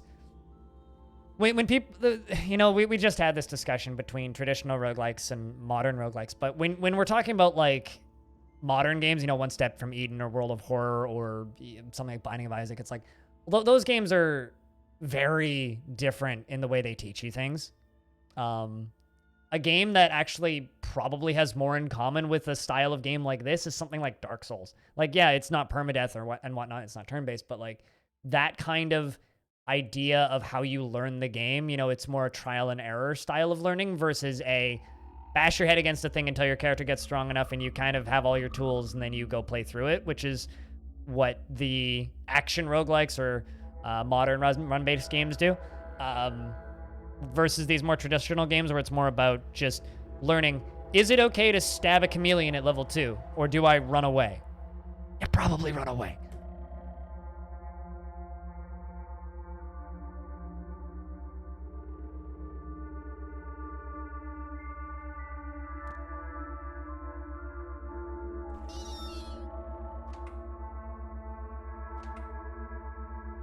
Masterwork Steel Warhammer.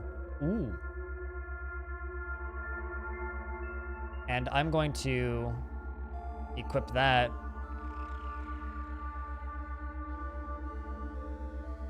I'm just going to get it. I'm not actually going to equip it. Yeah, 70% of the time. You run away every time, and it's the right decision. Unless you're, you know, level 10 and a Snapjaw shows up and you just stomp it into the ground and almost feel bad. I get to find my way out.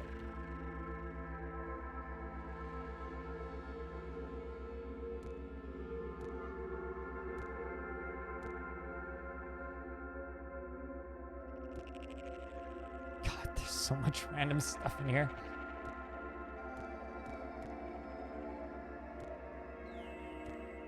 damn it.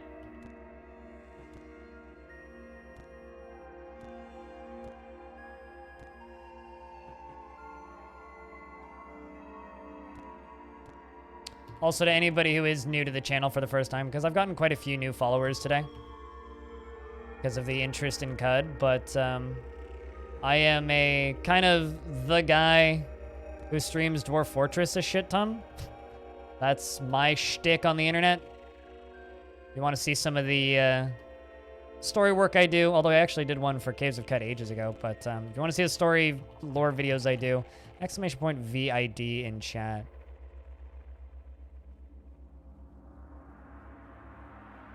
Can I get to the story up? No, I can't. Here we go. Kind of just want to leave this place. Like, I kind of want to explore the rest of it, but there's so many of these damn plant things. Oh, well, that's a interesting dungeon.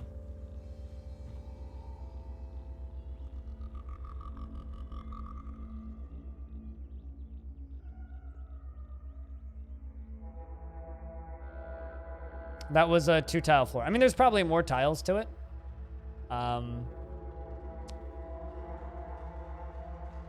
But I just can't see them. Oh, hello. There's a Snapdrop Brute up here. Just gonna beat you to the ground. Need a weird artifact. I wonder what that was. An electrified club. Cool.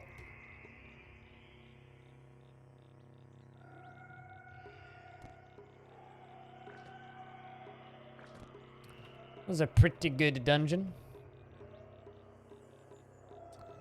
Domus, which is a historical site I can visit. I wonder where that's at. Let's find out.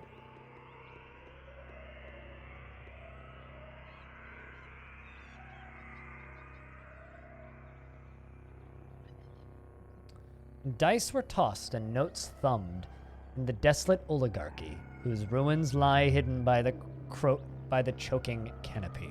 I wonder if we can make a mad dash out there. Let's see. That's not what I wanted to do.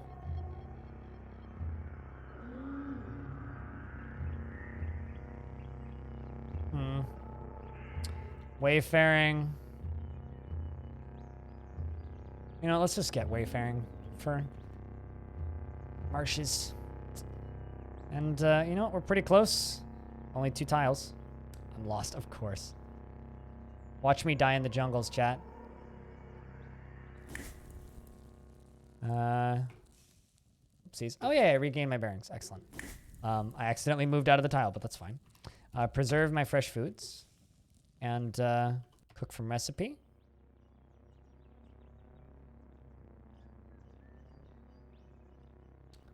Let's do that one.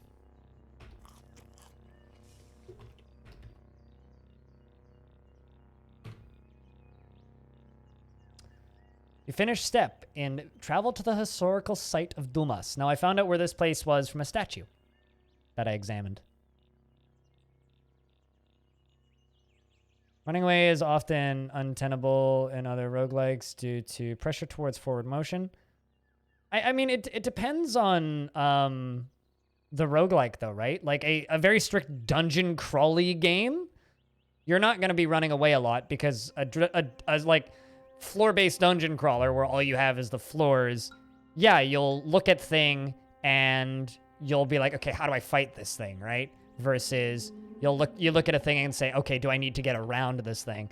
Some games will have a little bit of backtracking, but generally the more strict dungeon crawler type of roguelikes are more about just, okay, how do I deal with the problem that's in front of me? Whereas a more open roguelike, something like Adom or Angband or any of the more open games are going to be more about, okay, here's a problem in front of me. Do I run away from this or do I fight it? Has hunger moved? Interesting. I haven't ever gotten into DCSS, so I cannot speak to it. But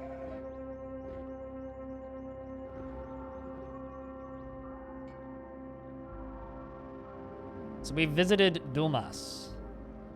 Luminous mushroom, a luminous toadstool covered in frost. I've never been here before.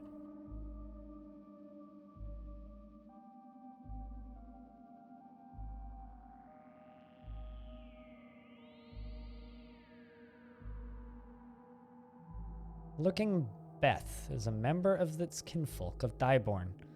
Spiny mineral nodules are camouflaged against the stone and chrome.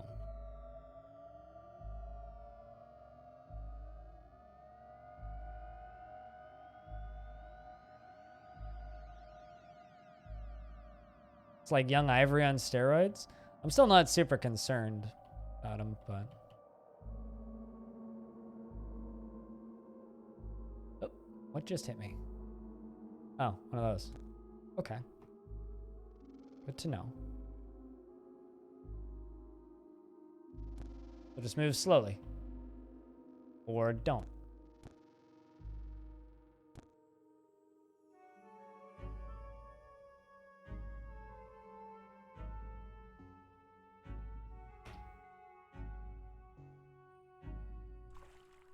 I should get staunch wounds.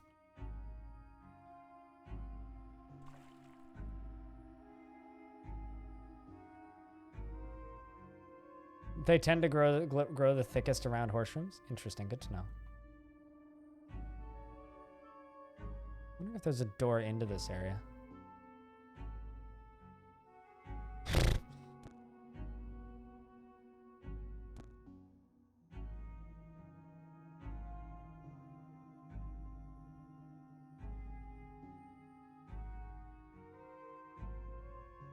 But sometimes they join cults.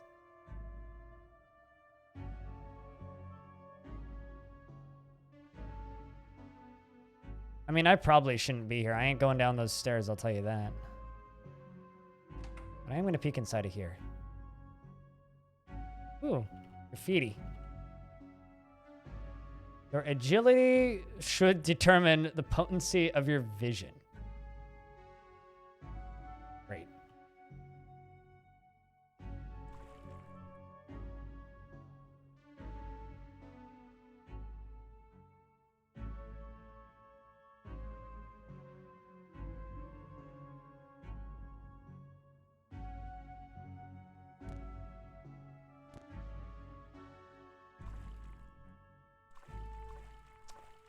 That's sketch.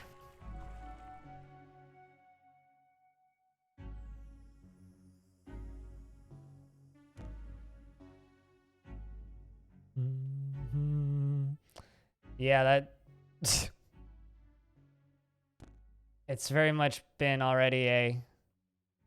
I shouldn't be here feeling, you know?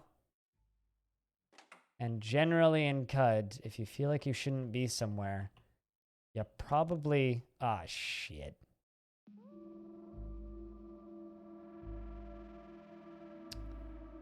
Alright, so I got a gelatinous wedge on me.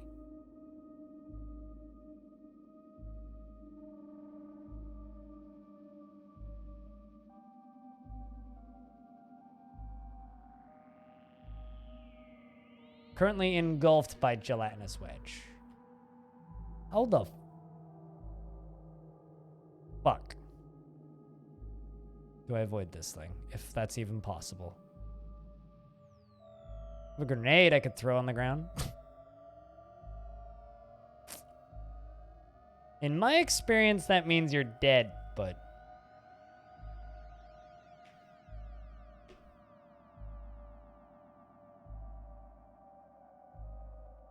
everything kills me every time I go to Bethesda.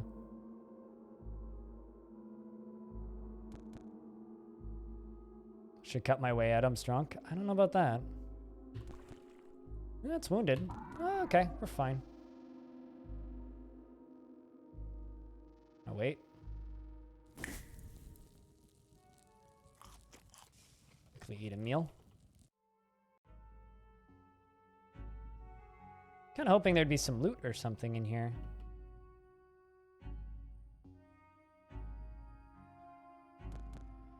Holographic ivory.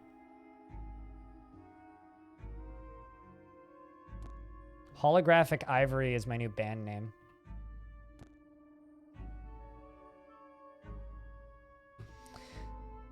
All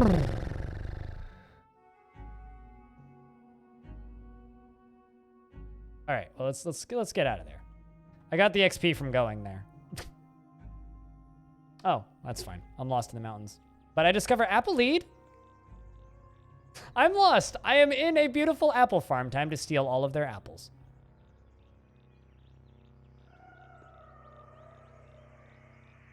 I mostly just wanted the XP from going there, I'll be honest. Just need a farmer now.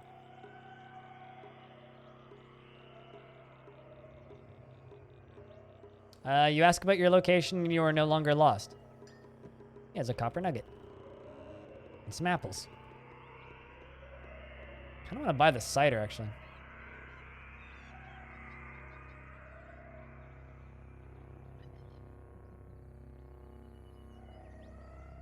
All right, where are we at? Let's see, some ruins nearby. Forgotten Ruins! I love generic Forgotten Ruins! Ruins of the Forgotten, the best kind of ruins. It's weird when they are remembered ruins. Especially when, like, you walk through the door and then, like, you just get triple shot by shotgun turrets. I once, spawned in a Forgotten Ruins in front of four gun turrets with a puma behind them and instantly died to the turrets. I still always go to the Forgotten Ruins when I see Forgotten Ruins. I don't know if that's just stupidity or enjoying pain. It was sad, but I laughed pretty hard and then cried because I put a couple hours into that character. Although I'd already accepted death when that cube grabbed me, I'm not gonna lie.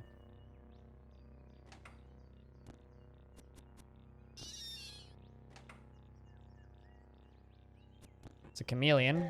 Killing the chameleon's gonna make the salamander attack me. Knock the boar prone. Turn boar into bacon. Excellent. Want to cook food, but can't because there's baddie nearby. An iron buckler. And a steel short sword.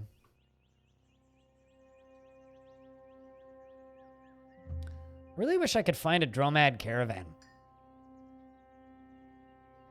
Do you see a salamander? Oh no! Whatever shall I do? Make them into a red mist is what I shall do.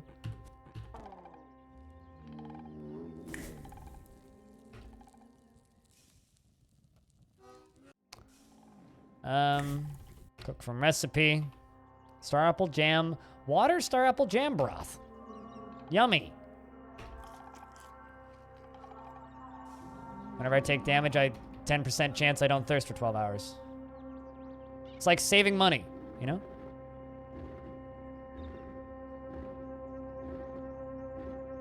Please state the nature of your lack of bleeding emergency, right? Yeah, no, holographic ivory seems kind of redundant to me.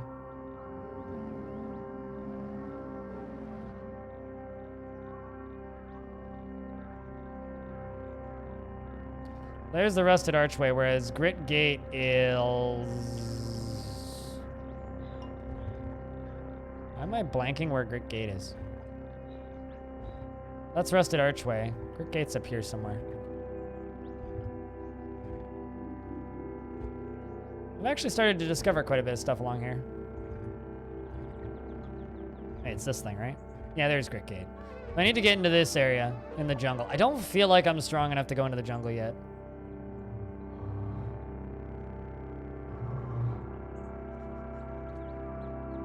Could go Rusted Archway or Red Rock. Let's go Red Rock, because I'm still... Regain my bearings. Excellent. But there's hostiles nearby. Oh, no. There we go. Now there isn't. I'm hungry. Let's quickly cook from a recipe.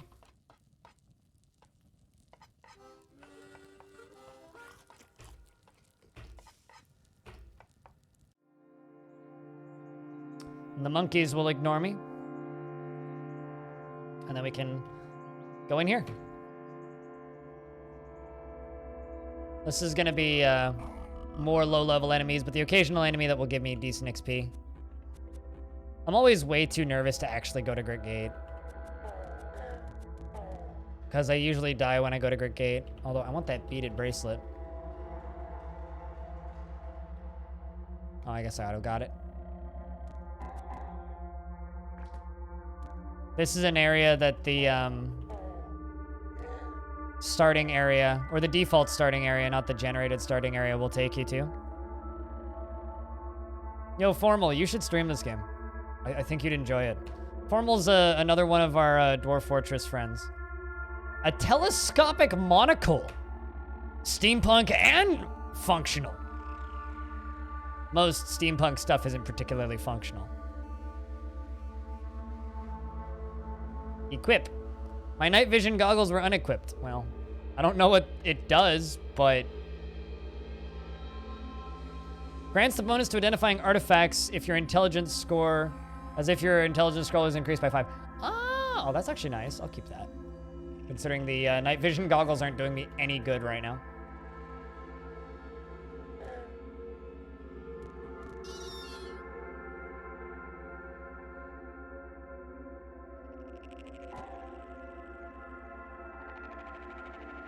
Made Din, what's Din? You're wondering why I hadn't gone to Grit Gate yet? Because I always fucking die when I go to Grit Gate. I'd say like 1 in 10 times I live.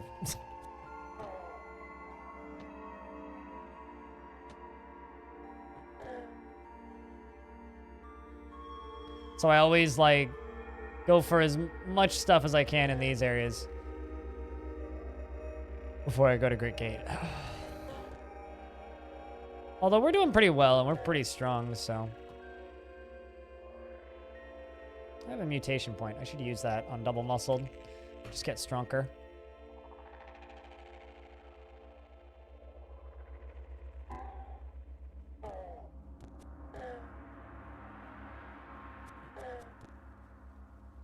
But I'll probably just finish this area and then we'll go Grit Gate. Well, actually, I'll finish this area, go sell all my shit, and then go to Grit Gate. So I'll probably do one more trip up to the Silt first. And food room, so good. I guess I'll look on Disco then. Ooh, I see tacos. I haven't had tacos in a long time. I miss tacos. Oh no! Account reset, not once, but twice. Oh God. Man. Also, K-Mag and Grosjean will part ways with F1. Well, oh well. RIP K-Mag.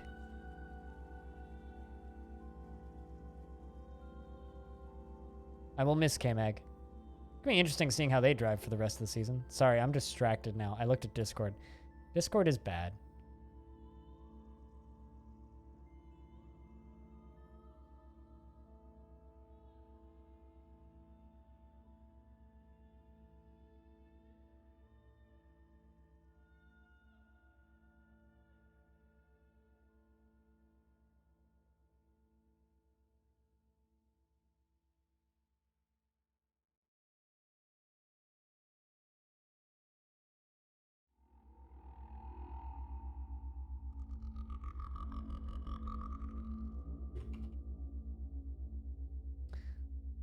I need to get off Discord. All right, let's get back to game.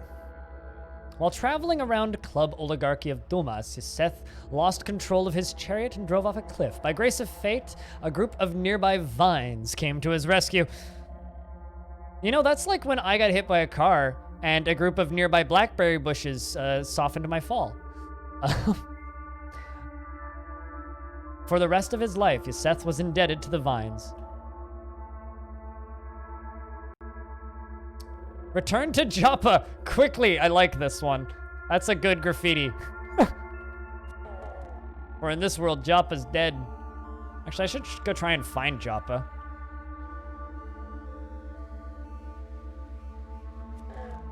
Yappa, Joppa, Gappa, whatever it's called. I don't see any issue with leftover guac, sir. Leftover guac is a buff for the future. Get to the Yappa! Yes, indeed. Although I've always wanted to make a Marauder and just name him Get to My Yappa. Or Get on My Choppa. Whatever works. Red Rock 3, the Strata Deep. Let's back up.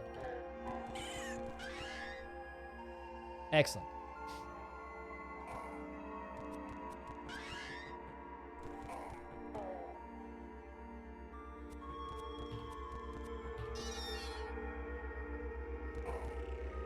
Stomp. Crunch.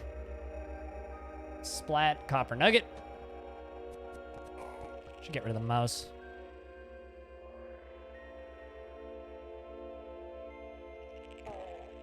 And always find a recoiler in the ruins?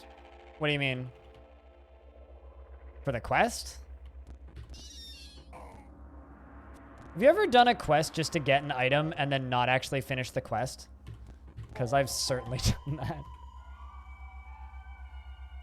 Take that quilted shawl. Fractured microchip.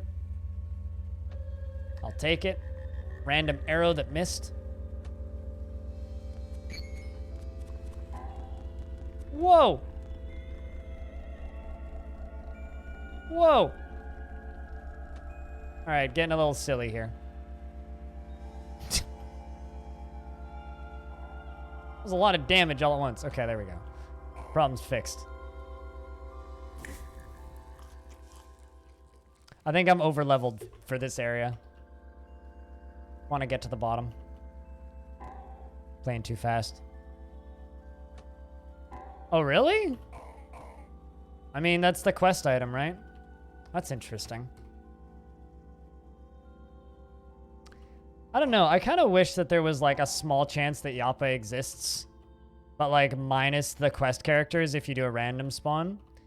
Just because it's kind of weirdly haunting to start at Yappa a whole lot and then you just go there and it's not there. It's like, oh. Weird, you know?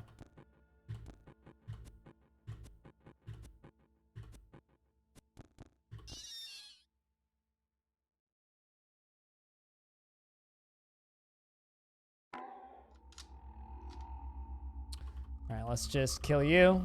Kill you. I would have been real embarrassed if I died there. Let's just auto-explore.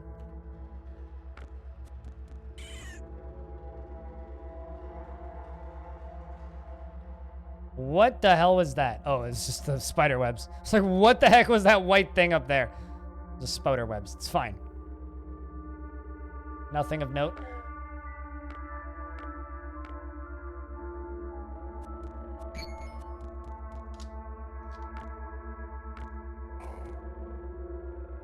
That guy kind of did a little bit of damage to me.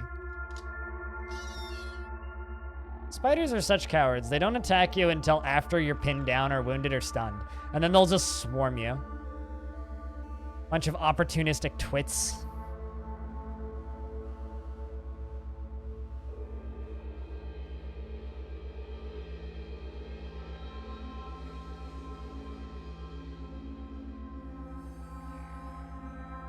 Also, goddamn, today's flown by. I'm 8 hours into the cast, and it's like...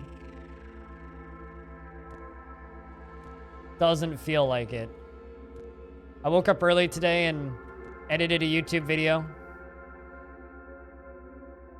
Gershling.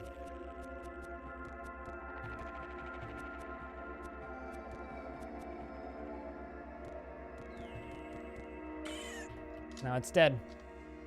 Deadroot tuber. Lead slug. Why is there lead slugs everywhere? Oh, hello.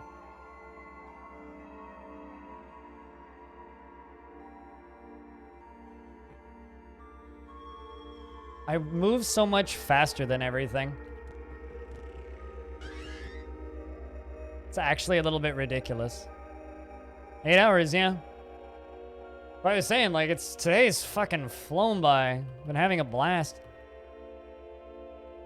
It's amazing what, this is one of the reasons I'm so hopeful for the future of Caves of Cud because of that video. Is like, I really hope that the streaming community for Cud grows a little bit. Like, the reason I don't stream this game more is because it's sometimes very quiet and lurky, you know? Because I certainly could play it more. It's fun enough too.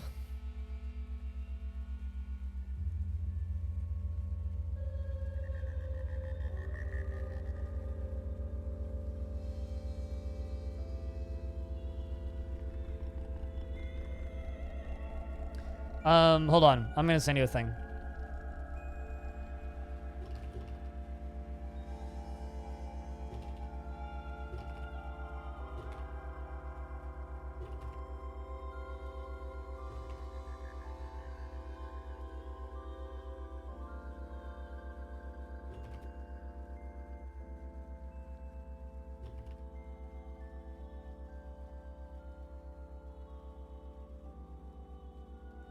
Just because I haven't had the chance to look at the actual schedule yet.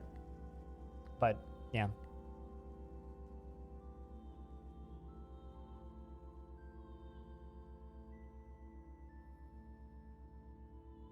I mean, bread isn't here because I ate bread for lunch and breakfast. So bread's been et. So unfortunately, if you are... Ow. If you're bread here, then unfortunately, you're also dead here. But to those of you who are checking this game out because of Seth, just keep the edgy humor to a minimum and we will get along just fine. But welcome to some early game Cud. Dead here. Congratulations, you now have to change your name to Ready for Deddy. Can you just die, please? Instead of dodging all of my attacks? Thank you.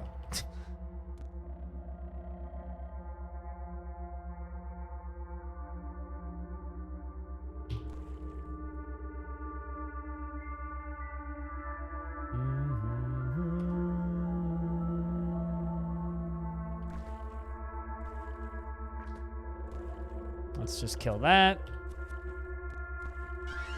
Kill that Spoder. And also hello, Limit.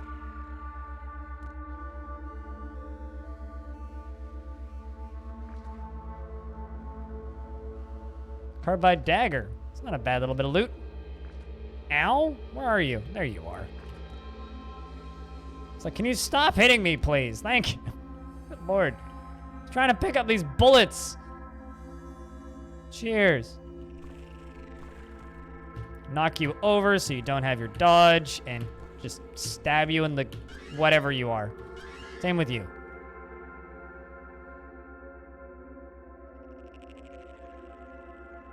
Only has the finest of gentlemen in it? Well, I'll have you know I have very, very short patience for fine gentlemen, so... Act like unique, interesting human beings, and we'll be friends.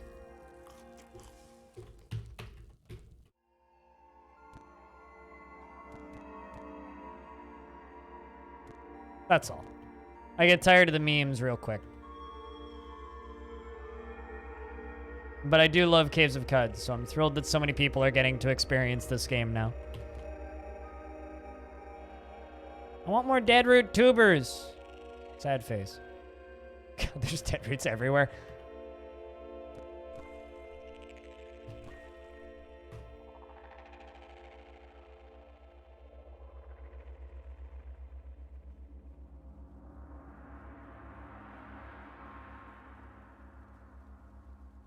And hello, you.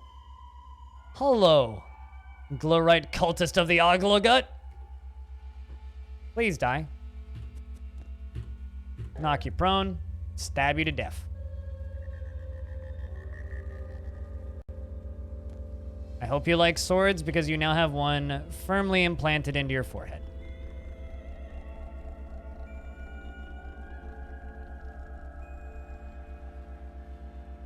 So are you guys new to the game from the review then? From this morning?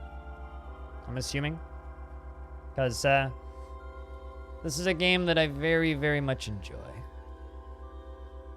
Generally, I stream this on Sundays, but figured there'd be new people peeking around, so I'd dive in a little deeper on an earlier day. So we normally just stream a lot of Dwarf Fortress here, but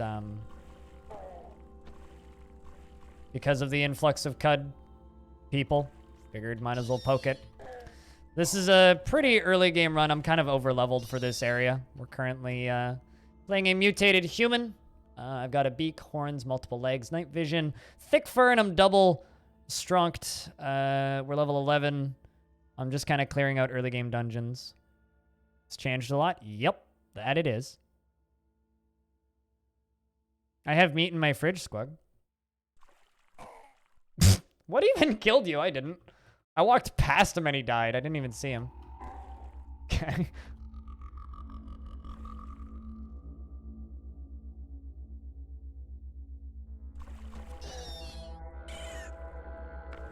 Let's just back up a little bit and take a peek at that wall. After the sacked joining as routed, seconds the father to the computers. Okay. Definitely graffiti. I'm gonna back up. Hold up.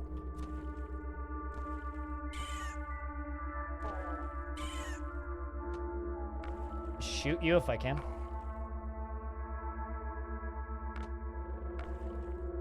There we go. Yeah, no, games like this have a tendency of changing completely. Well, it's no boat murdered, but if you want an example of what the streams of DF are like on this channel, that's what we'll be doing on Saturday, or working on that fortress anyway. I currently have 3 forts running, but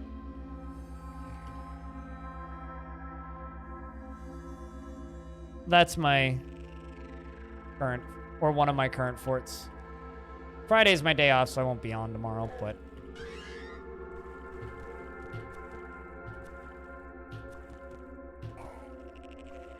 I'm just gonna shoot you until you guys come towards me. There you go. They want to stay as a group because they get buffs when they're working together. But when they're alone, they don't.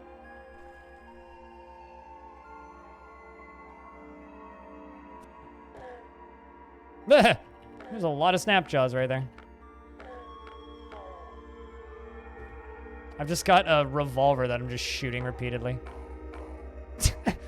This is not even fair. You know when you get guys into a choke point in an FPS? Jesus Christ.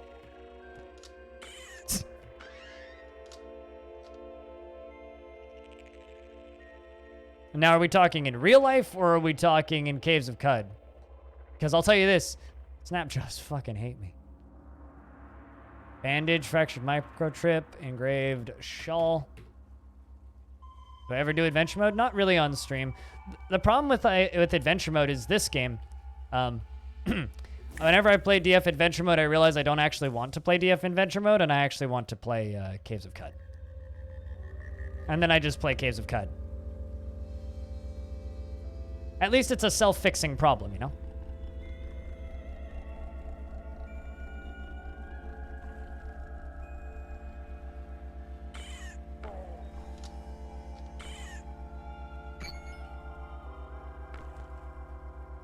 That skunk is being a stink. What's this build about? I run really fast. I have multiple legs, and I've upgraded it a whole bunch. And I also have shoes that make me move faster, so I run away from things. But when you get into close combat with me, I beat the ever-living shit out of you with swords.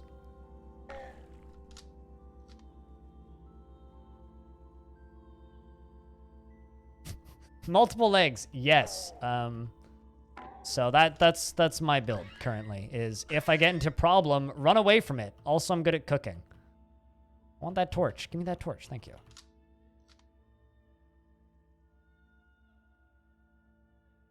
So it's basically me, but not real life. Just me, but video game. Now, if we gouge out 1.5 of my eyeballs and make my character really good at talking, that would literally just be me. At least the skunk hasn't killed thousands of people. You don't know that. It might have. I mean, it probably hasn't, but it could have killed thousands of people. Now we're heading up to the desert to go sell all of our stuff. Okay, so we are that little green bloke on the map. And I discover some historic ruins. Channels of Sublep. What that?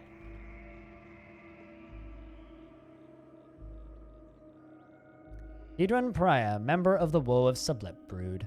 And sleep gas. All right, so I appear and immediately see sleep gas. This seems like a kidnapping situation. I don't like this. I'm just gonna leave. All right. Am I lost again? God damn it. I need to increase my intelligence so I stop getting lost. Jesus Christ. This is getting ridiculous. Choose ingredients to cook with. Let's do...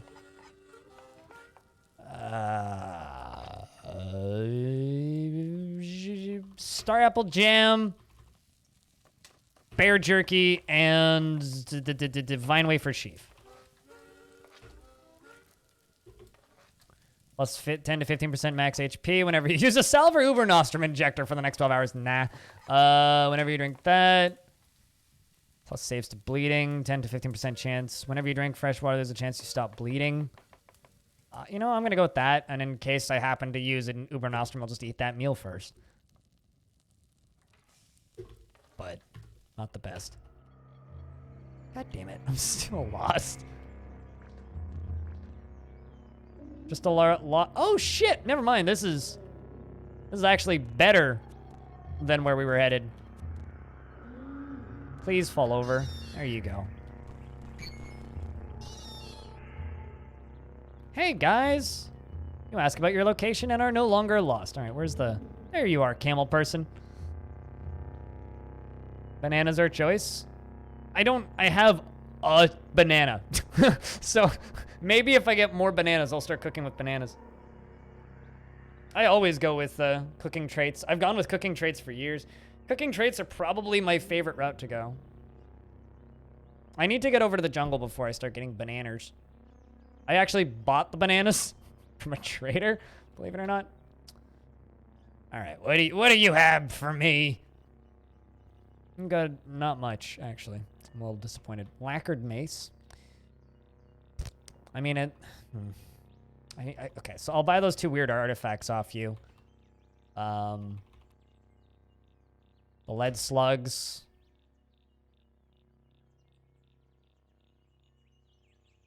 I could buy the engraved musket, but it's still just a musket.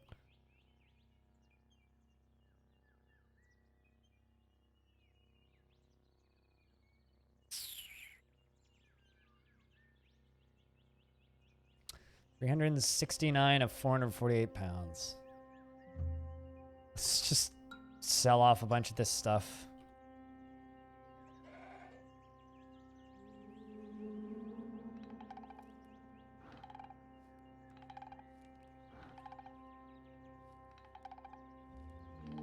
Yeah, I've got a lot of random shit.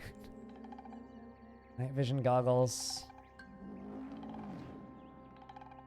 Broken weird artifact, heirlooms of Cud.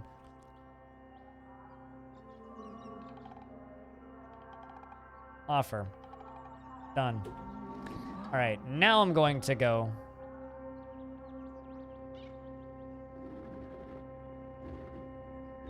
God damn it.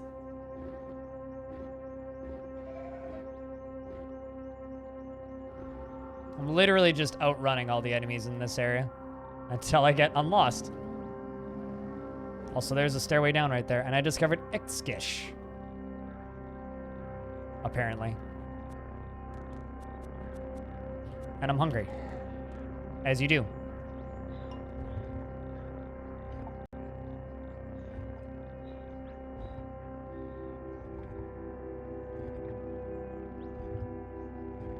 Water is basically money. What gives you more vision? Night vision or the glows? I mean, one of my mutations is just night vision, so I can just see in the dark. So I don't need to, because I don't like managing torches in any game. So I never worry about that stuff, personally. Just walking around the turtles and the pigs and the everything.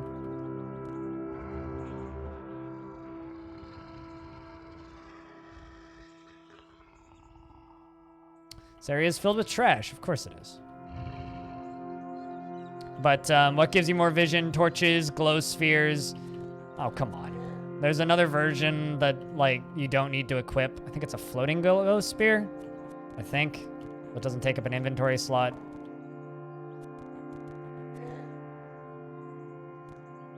Oh, there we go. The pig refuses to speak with me. Well, I wonder why. Dragonfly, do you mind getting off the chest, please? Do you mind getting off the loot? You're on the loot. I require loot. Ah!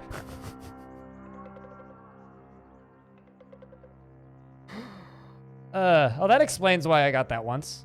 Inurashi?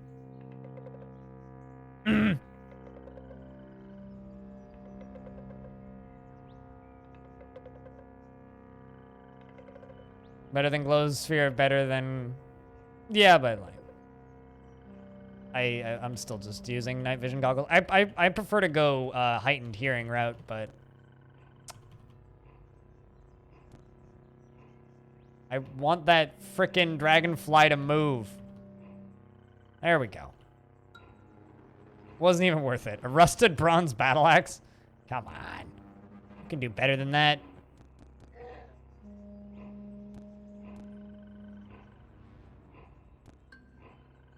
Oh, there we go. That's a thing I should have spotted earlier. A statue of an impaled eater. Erosion has smoothed its features into an abstraction, but once stood here a monument of the coupling of machine and folk. Love those statues.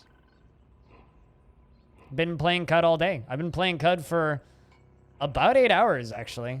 This was a pretty short intro to the stream.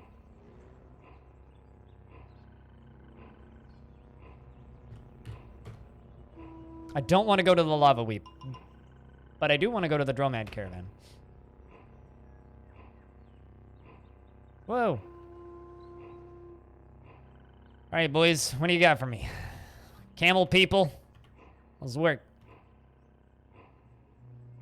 My inventory. I don't know why I have Boom Rose arrows, but apparently I have Boom Rose arrows. Steel arrows, wooden arrows, crocussons. I will just give them the ganglionic teleprojection and the night vision goggles because I'm not going to use those anytime soon.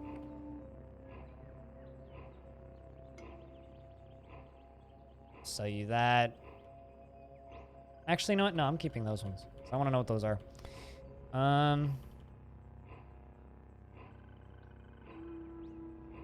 Glow sphere, torch. All of the desert rifles, the short bows. Don't need any of this stuff because I'm not doing any crafting right now. Beaded bracelets.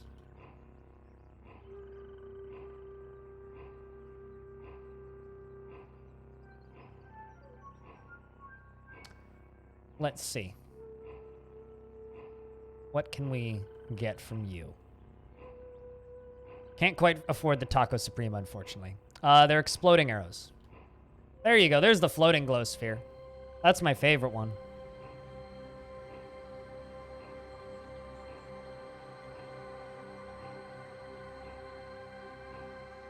I might trade all this for a silver nugget and a gold nugget. Actually. And then some weird artifacts.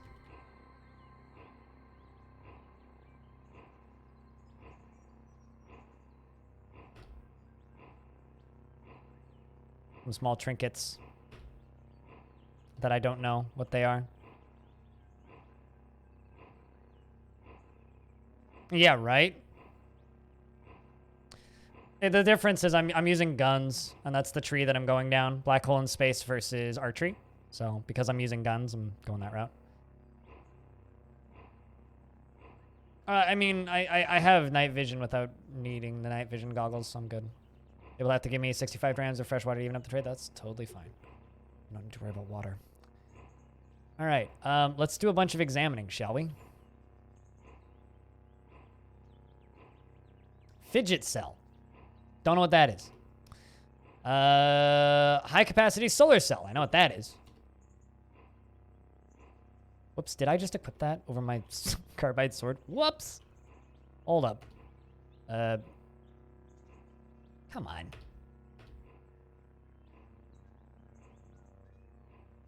There we go.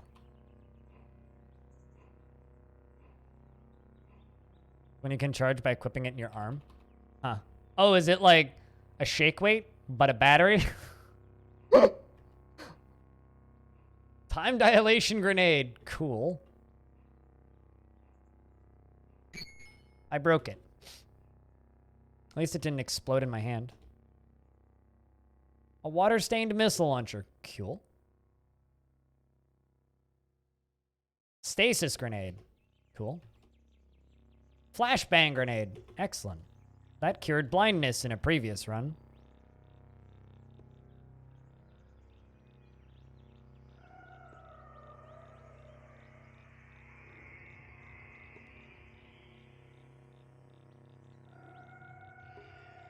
The buff made it more fun. No, I agree. I prefer the physical mutations, and so I have a lot more fun with them.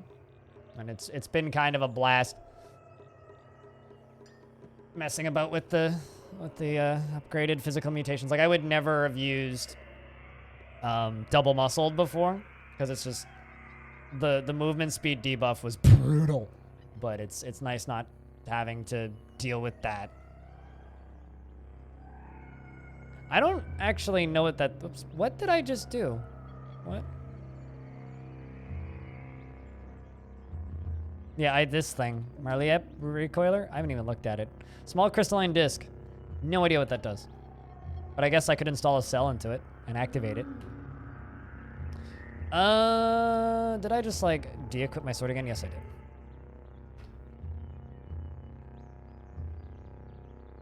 Left-hand water skin. I guess I should put a power cell into it and see what it does.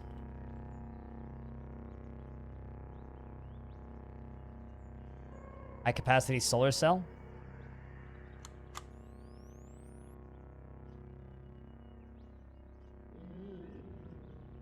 Think they teleport you? Yeah, I have no idea what it does. Trukin's better early game, but more dependent on on RNG. Mutant, you have a harder start, but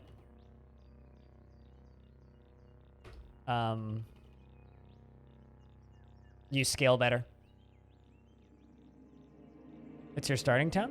Oh, interesting. That's useful. Take book.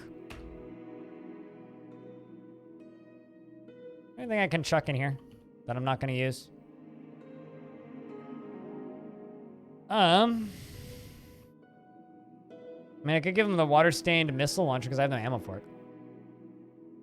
I need a tinkerer.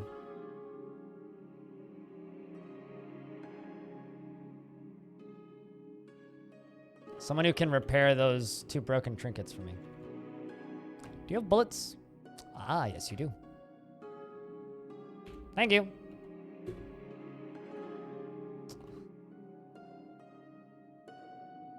I might just, yeah, you know, honestly, I think I'm just going to go chuck it into the pit for the reputation.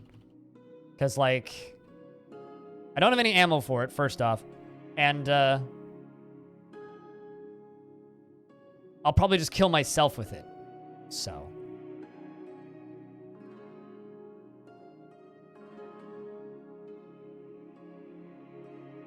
Point him at the bad guy and pull the triggers. You know, honestly, this might be sacrilege. I don't like rocket launchers in video games. I tend to kill myself with them faster than the baddies usually. So, oh really? I've definitely played a lot more Chimera runs and Esper runs than Trukin runs, but I don't know. I've done my fair share of Trukin runs. My problem with Trukin runs is I find they're often just a little bit too just RNG heavy, although I'm probably just bad, but I can probably count the number of Trukin runs on 2 hands versus I can't count the number of mutant runs I've done. The missiles are too heavy to lug around. Yeah, I mean, I do have multiple legs and a lot of strength, so I have a lot of carrying capacity, but, like, you're probably not wrong.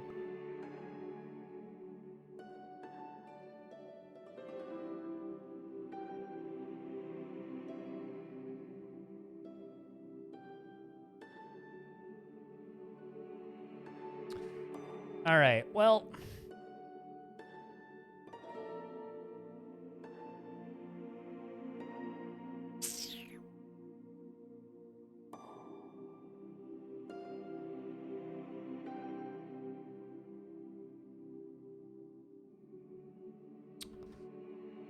Yeah, I don't really know what else I can do, aside from try to fix these.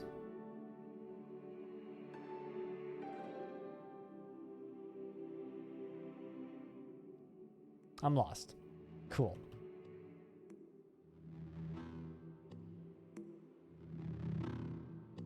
Oh.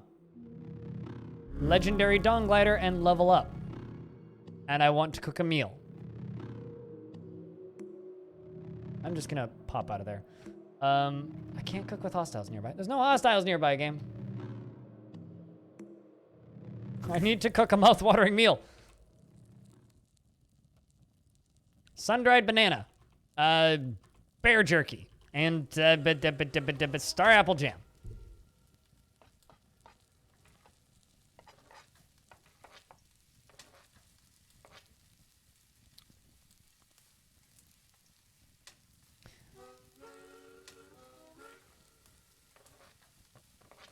Is that Uber Nostrum or Salve Injector thing permanent? Also, you identify all artifacts on the map? What? 10 to 15% natural healing rate whenever you take damage. You will identify all artifacts on the map. 10 to 15% max HP plus 10 to 12 saves versus bleeding. Psychomancy at level 1 to 2. You already have Psychomancy. It's enhanced by 3 to 4 levels. First one. Hearty cake and star apple jam. Psychometry. Psychometry? Psychometry. I have a lot of HP now.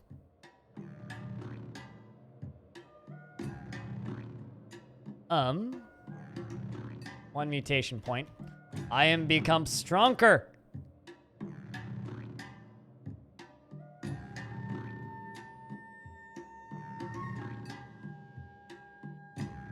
I'm gonna grab me first aid. Because I wish that I had that earlier. And jump back over to Wayfaring. Grab me canyons. Should have grabbed jungles. Oh well. Actually gonna leave that area. I don't really want to deal with a legendary Dawn Glider. Oh my god, that's a lot of turtles. Bye, turtles. Some Forgotten Ruins. Fucking.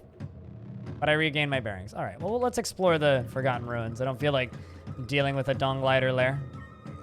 No, not these things again. I hate these guys.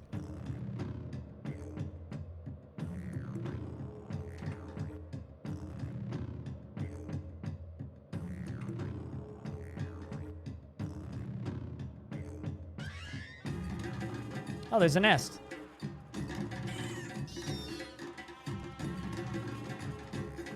Who's ready for anxiety music?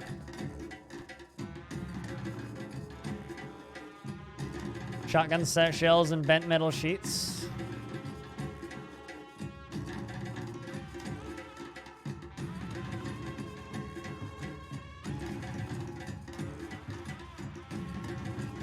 I mean, I already grabbed another mutation. But currently I'm just leveling up what I have.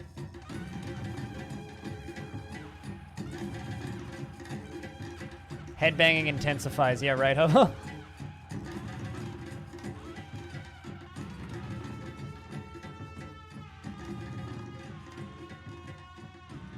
I'm telling you, once this game is out of early access, we need this soundtrack on vinyl.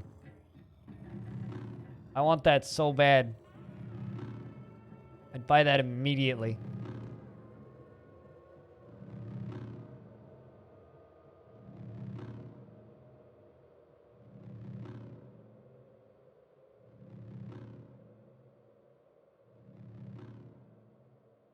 Also, I kind of love that Inuyashi's just saying things and I'm just ignoring it. I have a tendency to do that.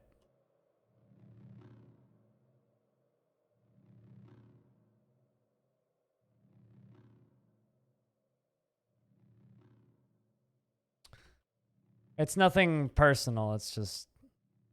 I do have a tendency to just kind of ignore advice. It generally ends poorly for me.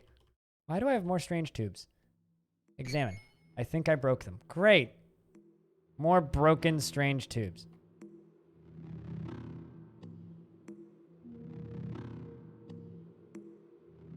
Some ruins. Oh, Sapir. I know Sapir. I found this one before. Oh, hey, a turtle. At least I can kill turtles in a relatively reasonable amount of time now. Electrofuge. Let's kill you. At least those still give me some XP.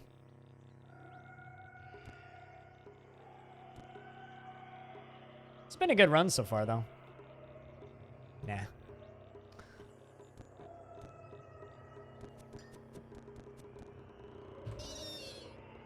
Yeah, we know. I understood that reference, as the kids say. Or is that what Dad says? I don't know.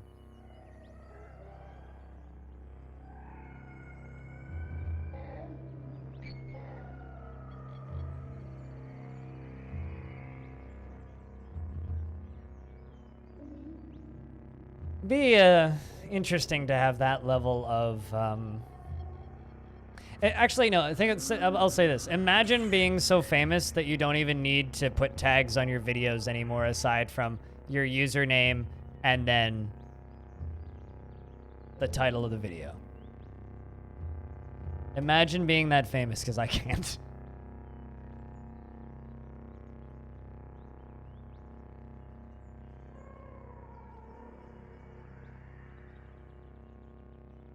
Really?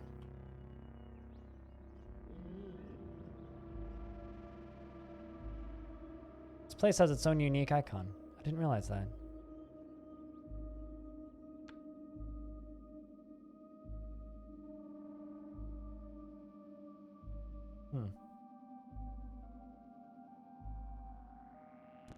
Oh, you are evil. Okay. I didn't realize they were hostile.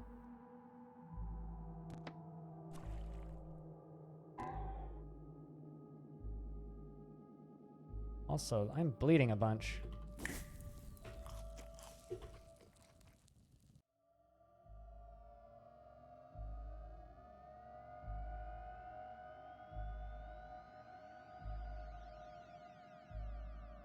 Drowsing urchin.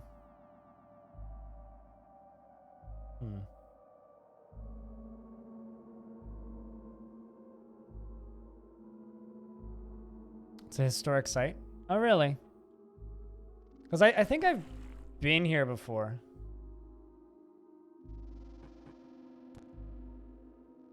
In 2 XP. Didn't seem to do much.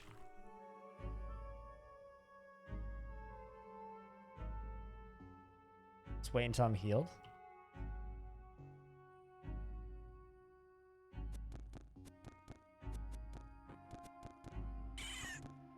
Well, I keep saying I'm gonna go to Great Gate and then getting distracted. I feel like this might be a common problem. I'm gonna go to this place, and then you go to 4 other places first. This might be my favorite music in the game. I want a lo-fi remix of this. You know, Black Hole in Space. I'm just gonna say this. I think most people know who Seth is, and those who don't care. And I don't need you describing Seth's YouTube channel in my chat. Let's just... People who need to find out will just go look it up. And why are you doing it? Anyway, while wandering around the prison oligarchy, the Marv up here, Yeseth, stumbled upon the clan of birds performing a secret ritual. Because of his fortuitous visage, they furiously rebunked him and declared him a villain to their kind.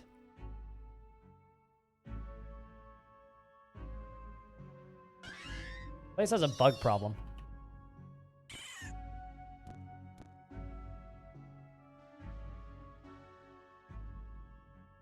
Am I unable to get past that? You're so full of foods. Sounds like you've had a good birthday then, if you're full of foods.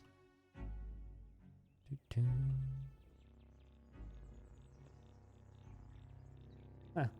Interesting.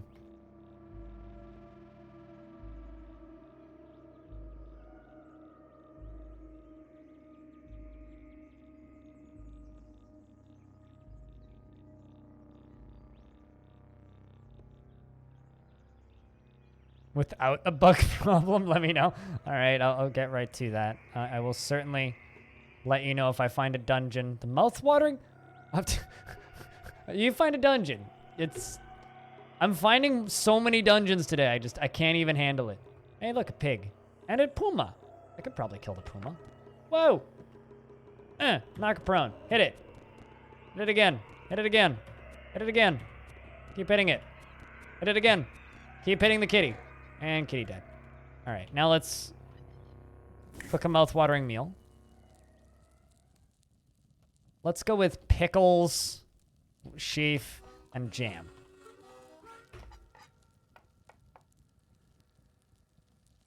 Whenever you drink fresh water, there's a 25% chance one of your negative status effects will be removed at random. Whenever you take damage, there's a 12% chance you don't thirst for 12 hours. You thirst at half rate, and 15%... Yeah, we're going to do that one. Just thirst at half rate. You'd think that pickles would make you thirst faster, but... What am I? What logic do I know? The logic of someone who drank a lot of pickle juice as a child. That's the logic I know. Come on.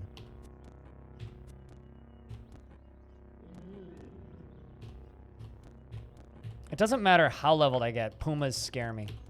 I've lost too many runs to pumas. Too many, I'm telling you.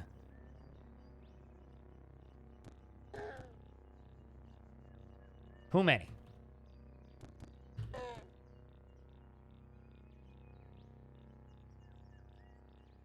I do love these mountain ruins though, because they're just like walls just like carved into mountain faces. It's cool. All right, that's probably all we're gonna get from there. Wait, where am I headed?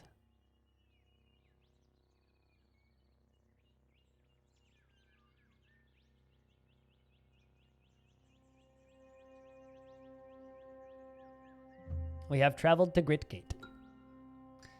And I'm right next to that earthworm, which died, and an electrofuge, which is now dead.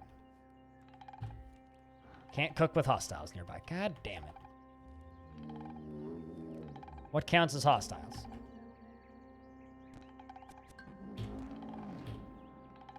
So now we need to walk around this area.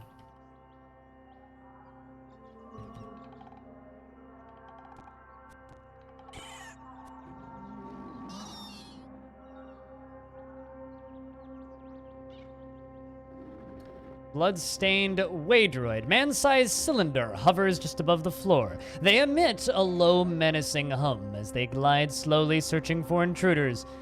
With their many protruding sensor arrays, a long articulated arm extending a sparking rod dangles from their side. And I'm bleeding and need to reload.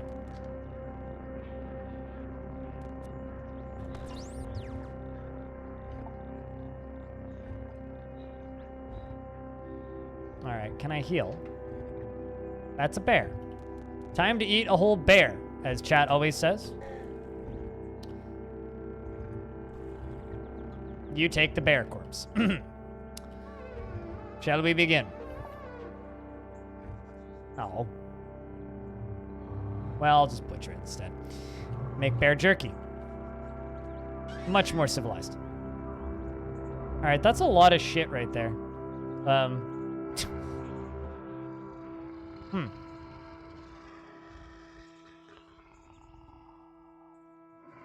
I have a compromised immune system. Your brother takes tables to do that to him. Why does your brother carry tables everywhere?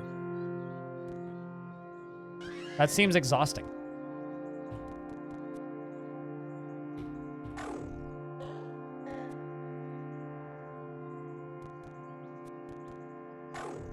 Like, I don't know what your brother's situation is, but I don't think he should be,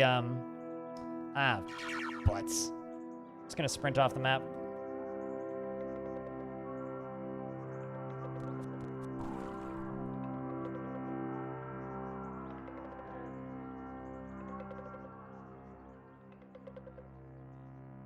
Because I'm hungry. My character needs a break, so... Oh, come on.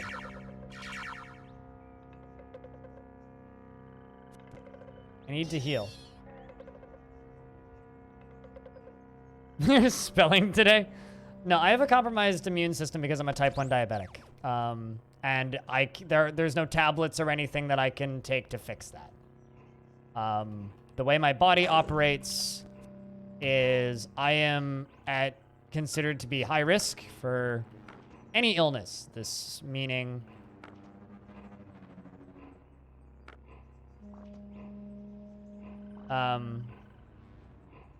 COVID-19, normal flu, anything. I am an at-risk individual when it comes to any kind of sicknesses.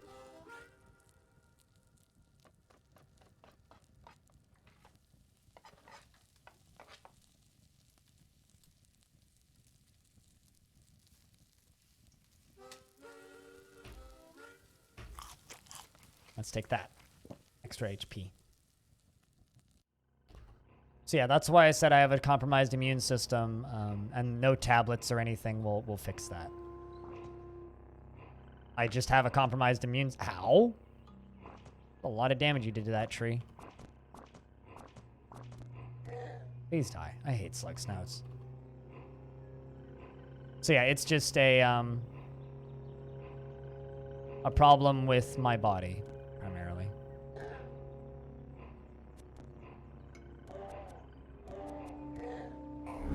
There we go. Killed the mind sunderer, so I don't need to get my mind sundered. Any year is a rough year to be diagnosed with type 1 diabetes, but I concur. It's been a rough year.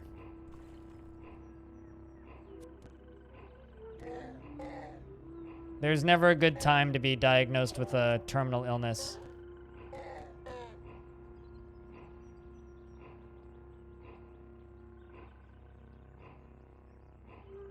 I love that these doors are completely redundant.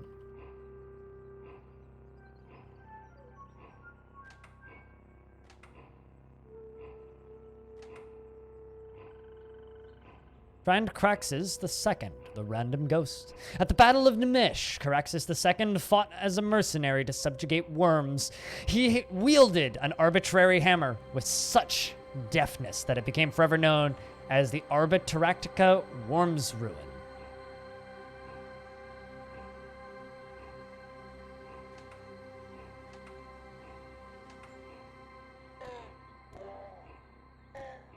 That's probably why there's so many worms here.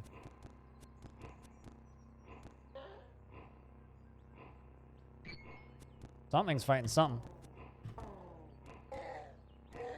At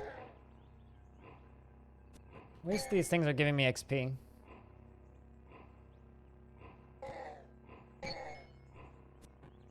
Kind of a decent amount of XP, actually. Knock you prone. Pick up and examine small trinket. Ooh, it's a chem cell. Grab it.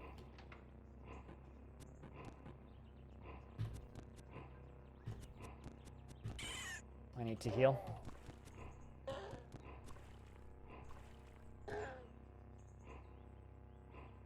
No, I agree. Sundermine does so much damage. Oh, it certainly does, Black Hole. Also, thanks for watching the DF stuff on the YouTube, you know? Like, I know I stream DF most days, and a lot of people watch me specifically for DF, but it's nice that, you know, if you want that stuff on a non-DF day, you can get that by watching the stuffs on YouTube.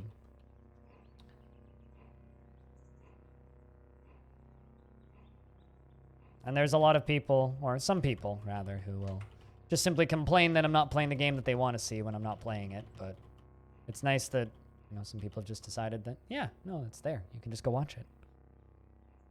You miss them, so you watch it? As in, like, you don't have time to watch them, or you mentally miss them?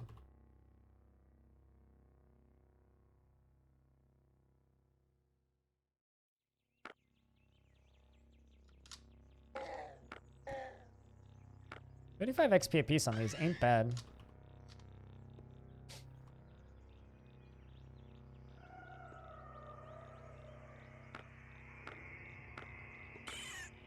Also, 150 XP on those is still good. Interesting. Why did you get mad at me? What did I do to you? Maybe I accidentally shot him.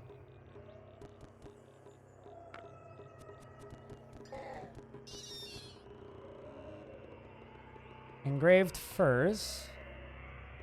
Oh, interesting. While traveling through the Hyperdrome, the Oligarchy Conqueror, Caraxes II, stopped at a market of the Imerku Tangle. At an obscure shop, he purchased an arbitrary hammer and named it the Arbitrary Crux's Fiend, and then he went to a nearby tavern and lost it to a local thief. He cursed the tavern and left Akramu Tangle. Now we have a new quest to go get that hammer.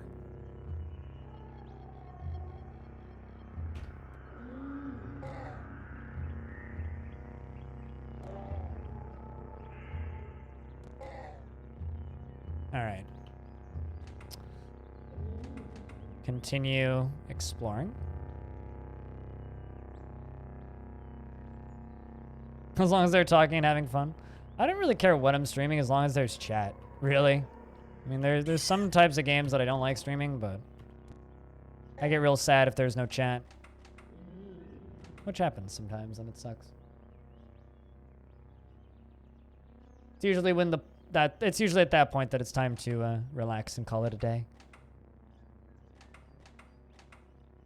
Although I can't wait for tomorrow. God damn. Tomorrow's my day off, my normal day off, but I'm hanging out with a friend. We're going to the pub, and it's our first time going to a pub together since July. So this is a guy that I normally go to pubs with, I don't know, few times a month, generally.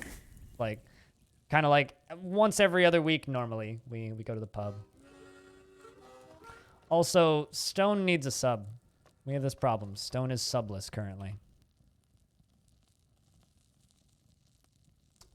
Serve your fresh foods.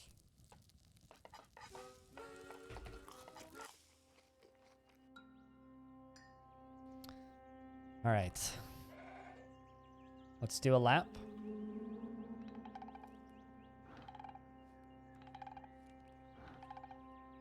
And try and find their enclave.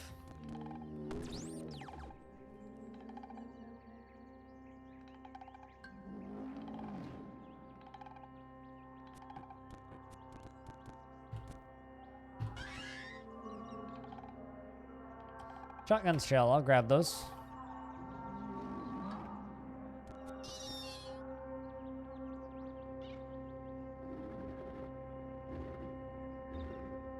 Oh, I will bring enough, You weren't going to mention that? I mean, I've noticed. I will bring enough hand sanitizer to, drown a small army. Don't worry. Electrified Iron Vineweeper. Ooh. And a stun rod.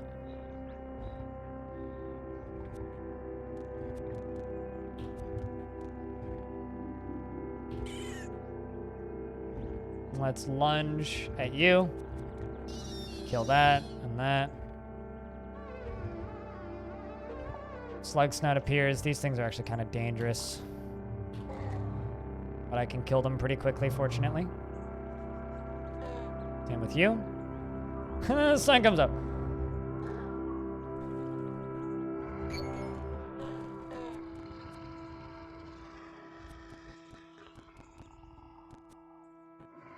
This is actually kind of scary. I'm gonna sprint. Not because any of these enemies are particularly scary, but in a, out in the open, they will certainly kill me. Wait, what? Where are you?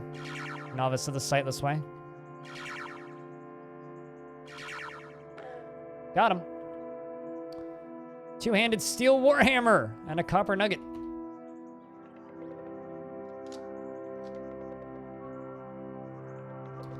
There's a lot of things following me.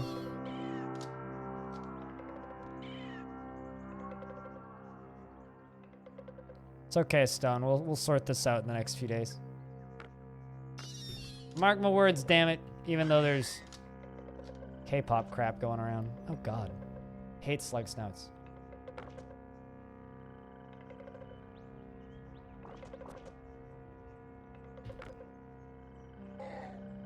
I hate those so much.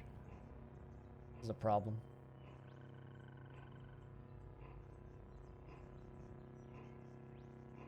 Uh-oh. That's an even bigger problem. 29 turns before I can sprint again.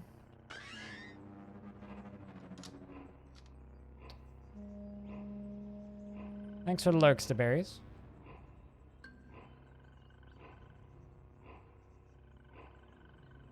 That's good. What RPG book?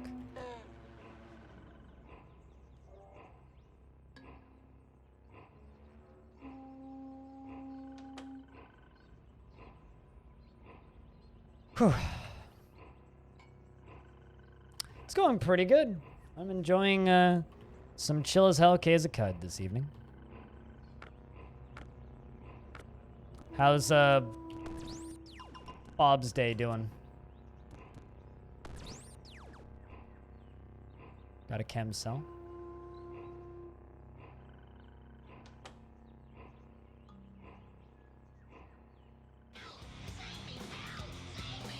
Thanks to berries for fixing that very serious problem. Someone like Stone, who's here so often, just, I don't know, one of these days I'm just gonna gift you a year of subscription.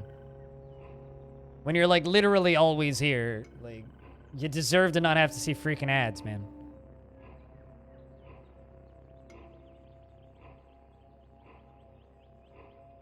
Okay, let's go to the left.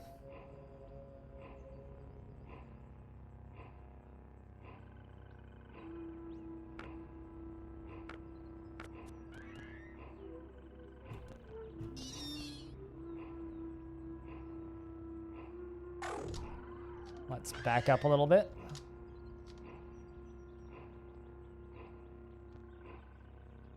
Oh, come on, where are you? Oh, there you are. Nice and close to me. Just gotta keep the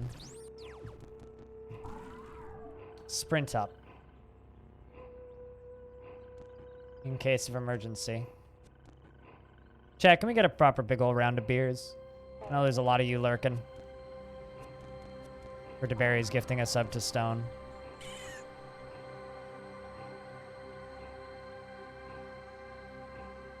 God, this music's so good. Cheers, guys.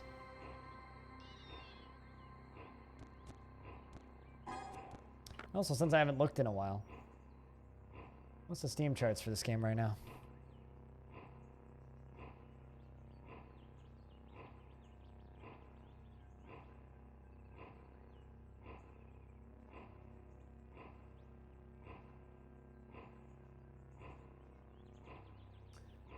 $705 people are playing this game right now. And the most likely run killer early game? I disagree. I think the most likely run killer early game, like if we're talking like early game, I think it's... Mindsunder is the first thing that kills you that you go, oh, I have no idea what the fuck this game is, you know? Like when you're learning, once you think you started to learn Caves of Qud and you're like getting a little bit brave and adventuring out a little bit, that's when you get your mind sundered and you go, oh, I don't understand this game, you know?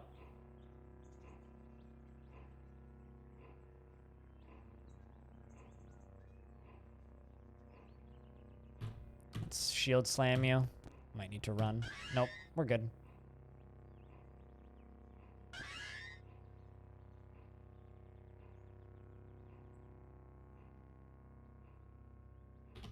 I think that early run killers are like monkeys, you know, because like you go to Joppa, they tell you to go to Red Rock, and then you go to Red Rock and die to monkeys. That's like the early run killer. If I were to say most common early run killer, it's like, oh yeah, go to Joppa, get told to go to Red Rock, die to monkeys.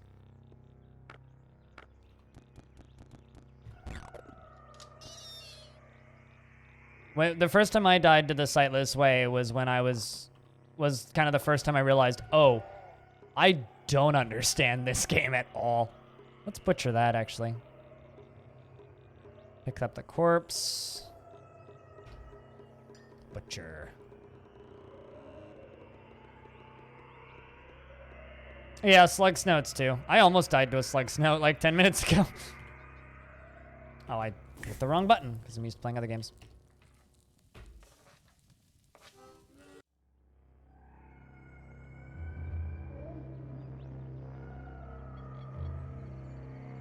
Pound's chest.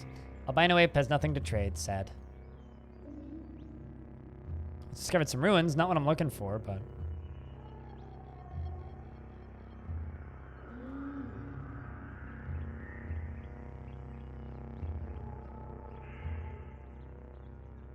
Oh, hello. Goat person. It's got a carbide hammer. Knock him prone. The goat folk stands up.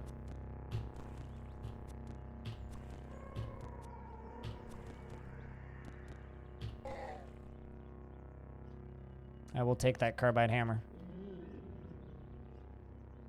Goat folk scare me, man. Whoa! Fucking... Oi! Who gave you a shotgun? Or sower seeds explode? Is that what that is? I don't know. What was that? Massive horns, elastine, skin suit, carbide hammer, and sower's seed. Whatever that is. I really need to remember to use my lunge. I have a lunge. Uh-oh. This is a sketchy fight. Light grenades? Well, it hurt, whatever it was. Well, it hurt a lot of things, not all that much. Braid of foreskin? I mean, I'm not gonna lie, Hobo. It wouldn't shock me. It really, really, really wouldn't shock me. If we found a braided foreskin.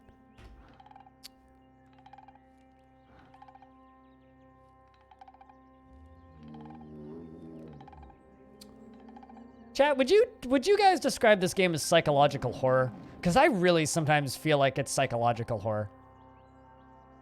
Shrine to Duram, Quinip the Terror. The shrine depicts a significant event in the life of the ancient sultan, Derexaram. Inside the colossal prism, Derexaram cemented her friendship with gamblers by marrying Ish. Uh-oh. I'm gonna walk away from that dude and heal up a little bit. If I can.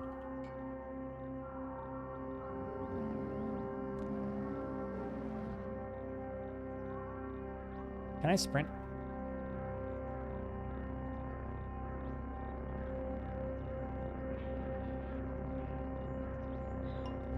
Just want to heal up, okay? I'm gonna save my mutation points.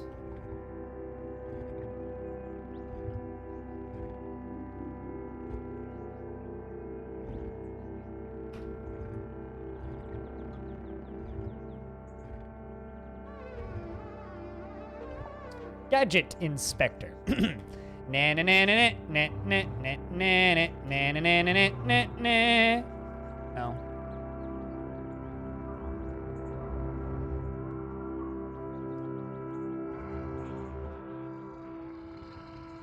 Did I unequip my Sword of Steel? Why do I have an equipped basic toolkit? Excuse me?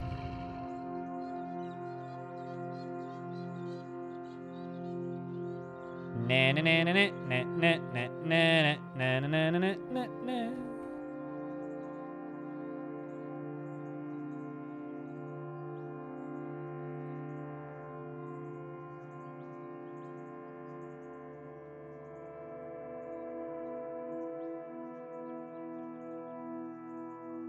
It's like, I don't think...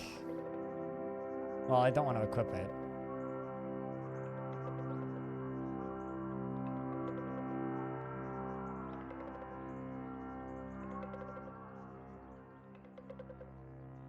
What's the plan for this run? I don't know, don't die. Carbide dagger. Take those, those are worth mons. Sword of Steel? Was it stole? No, I accidentally unequipped it. Small Cobalt 2 tube. Shade oil injector. Thermal grenade. A lacquered pump shotgun. The box with a shotgun at the front door of this place. I'm sure this place is fine.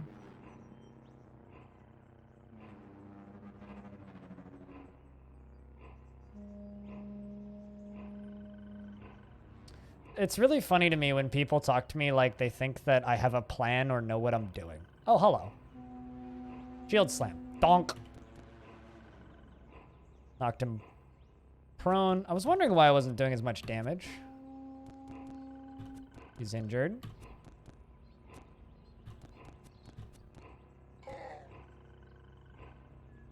Carbide battle axe. Much more effective than golden axe. Man, you ever just wish that you're playing Trukin? Statue of an impaled eater. Whoa, oi, who gave you a frickin' gun? Ow, ow, ow. See how you like my sword in your face, mister, I have a gun? God. But I'll take it, thank you for the gun that I can sell later.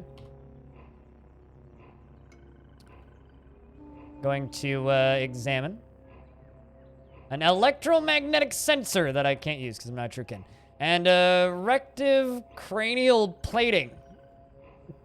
Who doesn't want rective cranial plating?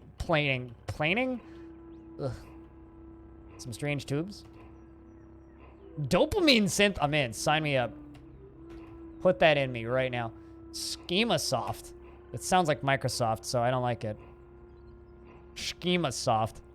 Don't trust it.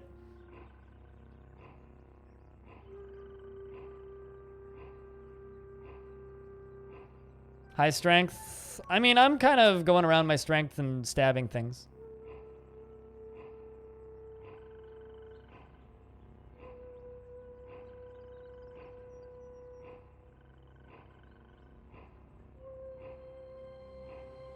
Sorry, so I just had, I literally like, I saw that, I read this conversation backwards, okay? So the first thing I read was Stone Hobo saying, you should get on that, it's super satisfying. Above that, can't say I do, at Stone Hobo, followed by, wait, you don't have a foreskin braid harvested from the cocks of your enemies to show off your ultimate combat prowess? Ugh.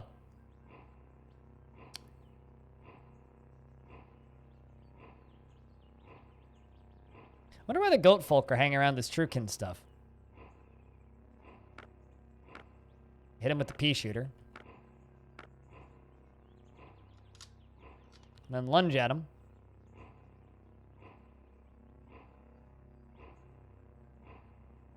What?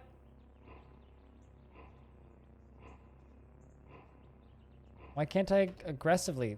Okay.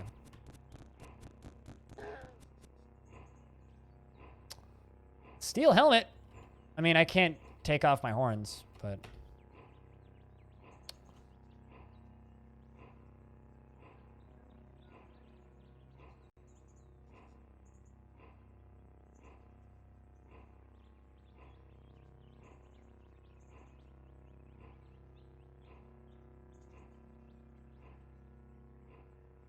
Longsword skills are so good for controlling the battle. I second with that. Another sower.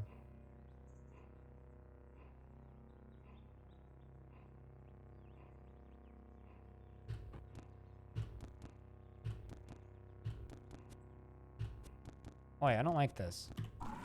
Please die, thank you.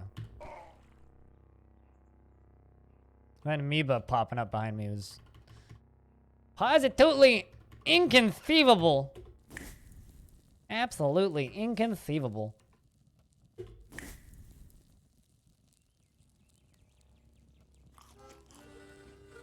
Wow, wow, wow, wow.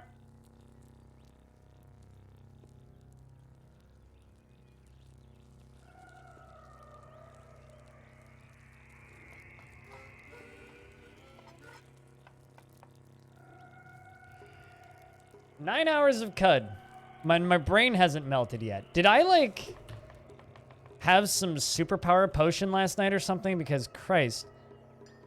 Normally by this point I'd be exhausted. Okay, like, actually, where the hell is the Barithmine enclave? How far do I have to go to... Oh, hello.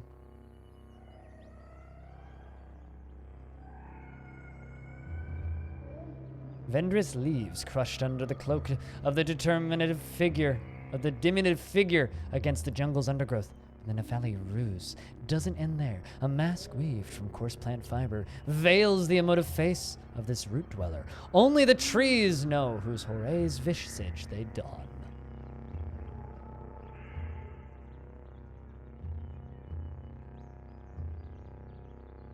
And a forager.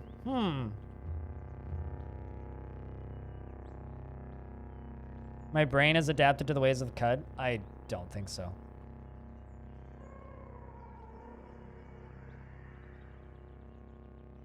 You have nothing to trade? Do you have things to trade?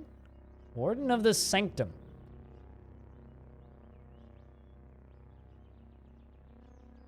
I mean, you want some implants? I got a lot of them. The writing in this game is wonderful. And I'm not just saying that because one of the people that works on the writing is in the chat.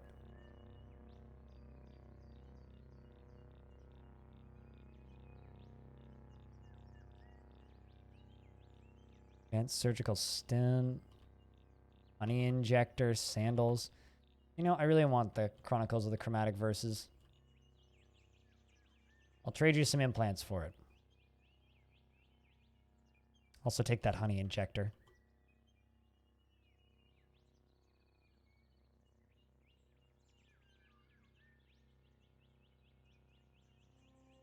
And we all know, chat, that I'm someone who loves buttering people's egos.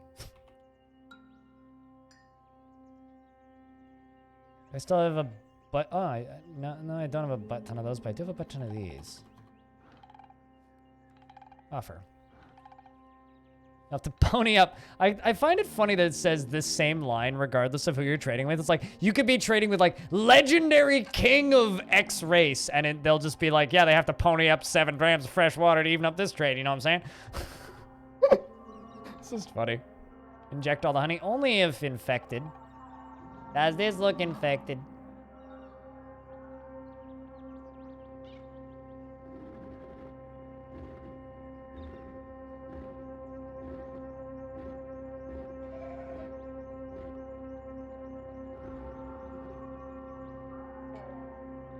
Something died.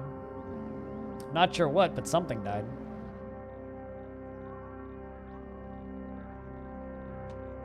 Oh, there's a goat person. Thunk. Knock him over. Switch to an aggro stance.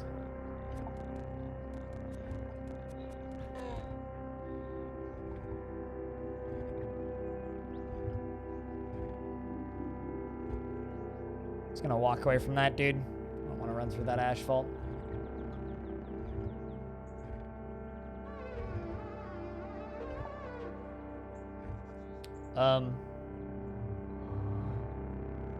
Something happened just now.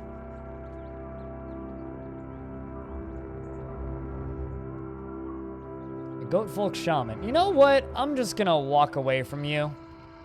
I don't know what you're gonna do, but I don't like it, so. Best be safer than sorry, you know? I'm just gonna auto-explore this whole area.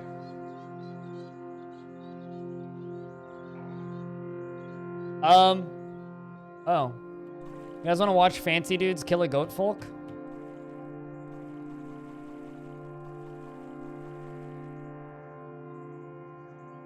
Or like imprison a goat folk? Oh. I stepped on fire and it damaged me. Why am I not surprised? They have them caught in a fourth field. They caught him in a fourth field.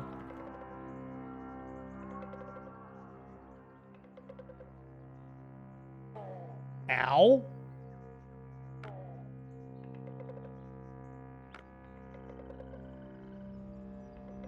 Goat folk sower's explosion. I'm gonna sprint up to him. Knock him prone. Punch his head. Seemed to work. Sturdy steel buckler. I don't have a steel buckler. I'm gonna like auto-equip that. Slime stench iron buckler. Removed. Sower's seed. I've always wanted a sower's seed. And there's an ice frog here. And I'm gonna, let's kill the ice frog actually. Should be okay.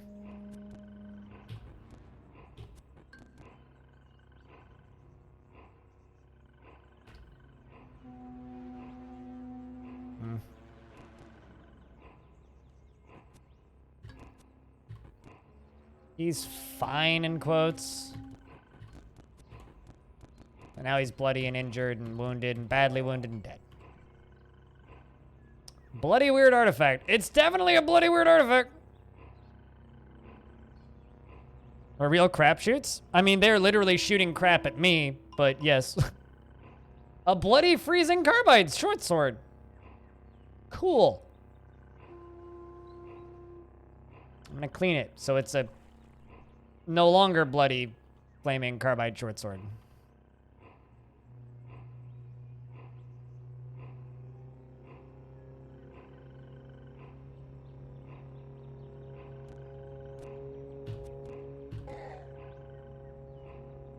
I'm just gonna take the lead slug.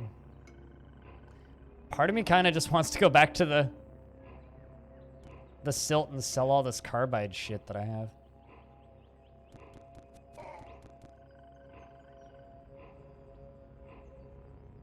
See if I can get some fancy gear from that Dromed caravan up there. Ow. Okay, fuck that. Fuck that.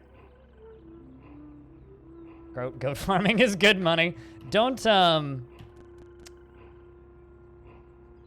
of my viewers loves goats and would be very sad if you said that.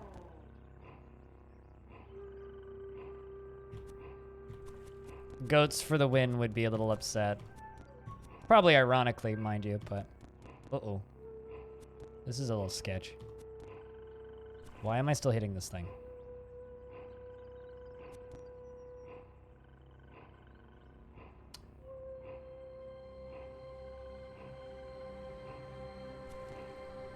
I don't like this. I also don't want to run away from him. I may be dead. Ah!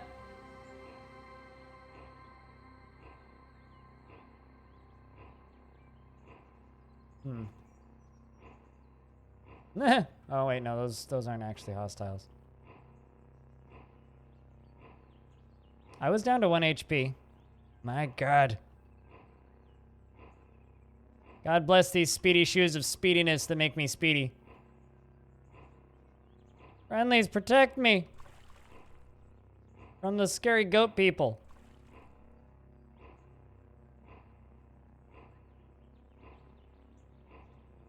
I've become hungry, but I can fix this.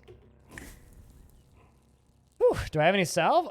Yeah, but, you know, I always forget to use it. Smile.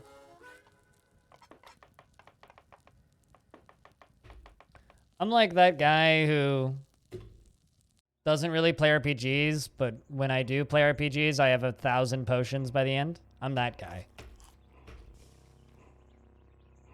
I might need it later. Like, what do I even have, actually? On this game? Oh, I know. This is why I'm not good at this game. Let's see, I got time dilation grenades, stasis grenades, thermals grenades, bandages, salve injector, honey injector, shade oil injector, skulk injectors. Other shit. I'm also getting tired. Been a long day. Ich bin long day. So I was looking for their enclave. I think I'm gonna fuck back off to the silt, sell some stuff.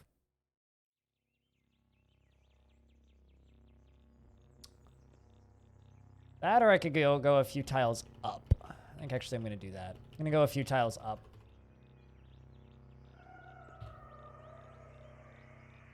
I've explored down a bunch, but not up.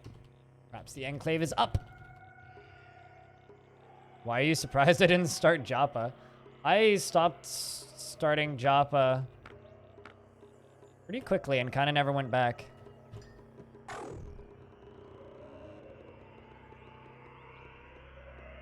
Or Yappa, or however it's pronounced. Not that I know. There's a...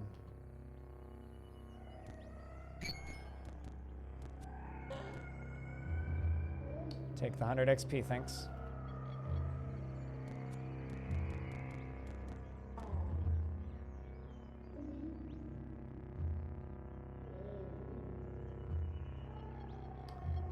There's a snail.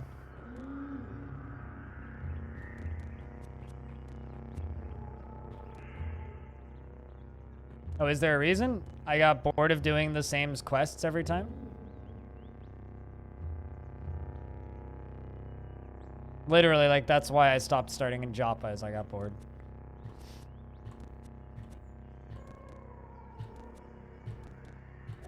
I always do the random villages. Always. Uh-oh. That's not good. You can die.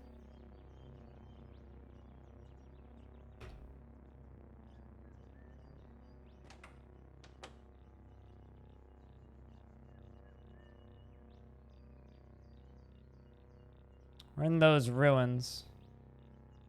Feel odd not starting in Yappa? I mean, I guess so. Oh, come on.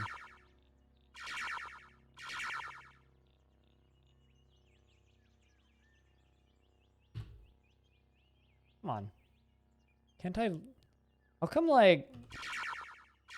I was able to use lunge no problem for a while, and then one day I just forgot how to use lunge, and now I just haven't been able to use lunge.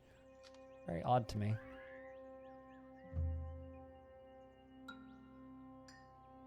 Oh, there's a puma. That just walked right past me.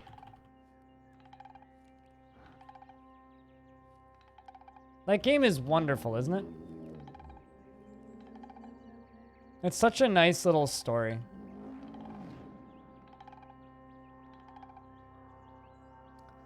After striking a deal with the mysterious strangers, Caraxes II convicted them to help him find a gambling den in Ipar for the purpose of making decisions by the arbitrarily choosing tokens, and named it the Gambling Den of Arbitrary. I really wish someone who used to watch this stream named Arbitrary Rage was still around, because he would love this shit. Getting shot at by something. It missed. Ah, rifle turret.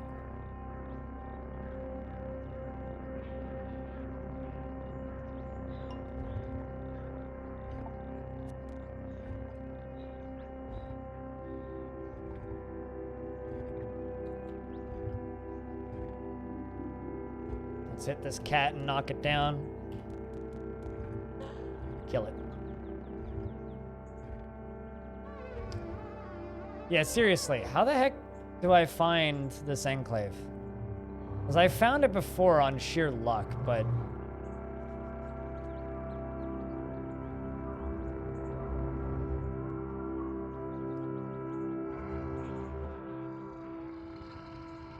You climb a mountain and you turn around. All right? There's too much shit in this area. I don't like it. I'm out.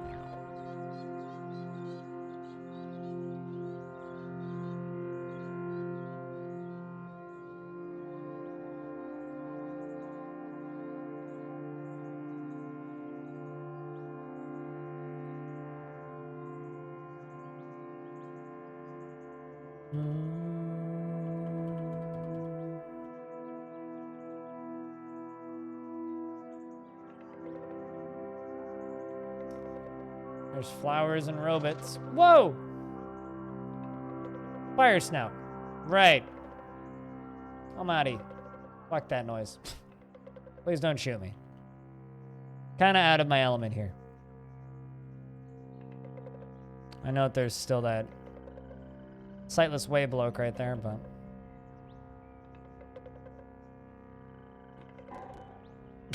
Okay, you died fast. Human, or what was a human.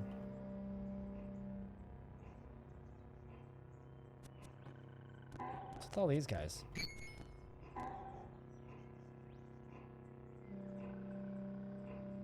I mean, it went right over my head, but I just... generally, when stuff like that goes right over my head, I assume it's a reference.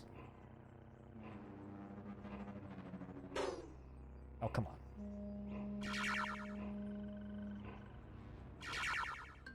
Three, 4, 5, 6. There you go.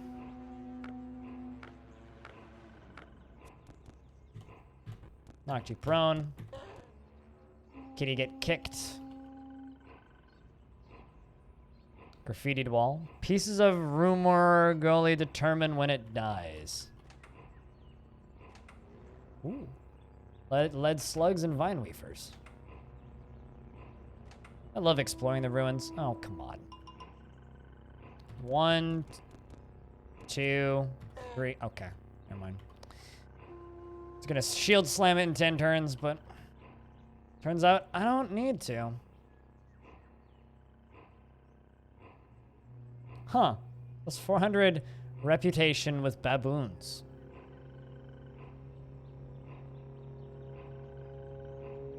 Oh, okay, that unequips your buckler. Gotcha. Well, I definitely want my buckler equipped. That's interesting.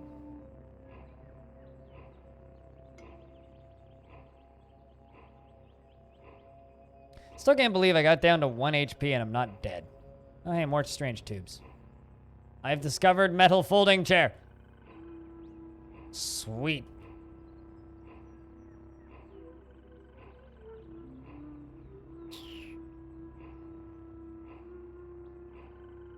Although I do actually feel like I'm at an alright level for this area, which is kind of nice. I never feel like I'm geared enough for this area whenever I'm here. Where the fuck?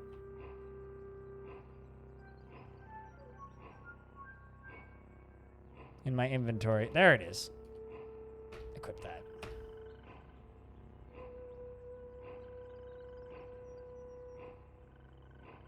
I mean, this is the hyper post-apocalypse. So they know nothing about the previous society, mostly. So it makes sense when you think about it. Resonance grenade, vine wafer, and a lacquered carbide longsword. Now that I'm going to equip. I like that I equipped my metal folding chair. By somehow.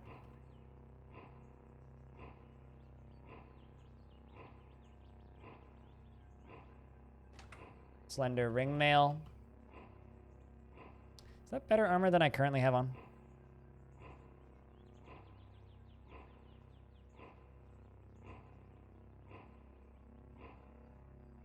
I have a metal folding chair and a broken metal folding chair. Fear me. See you at next Raw. Vince McMahon's gonna fucking love me. God, I hate that, man. There we are. Slender ring mail. Yeah, no, the Puma Triton's better. Doesn't have the debuffs.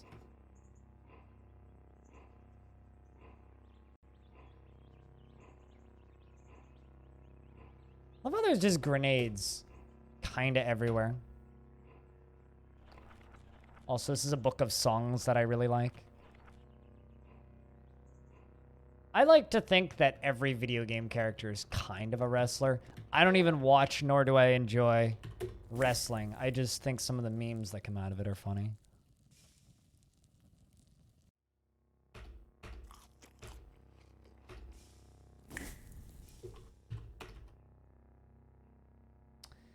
All right.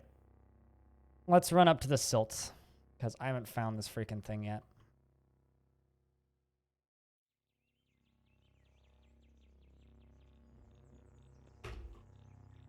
And I am amazed that I haven't found a single secret about Rusev yet.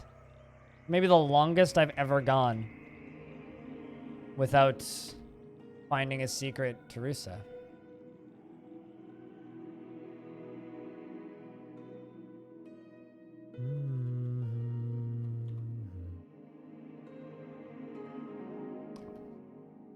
Nah, nothing. Oh, actually, I mean, I could throw the chairs in there.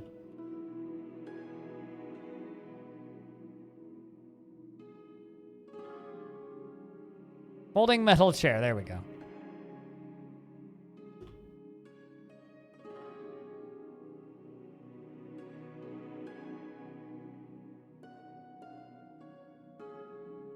Just gonna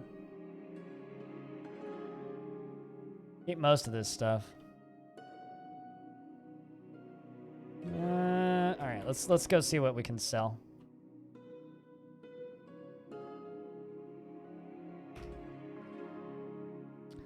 The Dromad Caravan. I wonder how many mushrooms are growing on that one crew that was just constantly getting mushroomed by their mushroom that they had with them. I will never get tired of the fact that no matter how much you play this game, there will always just be a what the fuck are you option under the traders. Always. Forever.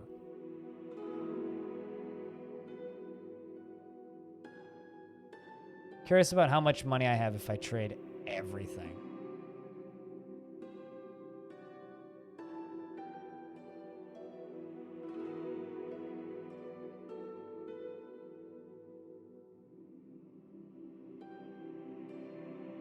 Because, I mean, like, that doesn't sell much, but that does. That adds up. That adds up. That adds up. That adds up. That adds up. That adds up. That adds up. Like, all these add up, but probably not enough to buy any of the really cool shit.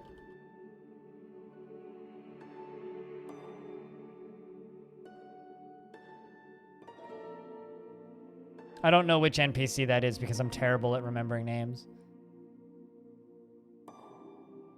Because I could pick up the town mystery quest that you were doing.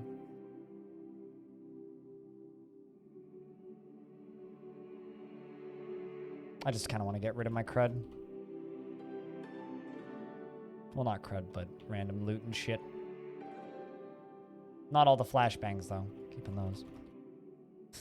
All this stuff, though. All this heavy shit that I don't really need to just be lugging around.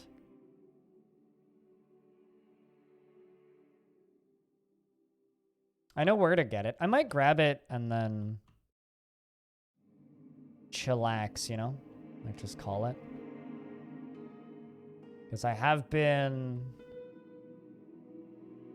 going for 9.5 hours. Getting a little dozy offy here.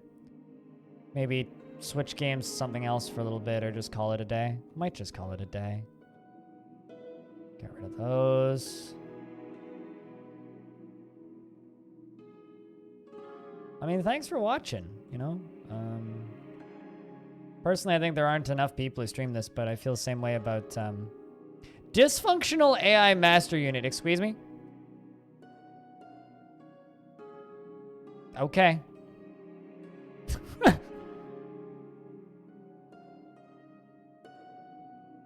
That or like switch to something that's maybe like a little bit less of a problem if I die, you know?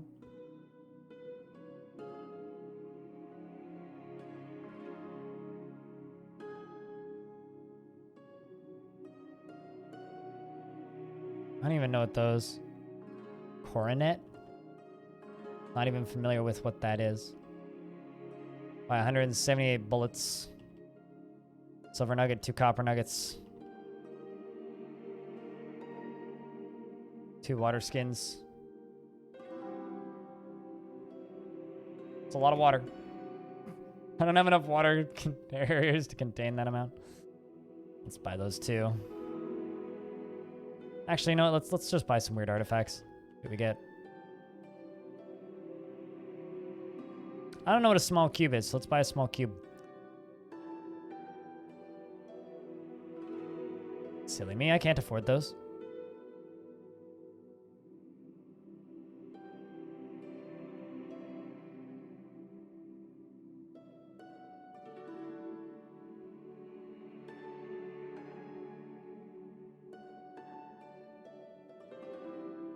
I mean, I could probably get one of those crystalline daggers, but I'm not using them.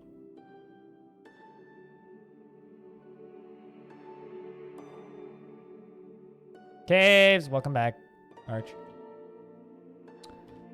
I'll buy the other water containers. Oh.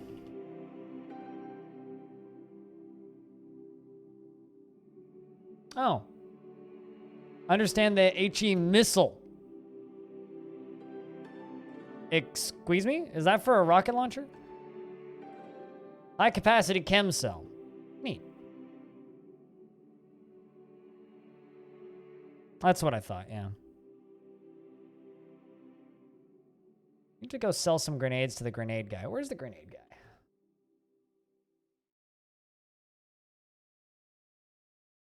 I'm kind of sad that I finished playing through Fear last night, because now I don't have, like, a mindless game to play.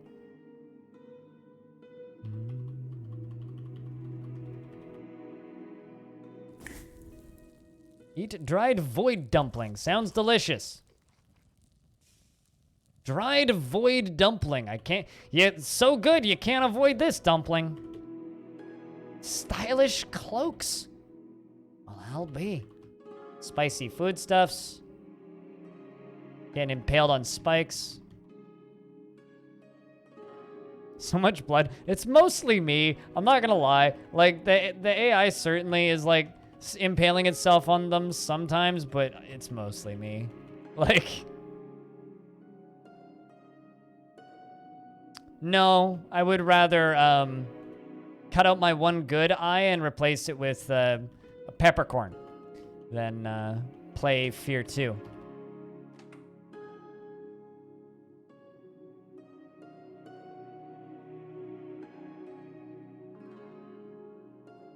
I mean, to be fair, it's been, 8 hours. If we subtract the records from the start of the stream. Glover, I loved playing Glover on the N64. Actually, I didn't. This guy's named Glover. Or he is a Glover. What about the expansion packs? I don't own them. I need to get them. Actually, I might own them. I need to look. I ain't installing games right now, Arch. But sure, if you want to wait for an hour for me to install it. You can't, just don't underestimate the lack of speed that is my internet, sir. Let's buy another weird artifact. Why not?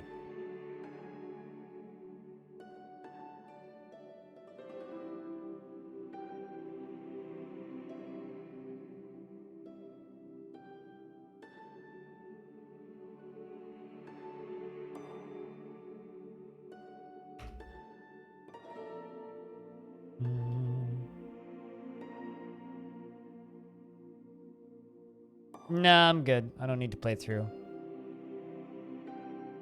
Sturdy steel gauntlets, eh? +2 strength. This item grants bonus strength, but disallows the use of the floating nearby equipment slot. Huh.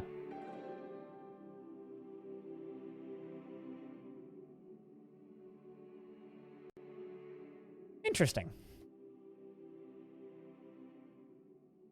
I will wear those.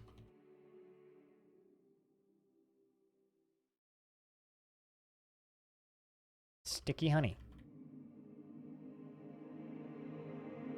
On GOG today? Based on my knowledge of GOG, that's not that difficult to pull off.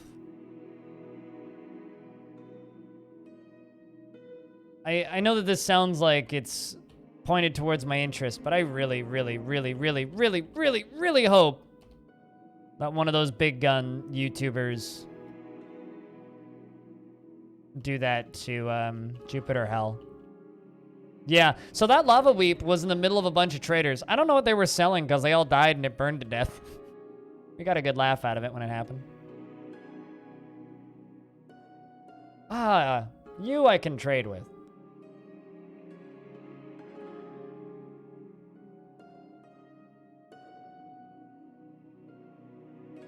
It was pretty funny.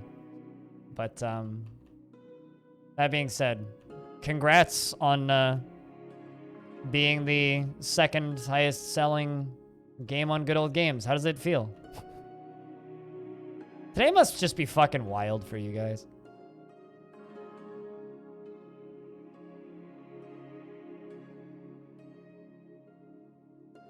I mean, that and, like, you have 705 players playing right now on the Steam version. I wonder how many reviews the Steam version's gotten. I'm gonna go refresh it. 91 recent.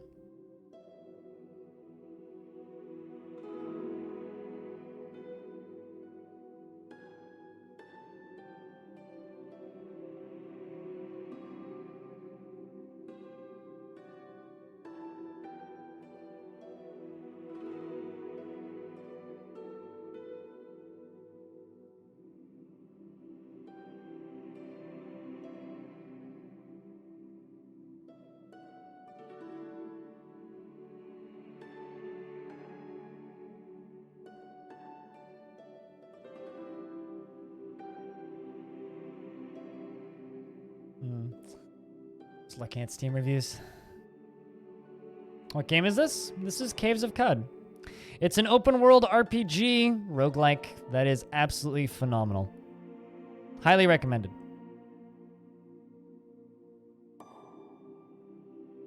Yeah, no, totally. No, totally. It's phenomenal that more people are finding out about this game. Some of them just made my brain hurt a little bit. Most of them are fine.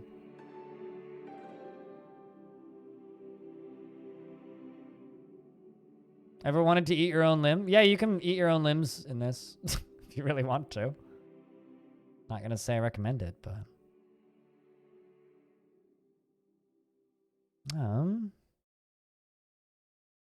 it's on sale on Good Old Games right now. You've got 18 hours in and you've yet to get more than 6 or 7 screens out of Joppa? Really? Then you're doing it right. Gotta say that. You're doing it right. That's one of the better ways to learn Caves of Qud is to just start smacking your forehead against it.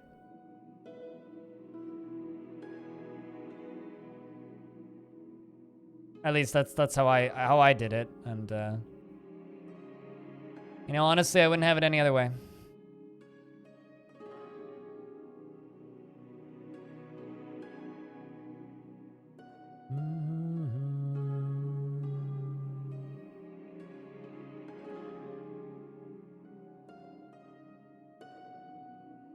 Peep those engravings? Which ones? Oh, on the dude's stuff? Oh yeah, I guess I should do that, right? At daybreak, the summer solstice, a widow maker found a babe with prisms on its eyes outside his workshop. He and his fellow men realized he had a tail and named him Goku. And the makers adopted the babe and named her Rexram.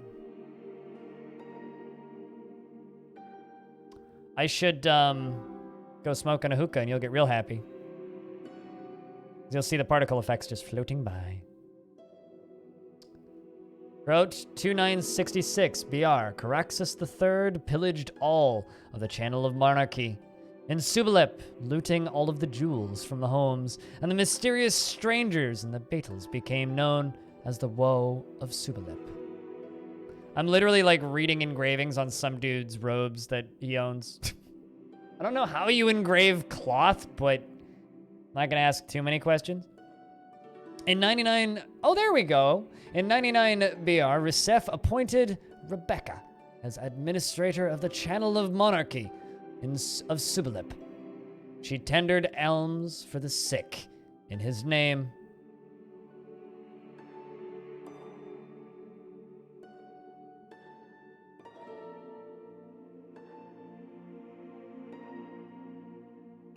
There you go.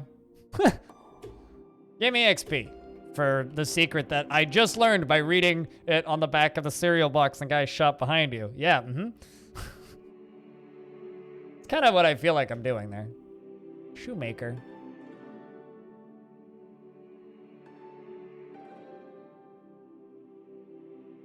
Gunseller. By all the lead slugs.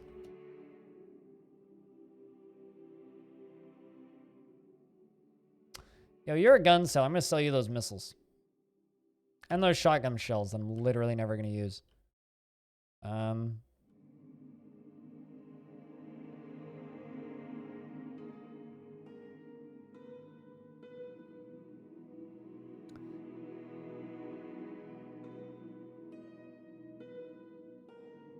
need to give shoemakers their own dialogue? You need to give this line different dialogue based on different people. Because they'll have to pony up. It's just such a funny line.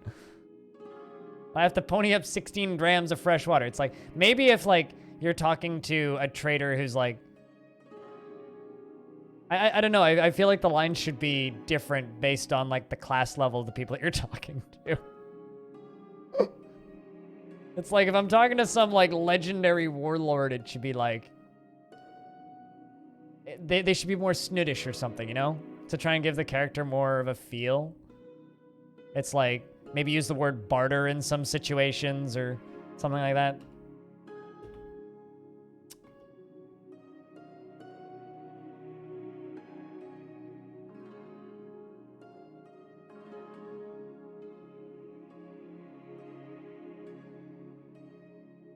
I'm literally just looking for stuff with engravings on it now.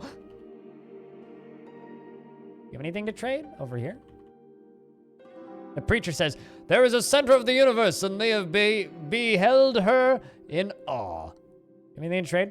I always find this amusing that the priests often have like bullets. How to get bullets? Talk to a priest.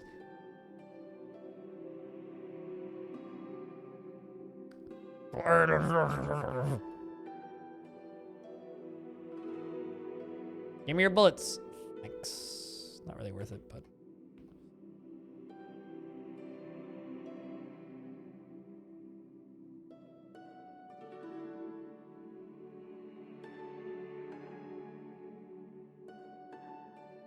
Well, not silver bullets. Lead slugs in this case, but. Is that all that you have is spiced cider? Darn.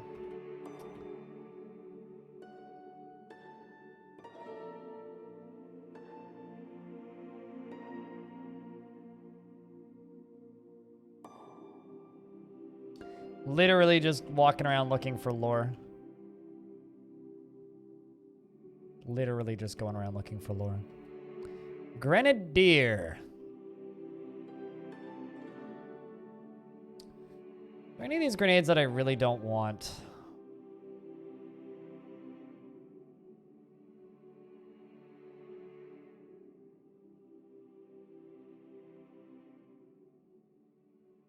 Could also just like dump all my nuggets on this guy and, hey, Jehozel, how you been? If anything will get rid of demons, it's probably a shotgun. Or a hand nuke. Hand nuke's much more likely to get rid of demons. Also you, in the process. Kills two birds with one stone. It kills your dumb face and their dumb face.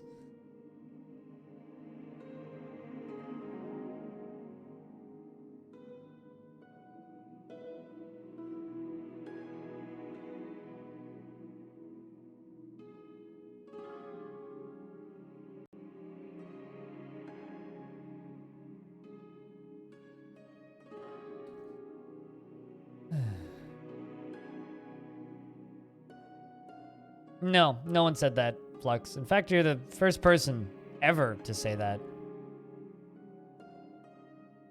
Many people have said, hey, hey, hey, but no one has said Seth train. I didn't realize Seth owned a train.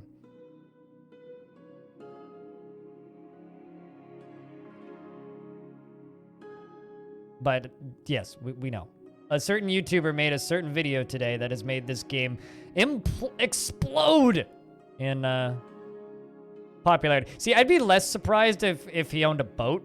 Train, yeah, I'd be kind of surprised because like maybe a model train, but like how do you store a train? It's kind of like if you buy an airplane. How do you store an airplane? Did irradiation poisoning? The irradiation will go away after like 200-300 years. That's fine. Also, it won't kill that many people because they'll just pack up and leave. A hangar? Sure, but like you have to rent the hangar, right? Or build a hangar, one of the two, right? So how do you store a train in Space World? Sure. How do you store a train? I guess in a train lot. Anyway, whatever. Train garage? A train box, yes. You have the money for storing it? Not necessarily.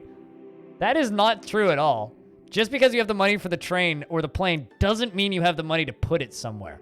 I'm pretty sure that one Nicolas Cage could talk to you about having the money for a thing, but not the money to support the thing. You know what I'm saying?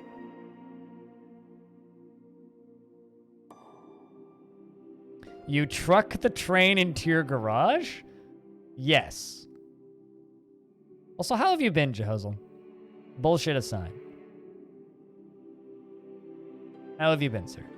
Good to see you.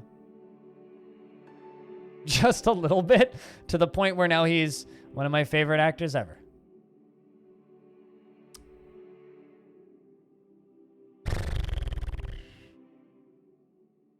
Good to hear, man.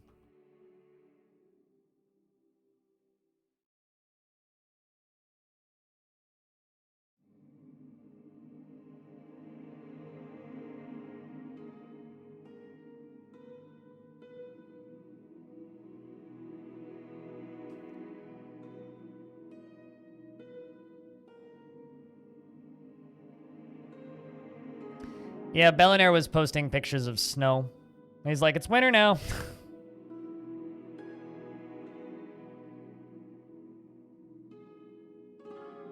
You know, this story is reminding me of the guy that kept blowing up the beaver dams to make and pouring, like literally blowing it up with explosives, and pouring sand into the lake that he lived on close to where I was growing up, to extend his property to build an airplane hangar. Which is maybe one of the most Canadian stories I guess I could ever tell. Canadian blows up beaver dam to try to extend size of property to be able to build an airplane hangar and runway, which is kind of the more I think about it, the funnier it gets. You know what I mean? Just blasted with some 3 inches of snow in one night. Nice. So what are you planning to do now that it's winter and cold as fug? Oh great, I'm lost. Fantasticals. Oh hello.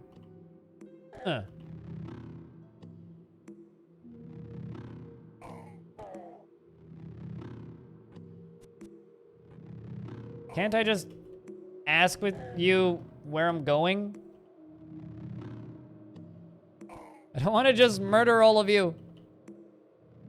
Not even a fair fight.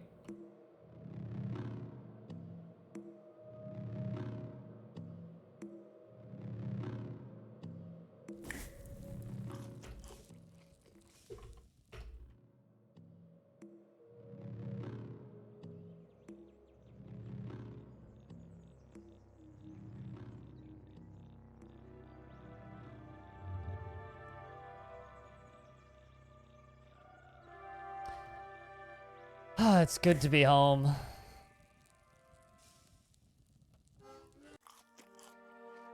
Nothing better than getting home and eating a nice serving of bread.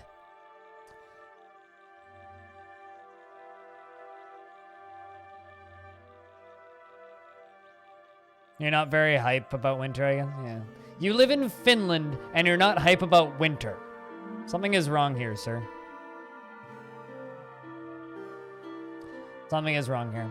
All right, so I'm getting tired. I've been live for almost 10 hours, and we've done almost 8.5 hours of CUD today.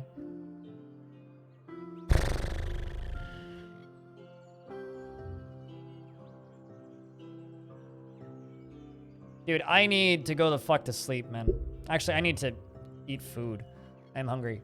I'm not vanishing right away. To all those of you who piled in from Seth, enjoy this fantastic fucking game, alright? Seriously, though. It's really nice when I see games I like get a big influx of people. It doesn't happen all that often. It's happened twice now, though. 3 times, actually.